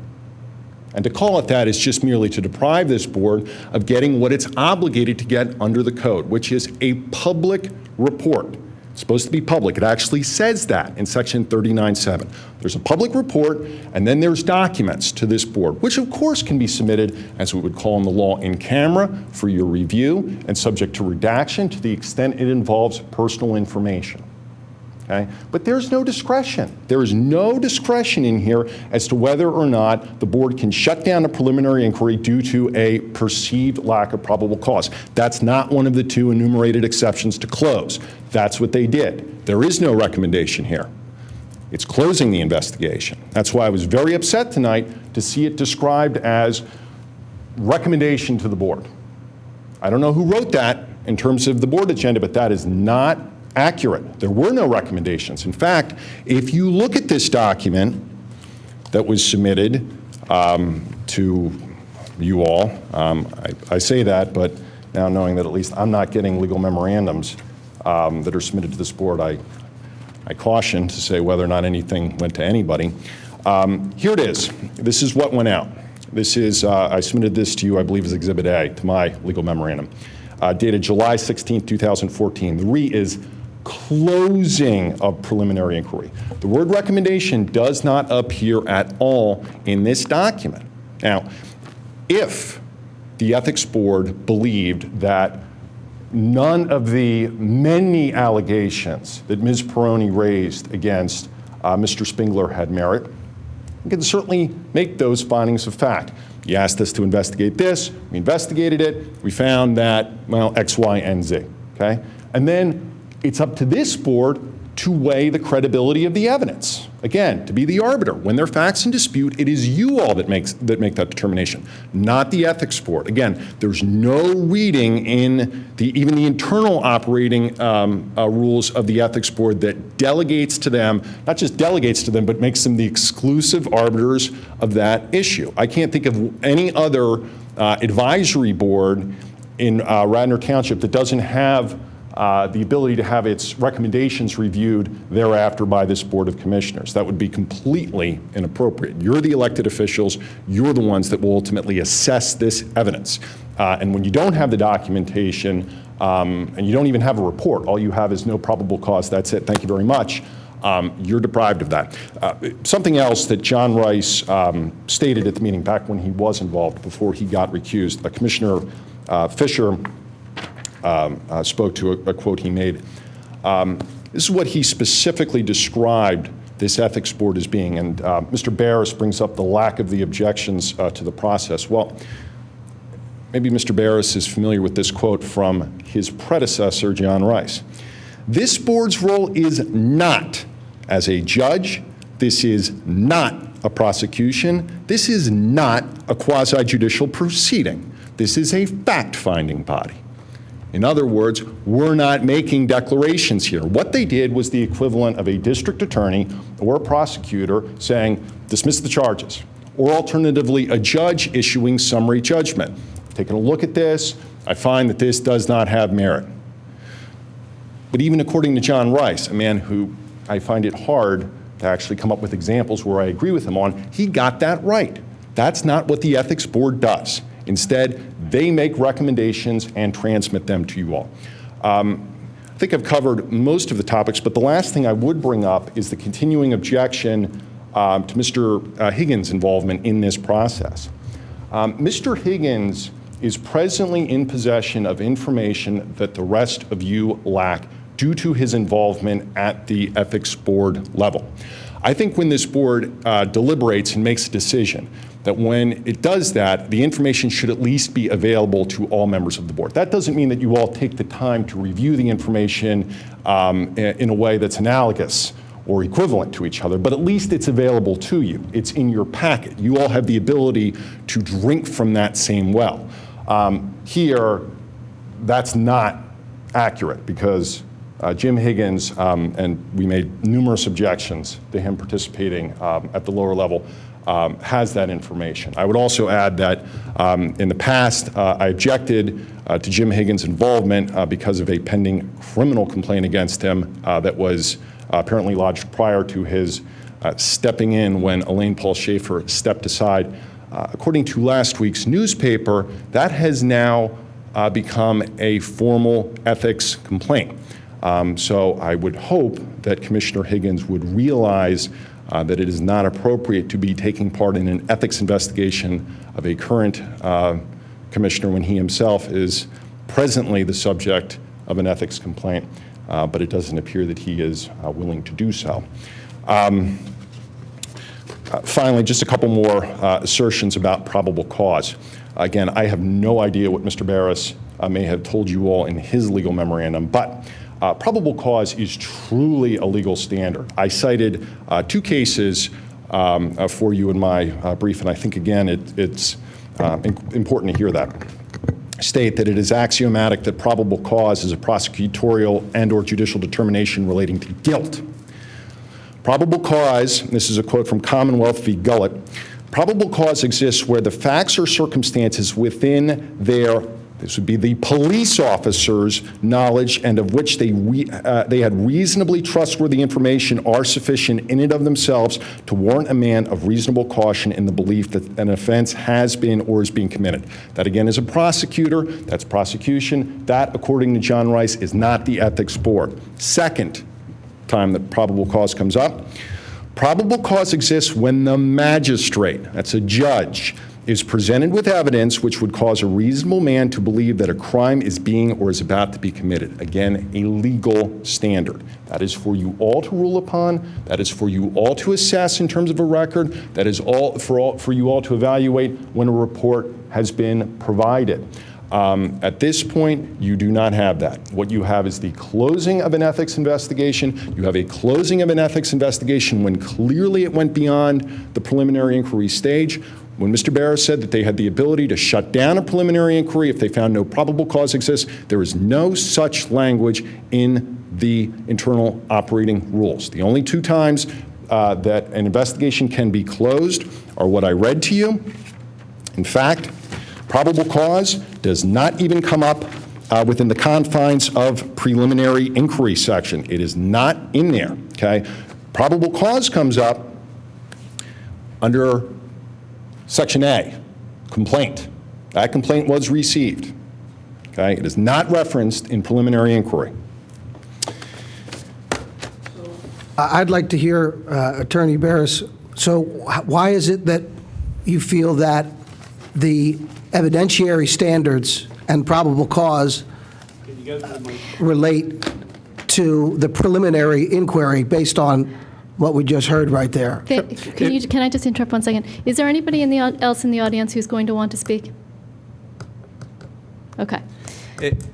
If you look at the section that Mr. Sherry just cited, but you actually read the words, and I'm going to do that for you. It's 1A5. Upon receipt of a complaint which satisfies the criteria of subsection 3 above, the chairperson shall call a meeting at which time the Ethics Board, without benefit of sworn testimony, shall make such preliminary inquiry as appropriate to determine whether probable cause exists to believe that a violation of the Ethics Code has occurred. You conduct a preliminary inquiry to determine whether probable cause exists. That's exactly what this Ethics Board did. Thank you very much.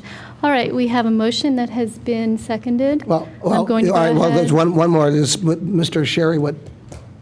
Yeah, we really Again, don't. as being, well, Mr. Barris was called back. Mr. Barris read that under the complaint section. That's complaint. Preliminary inquiry is a separate section, as I just outlined to this board. Probable cause is not in the preliminary inquiry section. And closing, which is what they did, closing is limited to those only two scenarios. Person not subject to the code, action not subject to the code. Mr. Barris has never refuted that, and there's nothing in this code that says it is closed if there is no probable cause. Thank you. Thank you. All right, I'm going to go ahead and call the vote. Does anybody need to be reminded what the motion was? Okay, this is on Commissioner Curley's motion. All those in favor say aye. Aye. Any opposed say nay. And it fails on a vote for 3-3. All right. Okay, so I think we have some unfinished business. I think what, we do. What has to happen now is we have to decide whether, does this close it for this board, or is it that there's going to be, is there further action on this board? And I think it's, correct, John Fisher, that's where you're going. Don, I mean, my opinion of what, after listening to both attorneys and after reviewing the code myself, it seems obvious to me that this ethics investigation went beyond the preliminary inquiry stage. It did not meet the test, the test that Attorney Sherry had stated, that the board can close the inquiry if it's not within their purview or if the subject Right, is not it went beyond subject matter and the code. Look, and this is my point. I didn't have the right words earlier. They went way beyond the preliminary stage. They went past that stage to the point where they were actually doing an investigation. They don't have, once they get past those two questions, they're past preliminary, right? That's it. And at that point, they're required under the under 39.7 to provide the results of their investigation to the Board of Commissioners. It's not up to them to decide whether they want to. They're required to. And we're required to receive it. That's the administrative code. Okay, so what's That's the way next it step? reads. I think there's a disagreement on three of us feel similarly to what you said. I don't agree with everything you said, but the lion's share of that I said. I think the problem I have is that the moment they went past the preliminary investigation stage, and that's clear to me they did, because they didn't have, the test failed. The test failed. They had two tests to do. Both tests were negative. They had to continue. And once they continued, they're past preliminary. They then have to provide findings of fact to the Board of Commissioners, an opinion. Okay. And again, the opinion may not change. They may, but they need to provide us that information. So they don't have a right to decide what matters. That's what we're divided on. So what's the next step? Well, I would suggest if that's the way you would envision seeing it and want to see that happen in the future, that you craft some language to change our rules. Yeah, but Commissioner and Schaefer I would would even all- argue that if you want to see it happen that way, craft some language to I'm fine change with the the way it rules to happened. reflect the ordinance. I'm fine with the way Yeah. it happened. I think we need to have this back on the agenda to debate that specific point. In the hierarchy, it's clear in the hierarchy that the code shall govern. And to the extent, we don't need to throw out the rules of the Ethics Board because there's a conflict. If there's a conflict, the hierarchy is the code shall govern. There's no question the code requires a submission of a report and an explanation of the facts that were determined and why, and an explanation as to why. You're giving a the legal cause. opinion contrary to what the solicitor for the Ethics Board has given. That's You're right, just a because commissioner. he has not convinced me Because But this... he hasn't given us an opinion on the hurdle. Yeah. So could you please give us, so the section B has two reasons why the preliminary investigation can be closed. I think there are two reasons. First, I think you need to look beyond Section B. I think you need to look at Section C1, where it says... I don't need to go to C. I need to start with B. So B is the section that can you please read B to us? The two reasons why the preliminary investigation ends. It has to do with the purview. Can you please read those? Sure.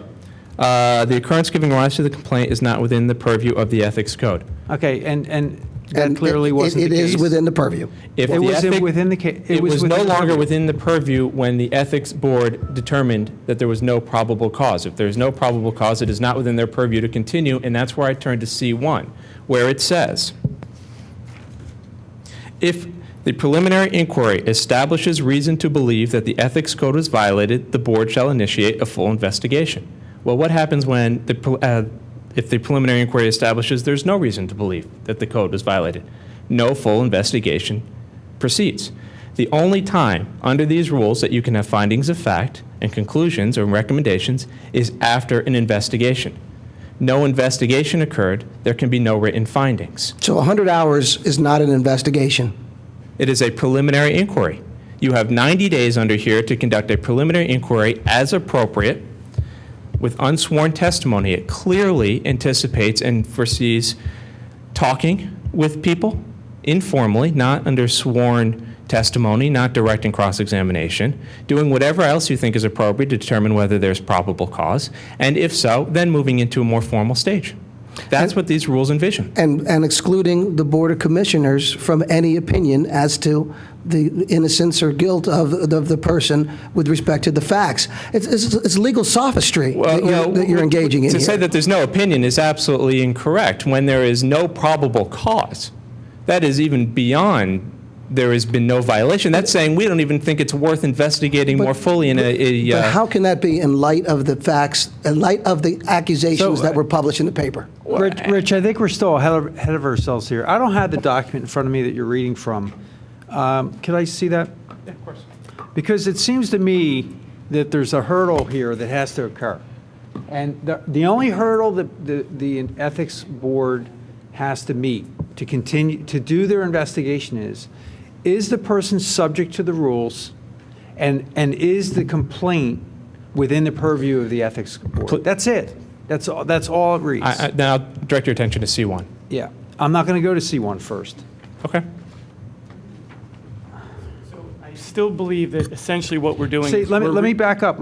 I'll just read what this reads here. The board, through its chairperson, will close the preliminary inquiry if, 1, the occurrence giving rise to the complaint is not within the purview. So it's certainly within the purview. There's no question. 2, the respondent is not the person subject to the ethics code.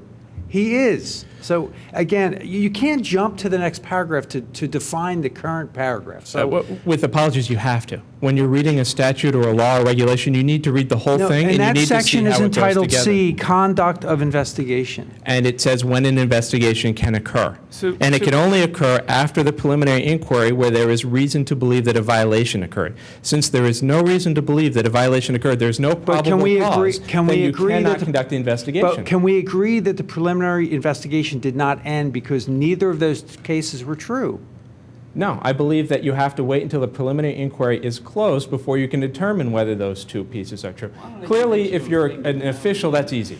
Now, but it's the purview. I'm sorry, I completely disagree with that interpretation. Very good. I mean, it's clear that you disagree. What's the next step? What do you think The next we need step to do? is that I go back to. We'll have to raise it again. But if we raise it again, there isn't any sense to debating the same issue again. I think the problem we have here is we have an attorney in front of us that's interpreting this in a certain way that's not necessarily the way the code was written. So And you have three commissioners who interpret it the same way. So that's that's really convenient. So yeah. So here's the thing. Bill, Bill, you need to leave the room or not talk. So I'm sorry, but you can't talk right now. So here's the thing. The way I read this code. I think really I've heard enough. John, you go on all night if you had your way. And I It's not think- my way. I really think. But if the we have heard lawyers from on the board we've can't heard from agree that somebody this is- learned in the law. He's interpreted the rules and the code for us.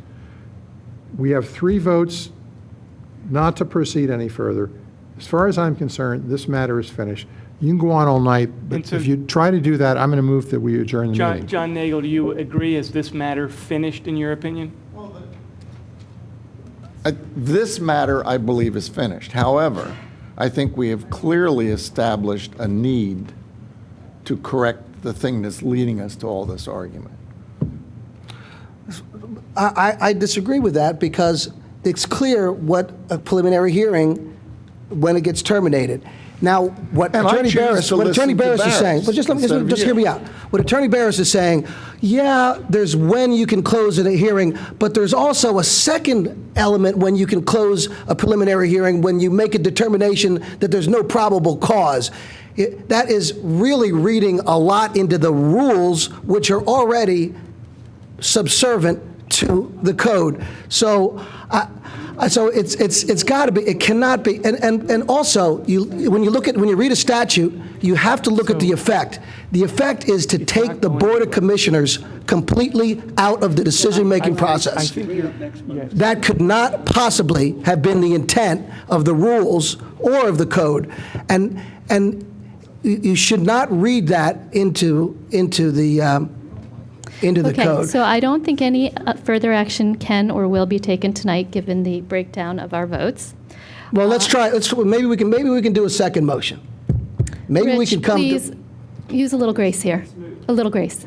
I wish you would have used a little grace. The time for a little grace was for you to not vote, probably.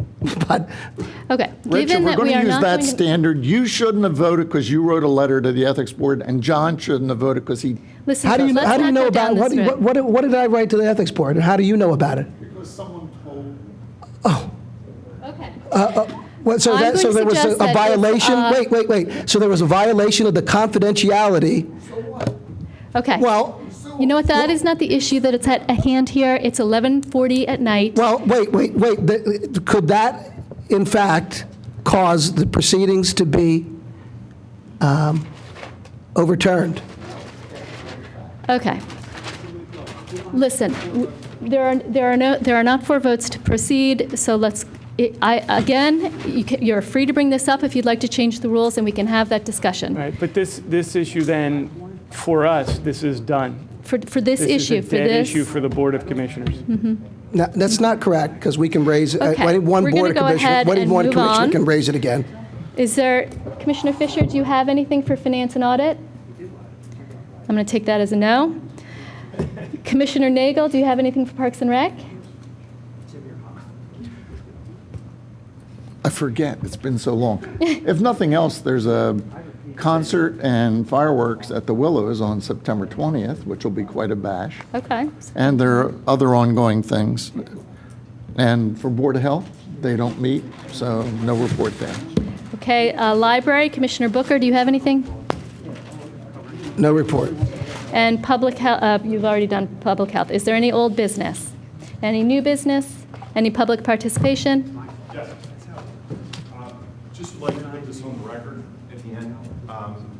Again, I would respectfully request that Mr. Barris send to me the memorandum that he, on behalf of the Ethics Board, apparently delivered to this Board of Commissioners, because I believe that at least perhaps a rebuttal brief, or at least examining the positions, whatever they may be, as articulated by Mr. Barris, is important for this board, lest somebody be communicating with this board as a collective whole without including really the de facto litigants at the lower level. So I would request that if Mr. Barris is unwilling to send it to me, I guess I can do a right-to-know request and seek it that way. Okay, thank you. Anybody else for public comment? I have this, I can give this All right, seeing none, I'm going to ask for a motion to adjourn. Move we adjourn? All in favor, say aye. We're adjourned.